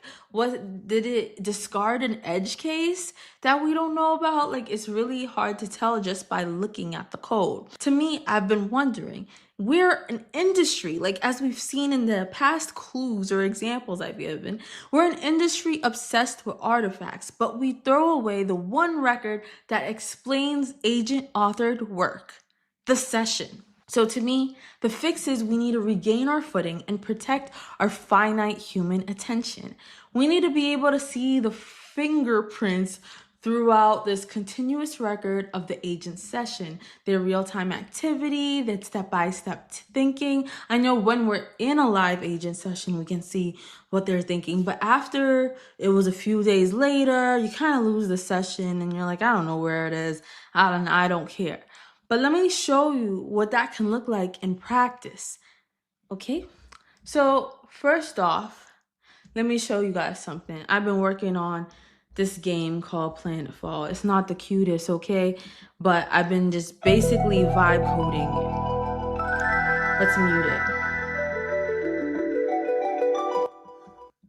Let's mute it, right? So I've been working on this little 3JS game. I completely vibe coded it. I don't know how exactly some parts work, like in terms of the code. I just told it I wanted to do shooting. And I want to be able to type in like git add, git commit, and then link to a checkpoint and so on and so forth. But I don't really know what is going on in the code at all. Because I worked mostly with my AI agent on my phone at 3 a.m. My laptop's on my chest and I'm in my bed just typing. So I really don't have a lot of the history in my mind of like how this all came together. So if a new contributor, which I have open sourced this, comes in and asks me a basic question like, wait, why does level 2 work this way? Or how does the game know when level 3 unlocks? So I'm like, beats me. I don't know. So the true context is really buried in my sessions. And I've used a tool called Entire to be transparent. I work at Entire, like I said. So this is why I've been using it and interested in it. This tool shows me the different like sessions I've had with my agent. So this is like maybe some of the more recent ones where I talk about like, do we even have themed variables or CSS variables in here?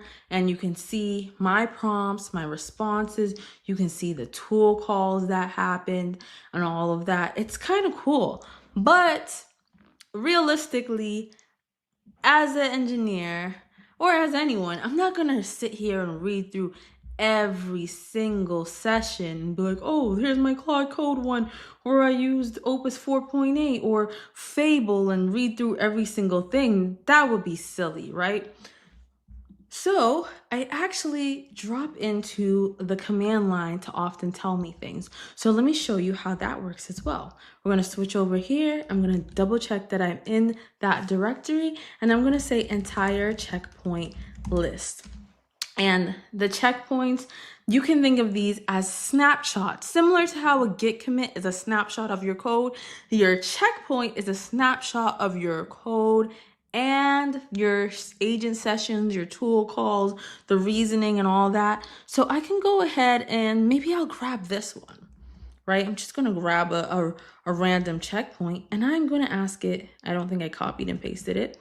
I'm gonna ask it to explain, entire checkpoint, explain this particular checkpoint. And it tells me, oh, I had this intent, the user, me, had this intent of adding a manual refresh functionality to the leaderboard screen. So I'll show you where the leaderboard screen is, just so you're aware. Let's see if I can get out of here.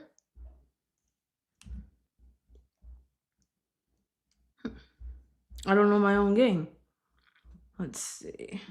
I'll just refresh it and mute it. Here we go.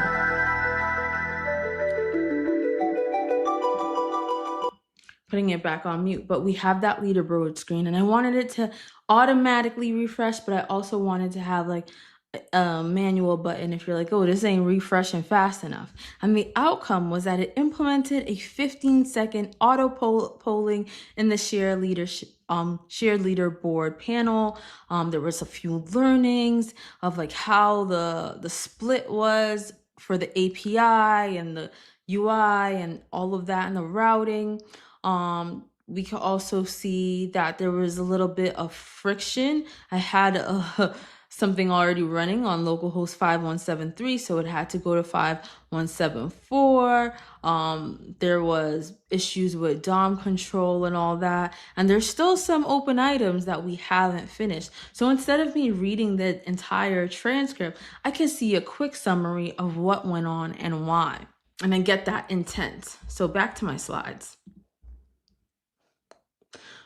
And okay, this is cool too, but to be honest, I don't often leave my agent to go run commands. I might be a little bit different than some people. I know some people have gasped in disgust at me where I just tell my agent to push code to GitHub or commit code and all that. I'm not leaving my agent. My agent can do all of this for me and I trust it. So if you're like me and you don't want to leave your agent, you can actually use agent skills for this, right? We have particular agent skills that will that know things about entire and will be able to run the commands for you. So I can say, let's say a new contributor comes into my code base or me, and I'm like, how does the game know which level comes next?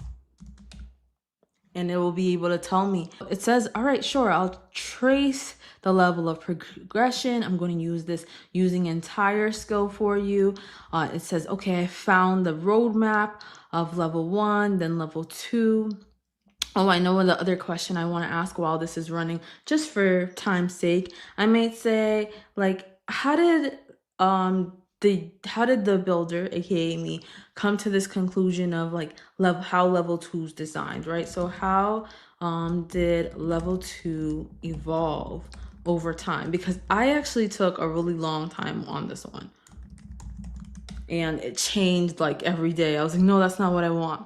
So it came through, right? It ran a bunch of entire commands and all that, and it came through and it told me that it has these methods that check if level 1 is done or level 2 is done, and then it renders specific components based on that. All right, running more commands, and let's see what we got here. So it's got the timeline now. It's just pulling line numbers for current docs and code so the final answer can point to the living sources of truth, which I love. Perfect. I know that you're not making this stuff up because you ran real commands. It's not just AI just generating what it thinks thinks could possibly be right. This is what is really happening. So what it's telling me is in June 9th and June 10th, I started off using this to maybe have people search for specific words. And then I took this big pivot in June 16th where I said, listen, like certain parts of this aren't fun. People are complaining. Let's build a real game loop. And I ended up implementing a game that like more resembled, or a level that more resembled Overcooked or Diner Dash. All right, so that's how that works. And as you can see from the screen, the agent didn't just give us a random answer, right? It dug through the historical context to give us the exact backstory, right? And it didn't just come to its like hallucinated summaries. It ran commands and extracted the answers from those specific commands. Those commands are deterministic. So we're living in this incredible era where writing code is no longer the bottleneck. An autonomous agent can outproduce an entire engineering team in really just a fraction of time. And that's really beautiful, but if we lose the trail of how code came to be, we lose our ability to maintain, secure, and truly own our software. It's really hard to trust software we didn't even build, right? That we just prompted. And I think that software development should never be this guessing game for human engineers. By capturing sessions and the activity in our step-by-step thinking of autonomous tools, we restore that foundational paper trail of our industry, and we protect our finite human attention, keeping our system stable and making sure we know the story behind the code. So, as I said, my name is Roselle, and we just solved the mystery of the missing paper trail. If you're interested in this kind of thinking, right? I'm starting to think about redefining the software development life cycle. Connect with me on social media. My handle is Black Girl Bites on every single platform. And if you have any questions, I'll be around in the end. Also, feel free to check out entire.io because this is what was capturing my agent sessions. So my paper trail is never lost. All right. Thank you so much. Bye. All right. Thank you, Roselle. Let's bring you in, and we've got some questions coming in. Hello. Good to meet you. Good to meet you.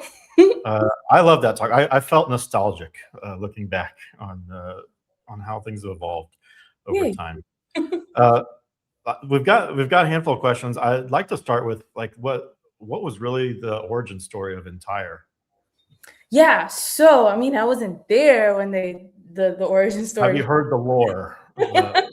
But the idea is that, like, I mean, I worked at GitHub with the CEO, or the former CEO, Thomas Domke, and then he had a his chief of staff, Cole Driver, and they both obviously loved GitHub. I left GitHub, whatever, and they were sitting back and thinking like, wow, like GitHub is great, but it's not really set up for working with agents. Like we see maintainers getting really frustrated with all the amount of pull requests and stuff like that. And I think like while it could have been cool for them to integrate all that at GitHub, GitHub has like so much like legacy code and it's like paired with Microsoft and all that. So trying to completely revamp GitHub would have been like really inconvenient. So they're like, we'll just start our own thing where we'll create a software development platform where like agents and humans can collaborate better. Yeah, cool. So like Git being designed so long ago, do you think that we'll see Git itself being replaced by something that is more designed AI first, agent first? I don't know. That's a good question. I don't think that's the approach we're going with at Entire. Like we're only going to do like redesigning the GitHub part. We want it to be like you can fit your current Git workflow into what you're doing with Entire, because like you said, it's designed so many years ago. Like people, it works really well. Like there's no reason for us to redo it. So that is a good question, though. I don't know if other people will be like, I have no reason to think that it's bad. I've never worked on a version control system. Um, Lars wants to know what's the most hyped upcoming entire feature. oh, And that's a you can leak things that haven't been announced. yeah, I was gonna say, I was like, you're gonna make me get in trouble. But we do have a blog post I wrote a long time ago. I wonder if I could join the chat. Oh, I need to connect. All right, I'll send it to you guys in the private chat then. But it kind of hints at some of the stuff that we're coming out with.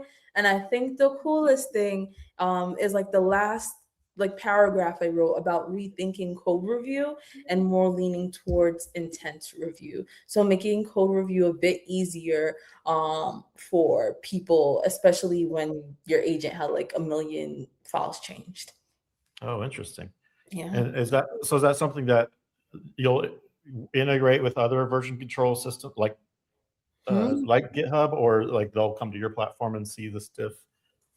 I think they're gonna See the come review, to sorry. our platform and see this this diff. Yeah. But good question. Yeah. As of right Eric wants to know how he can spy on his engineers to know what they're doing behind his back. Oh, He said it differently, but that's what I heard. Entire lets you be able to do that, right? Like they have I guess I should have shown it in the talk, but they have like this dashboard and it shows like, oh, your team, like, or the top contributors or whatever, these people are using Pi, these people are using Claude Code, whatever. And then you can see each of your teammate sessions and like read through it. If there are people who are like, we don't like that, we want it to be like completely private, you can do that.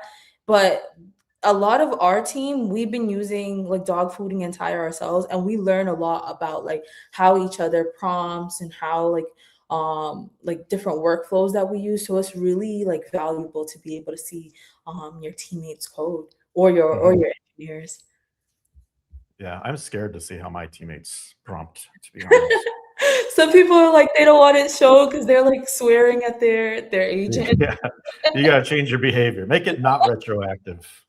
I think it's okay though. I think if you think about it, like, you know, when you first like contributed to open source and you're like, oh no, everyone's gonna see my code. Yeah. Now you're like, now everyone's gonna see my prompts. Yeah. Yeah, same idea. So the Nicole asks, Hey, Nicole. what will a software engineer's role be with like near infinite agentic coding? That's a good question. I don't know. I can't really predict the future. You know what I mean? I think our brains will and our creativity will still be needed for certain things. But I think from what I'm seeing right now, we're more like managing multiple agents rather than writing code. You know what I mean? Like we're more like, you do this, you do that, orchestration. Yeah, I think eventually we'll just be like clowns performing for the agents while they do everything on their own, which is the best case scenario, to be honest. All right, that's great. That was a great talk. Again, I mean, obviously we were working stuff that's in the same vein, so it's like an exciting space for us, but it's also, I love the history of things and how they got here. So thank you so much for joining us. Thank you for having me. Yep. All right, and now next up, we've got our final talk. And it's someone who you may have heard of named Alton Stalker. He's one of our teammates here. I haven't seen his talk yet. I try not to watch talks beforehand, but I assume it's good because he makes pretty entertaining things. So set your expectations very high for how good this talk is. And if he doesn't meet your expectations, then you should tweet at him and let him know so. But he's going to talk to us about your CI was already broken, but AI just made it obvious. Developers are producing more code, AI agents are opening more pull requests, and teams are experimenting more. All of this compounds to create more CI activity and frustration. But the important thing is that AI didn't break your CI. It just made it obvious. The same flaky cache behavior, slow pipelines, underutilized or overutilized runners, and mysterious failures have always been there. The difference is that the increase in throughput makes this much harder to ignore. 5% failure rate feels annoying when you run your CI occasionally, but it becomes a serious productivity problem when your load triples. Tasks that take 10 minutes feel tolerable when they're run a few times a day, but they become really expensive when they're run hundreds or even thousands of times. And a runner that's sitting half idle might not show up on the cost radar until you have 10 times as many of them. So this is to say, AI increases throughput, but throughput makes bottlenecks obvious. The natural response to all of this is just to add more capacity. Maybe that's more runners, maybe it's larger machines, maybe it's more parallel jobs, or just more spend. And sometimes that helps, but it's also a really expensive way to avoid the root problem. Let's assume you're using a remote cache. If your inputs are too broad, now you have more machines that are doing the same work, but faster. And if your inputs are too narrow, now you have more machines shipping the wrong result faster. If your tasks are memory hungry and they're destabilizing the pipelines, larger machines could help you get past that, but it's not going to tell you where the actual problems are. And if your binning or sharding is leaving workers waiting, then adding more jobs might just increase your idle spend. So the question isn't just how do we scale to this new throughput? It's how do we scale with cost and correctness efficiency? Now, we already alluded to this, but the easiest way to make your CI faster and cheaper is just to not do the work at all. That's why remote caching is so powerful. If a task has already been run with the same inputs, we should be able to reuse the outputs and not do any of the work again. But caching only works if your build system knows what actually matters. And this is where many teams get stuck, because there are really two sides of this. Your cache inputs can be too broad. That means you're redoing work unnecessarily because your inputs include files that don't actually affect the outcome of your task. For example, maybe you have a glob that includes an entire folder when only one file of its contents matter. Or you have a tool that reads all the config that's in a workspace, but it's not something that actually impacts the outcome of your tests. That kind of over-definition creates cache misses. You're doing work that you could have skipped. But your cache inputs can also be too narrow, which is much worse and explains why people like to over-define. When your inputs are too narrow, your cache says that something is a hit when it shouldn't be. You risk replaying stale or entirely incorrect outputs. And because these false cache hits are so dangerous, many people prefer to have overly broad input. You're accepting the extra work because the risk of a false hit is too great. That trade-off used to be acceptable, but you don't need to make it anymore. NX Cloud's task sandboxing allows you to see what all of your tasks are actually reading and writing.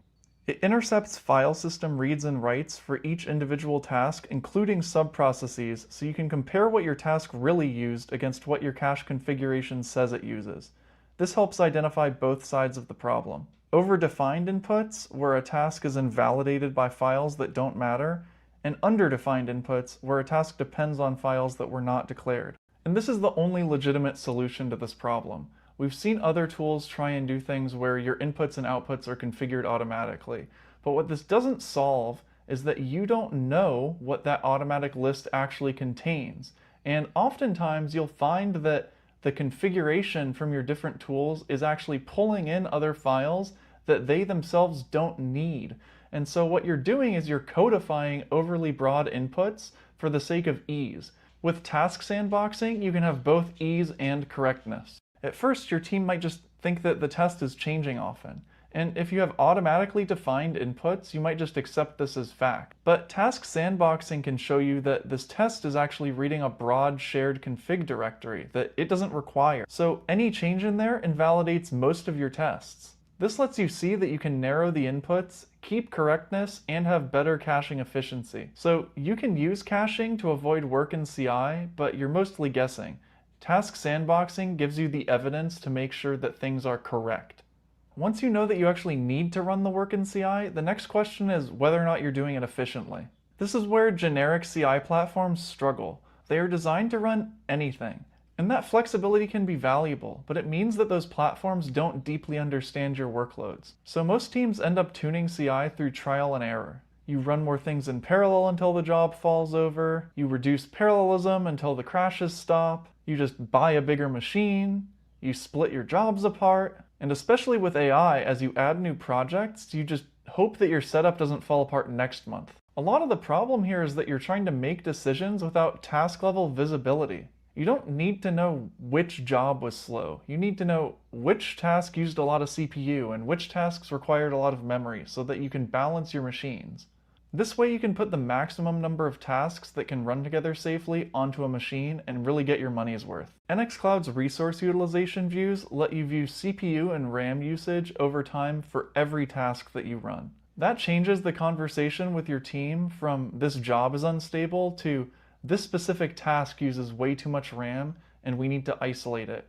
Or these tasks are using all of the CPU, but we actually have a lot of RAM headroom, we can downsize this machine. Here's an example for you. Imagine you're working in a project where on your average CI runner, you can run 6 different lint tasks at a time. But the legacy project from 5 years ago is huge and requires way more RAM than the rest. You might know this, but without this kind of visibility, you might reduce the parallelism for all lint tasks, or even worse, split it out to a separate job. So now you're paying your setup cost twice. Both options add wall time and complexity. With task level resource data, you can identify the outlier immediately. And it's hard to optimize what you can't see, so there are plenty more cases where maybe you just need to have 2 tasks run instead of 3 for pipeline stability, but you don't know that. It's great to know how your tasks behave, but you need a way to act on that information. It's not enough to know that a task is memory heavy or is CPU heavy. You need the scheduler to respect that information. This is where the concept of assignment rules comes in. The important mental model shift is that you're no longer having to manually encode all of this through extra jobs or custom scripts or fragile sharding logic. You're giving a distribution engine rules to respect, and it follows them. NX Cloud's assignment rules allow teams to control which tasks run with one another on different agents. This helps avoid the 2 extremes. Running everything too conservatively, which wastes time and compute and increases cost, or running everything too aggressively, which increases instability and also increases cost when you have to retry things. The goal isn't necessarily to have the maximum parallelism, but rather to have the highest utilization given the compute that you're paying for. That way, you know that you're getting your money's worth out of your CI machines. Now, with all this control, distributed task execution is already far better than manually binning or sharding your tasks. With those 2 approaches, you're almost always duplicating work, manually maintaining something, or you have an uneven distribution of work. Distributed task execution solves this because it understands your task graph. Each task only needs to execute once. The outputs are replayed to other agents on an as-needed basis, and agents receive work from the graph based on what is actually needed. But there's still another level of efficiency to unlock. Historically, our distributed execution has worked by making these assignments in batches. That's still more intelligent than sharding or binning, but these batches can create small gaps. Imagine an agent gets 3 tasks. One takes 5 seconds, one takes 7 seconds, and one takes 10 seconds. Even though you have agents that are complete at the 5 and 7 second mark, we won't ask for more work until the whole 10 seconds has passed. This creates gaps. A few seconds here or there might not matter in a tiny workspace, but when you have hundreds or thousands of tasks, a few seconds adds up very quickly. And when AI increases the number of PRs or CI pipelines that are being run, these small inefficiencies start to add up into real costs. That's why we introduced continuous assignment. Continuous assignment makes your agents more eager and responsive. Instead of waiting for each batch to complete, your agents are requesting work as soon as they have the capacity. The result is that your work starts the moment that capacity is available. And the other bonus is that the mental model shifts from many CI machines to more like one giant CI machine composed of independent parts that are all working together. Distributed execution isn't really about having more machines, it's about keeping all of your machines as busy as possible. Now, on top of the costs from actual tokens, you're reviewing more code, you have to run more validation, and you're merging more often, which means more builds and more pushes to prod. All of this means that the cost of inefficient CI is higher than it's ever been. But this is an opportunity. Teams that benefit the most from AI won't just be those that are generating the most code.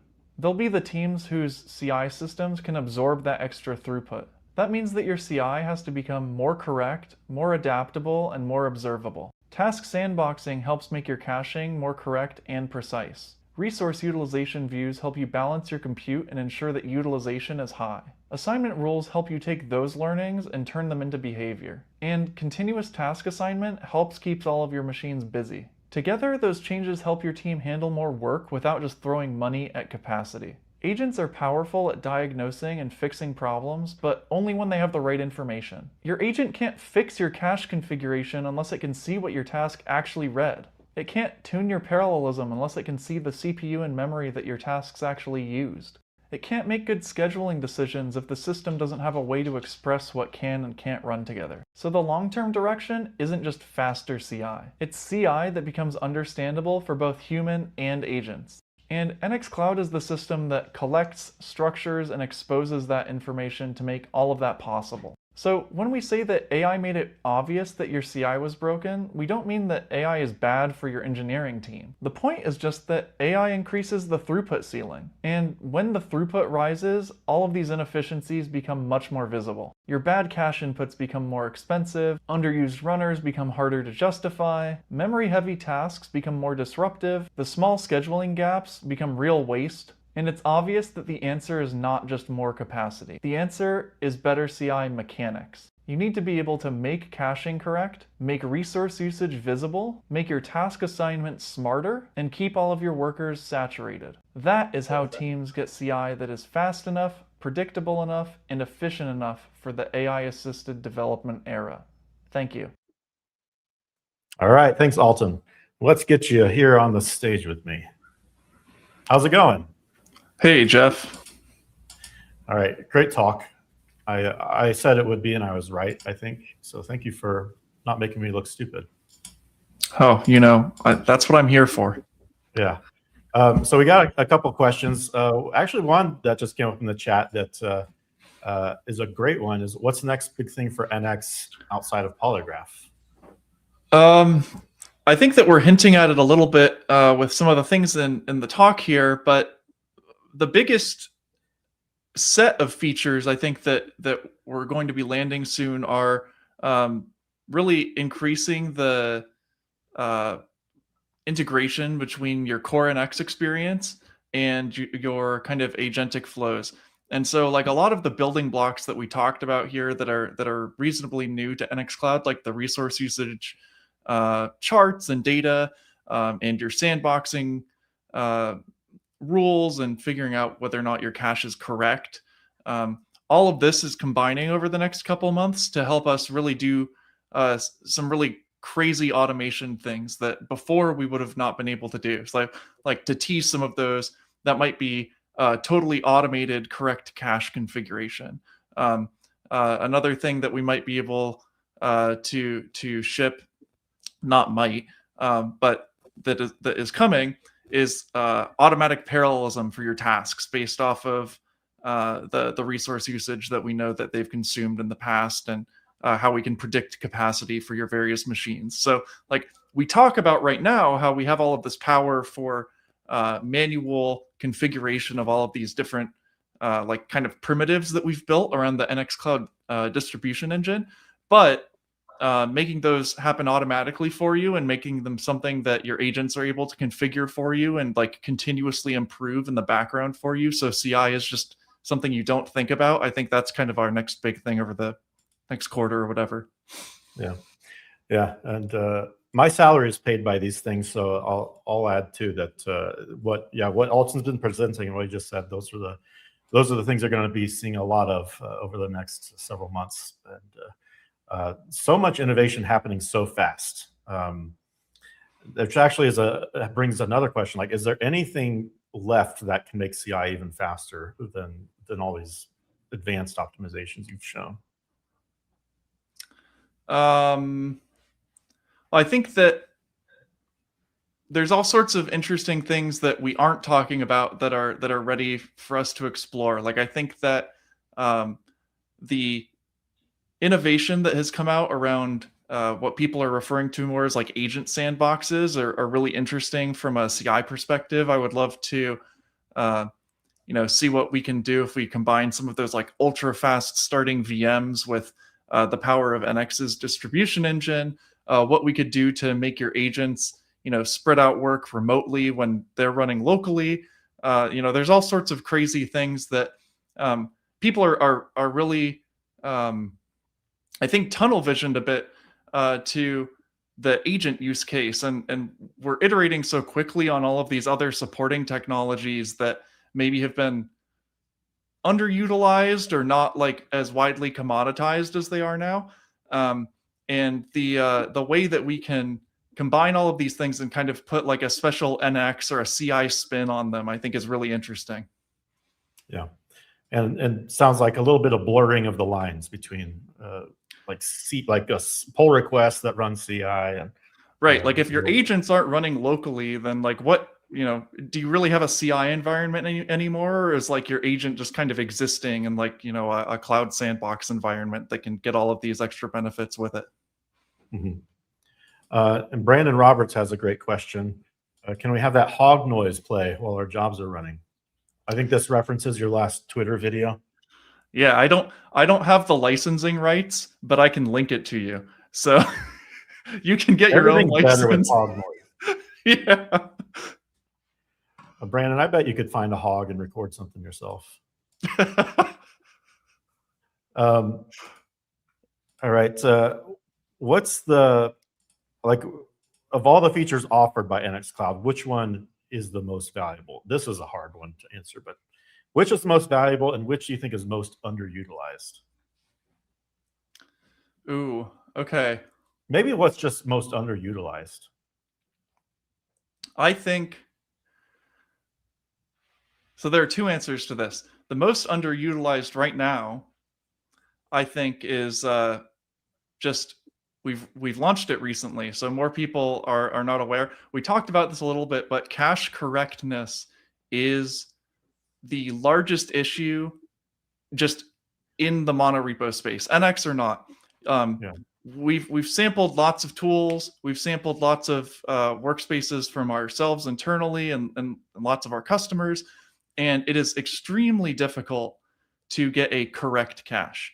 And when you don't have a correct cache, you get trust issues with your build system. You get trust issues with your CI and your development teams. And you have issues with your product team or the business side about when your deployments are going out because maybe you ship the wrong thing or you don't roll back properly or all sorts. There's just an endless waterfall of problems you can have. So I think that our most underutilized feature and probably highest value that we have right now for anybody, regardless of the size of your project, is the new task sandboxing, because it's the only way that you can get evidence as to my inputs and my outputs are exactly what is actually being read by not just one process, right? Like you might have processes that spawn lots of different workers, and you might have, that tree might go super deep, and it's difficult to tell which of those things are actually reading files or writing to files, or are these writes just ephemeral and they clean themselves up, or there's all sorts of crazy edge cases with what's going on in the file system that you never see because your builds are very fast and you're consuming 200,000 files to do something. And so like only once you have a ledger of what's actually gone on here can you even start to pretend to be confident about what's going on. And like I think that with how much more CI is being run and how much more CI we see being run through the NX Cloud platform itself, right? Like the risk of getting a false cache hit or kind of hitting one of these situations where there's real business impact is higher than ever. And it's just like, it is worth being in the know that one, this can be a problem, and that two, there's a solution for it out there now.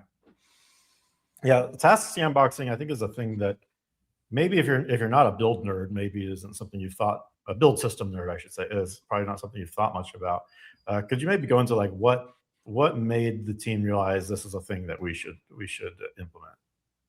Yeah, I think that everybody that has maintained a project of a certain scale, and like scale is a bad word here because people hear it and they think of these giant corporations that are kind of operating at scale, and people will like to look at things like that and say, oh, it's not me. And what I think is important is that the tools that we have already are so good at managing this complexity for you that you would never realize the the quantity of file system operations that they're actually throwing at you just for doing something that you might see as simple, right? So if you run TSC, right, TSC is going to be doing thousands upon thousands of file reads and writes in the background, and it's going to be consulting all sorts of crazy things from your node modules. And, forget about it entirely if you start having, a PNPM workspaces set up, or you've got NX involved, and you've got, a tree of all of your different dependencies that are projects that you control. And now you have config that can play into all of these things.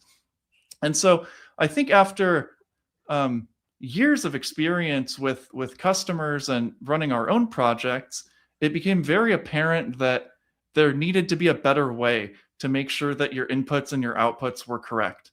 And there were always things that you could do where, like we mentioned in the talk, right? You can over-define things. You can just say, okay, everything in this folder becomes an input, right? Or you can expand that and say, everything in my repo becomes an input, and the exact state of my repo needs to be there for me to ever get a cache hit. But it works in the way that you're kind of kneecapping yourself. In that you have this really incredible performance enhancer there, which is your cache, and you're just like telling it that it doesn't need to be there, like a large percentage of the time. And I think that once we were able to understand just from the tools that we use internally, which is a really wide mix of languages. I mean, we have JS ecosystem stuff, we have JVM, Java and Kotlin stuff. We have Rust, we have Go, we have some Python for older things, and like seeing what all of these different ecosystems actually consume when they're building things or when they're running their tests was like an eye opener more than we could even know, right? Because like everybody knows that their node modules has a lot of files in it, but until you can see the list of how all of those files, I see a comment we got from Gregory. NX in the has .NET in the open source repo as well. So like once you see all of the different operations that are happening at this, it kind of opens your eyes even more to like you were blind and had no idea. Yeah, and lots of things can go wrong. Every class of problem can occur without you knowing it. Are there ways, or is NX using AI for any of these? Like, are these all algorithmic, or is there any machine learning at play or AI? Yeah, so like when we talk about NX agents is referring to our managed compute, which is unfortunate that the agentic AI kind of caught on. We'll probably rename it at some point. Yeah, well, we'll clear the air on that one.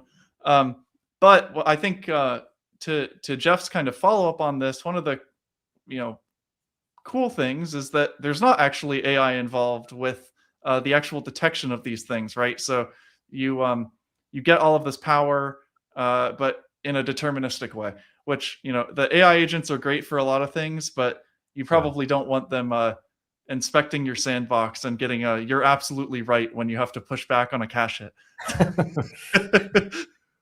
Yes, I want that, but yeah, you may not. Yeah. And there was another one. Zach, maybe you could tell me this question, like how to integrate more with AI was your question? Yeah, building off of Laura's question here. I mean, also probably spoke to it a little bit. This could mean so many things. NX AI cloud agents. Four words with varying meanings. So answer it, Alton. All right. So NX AI cloud agents. Yeah.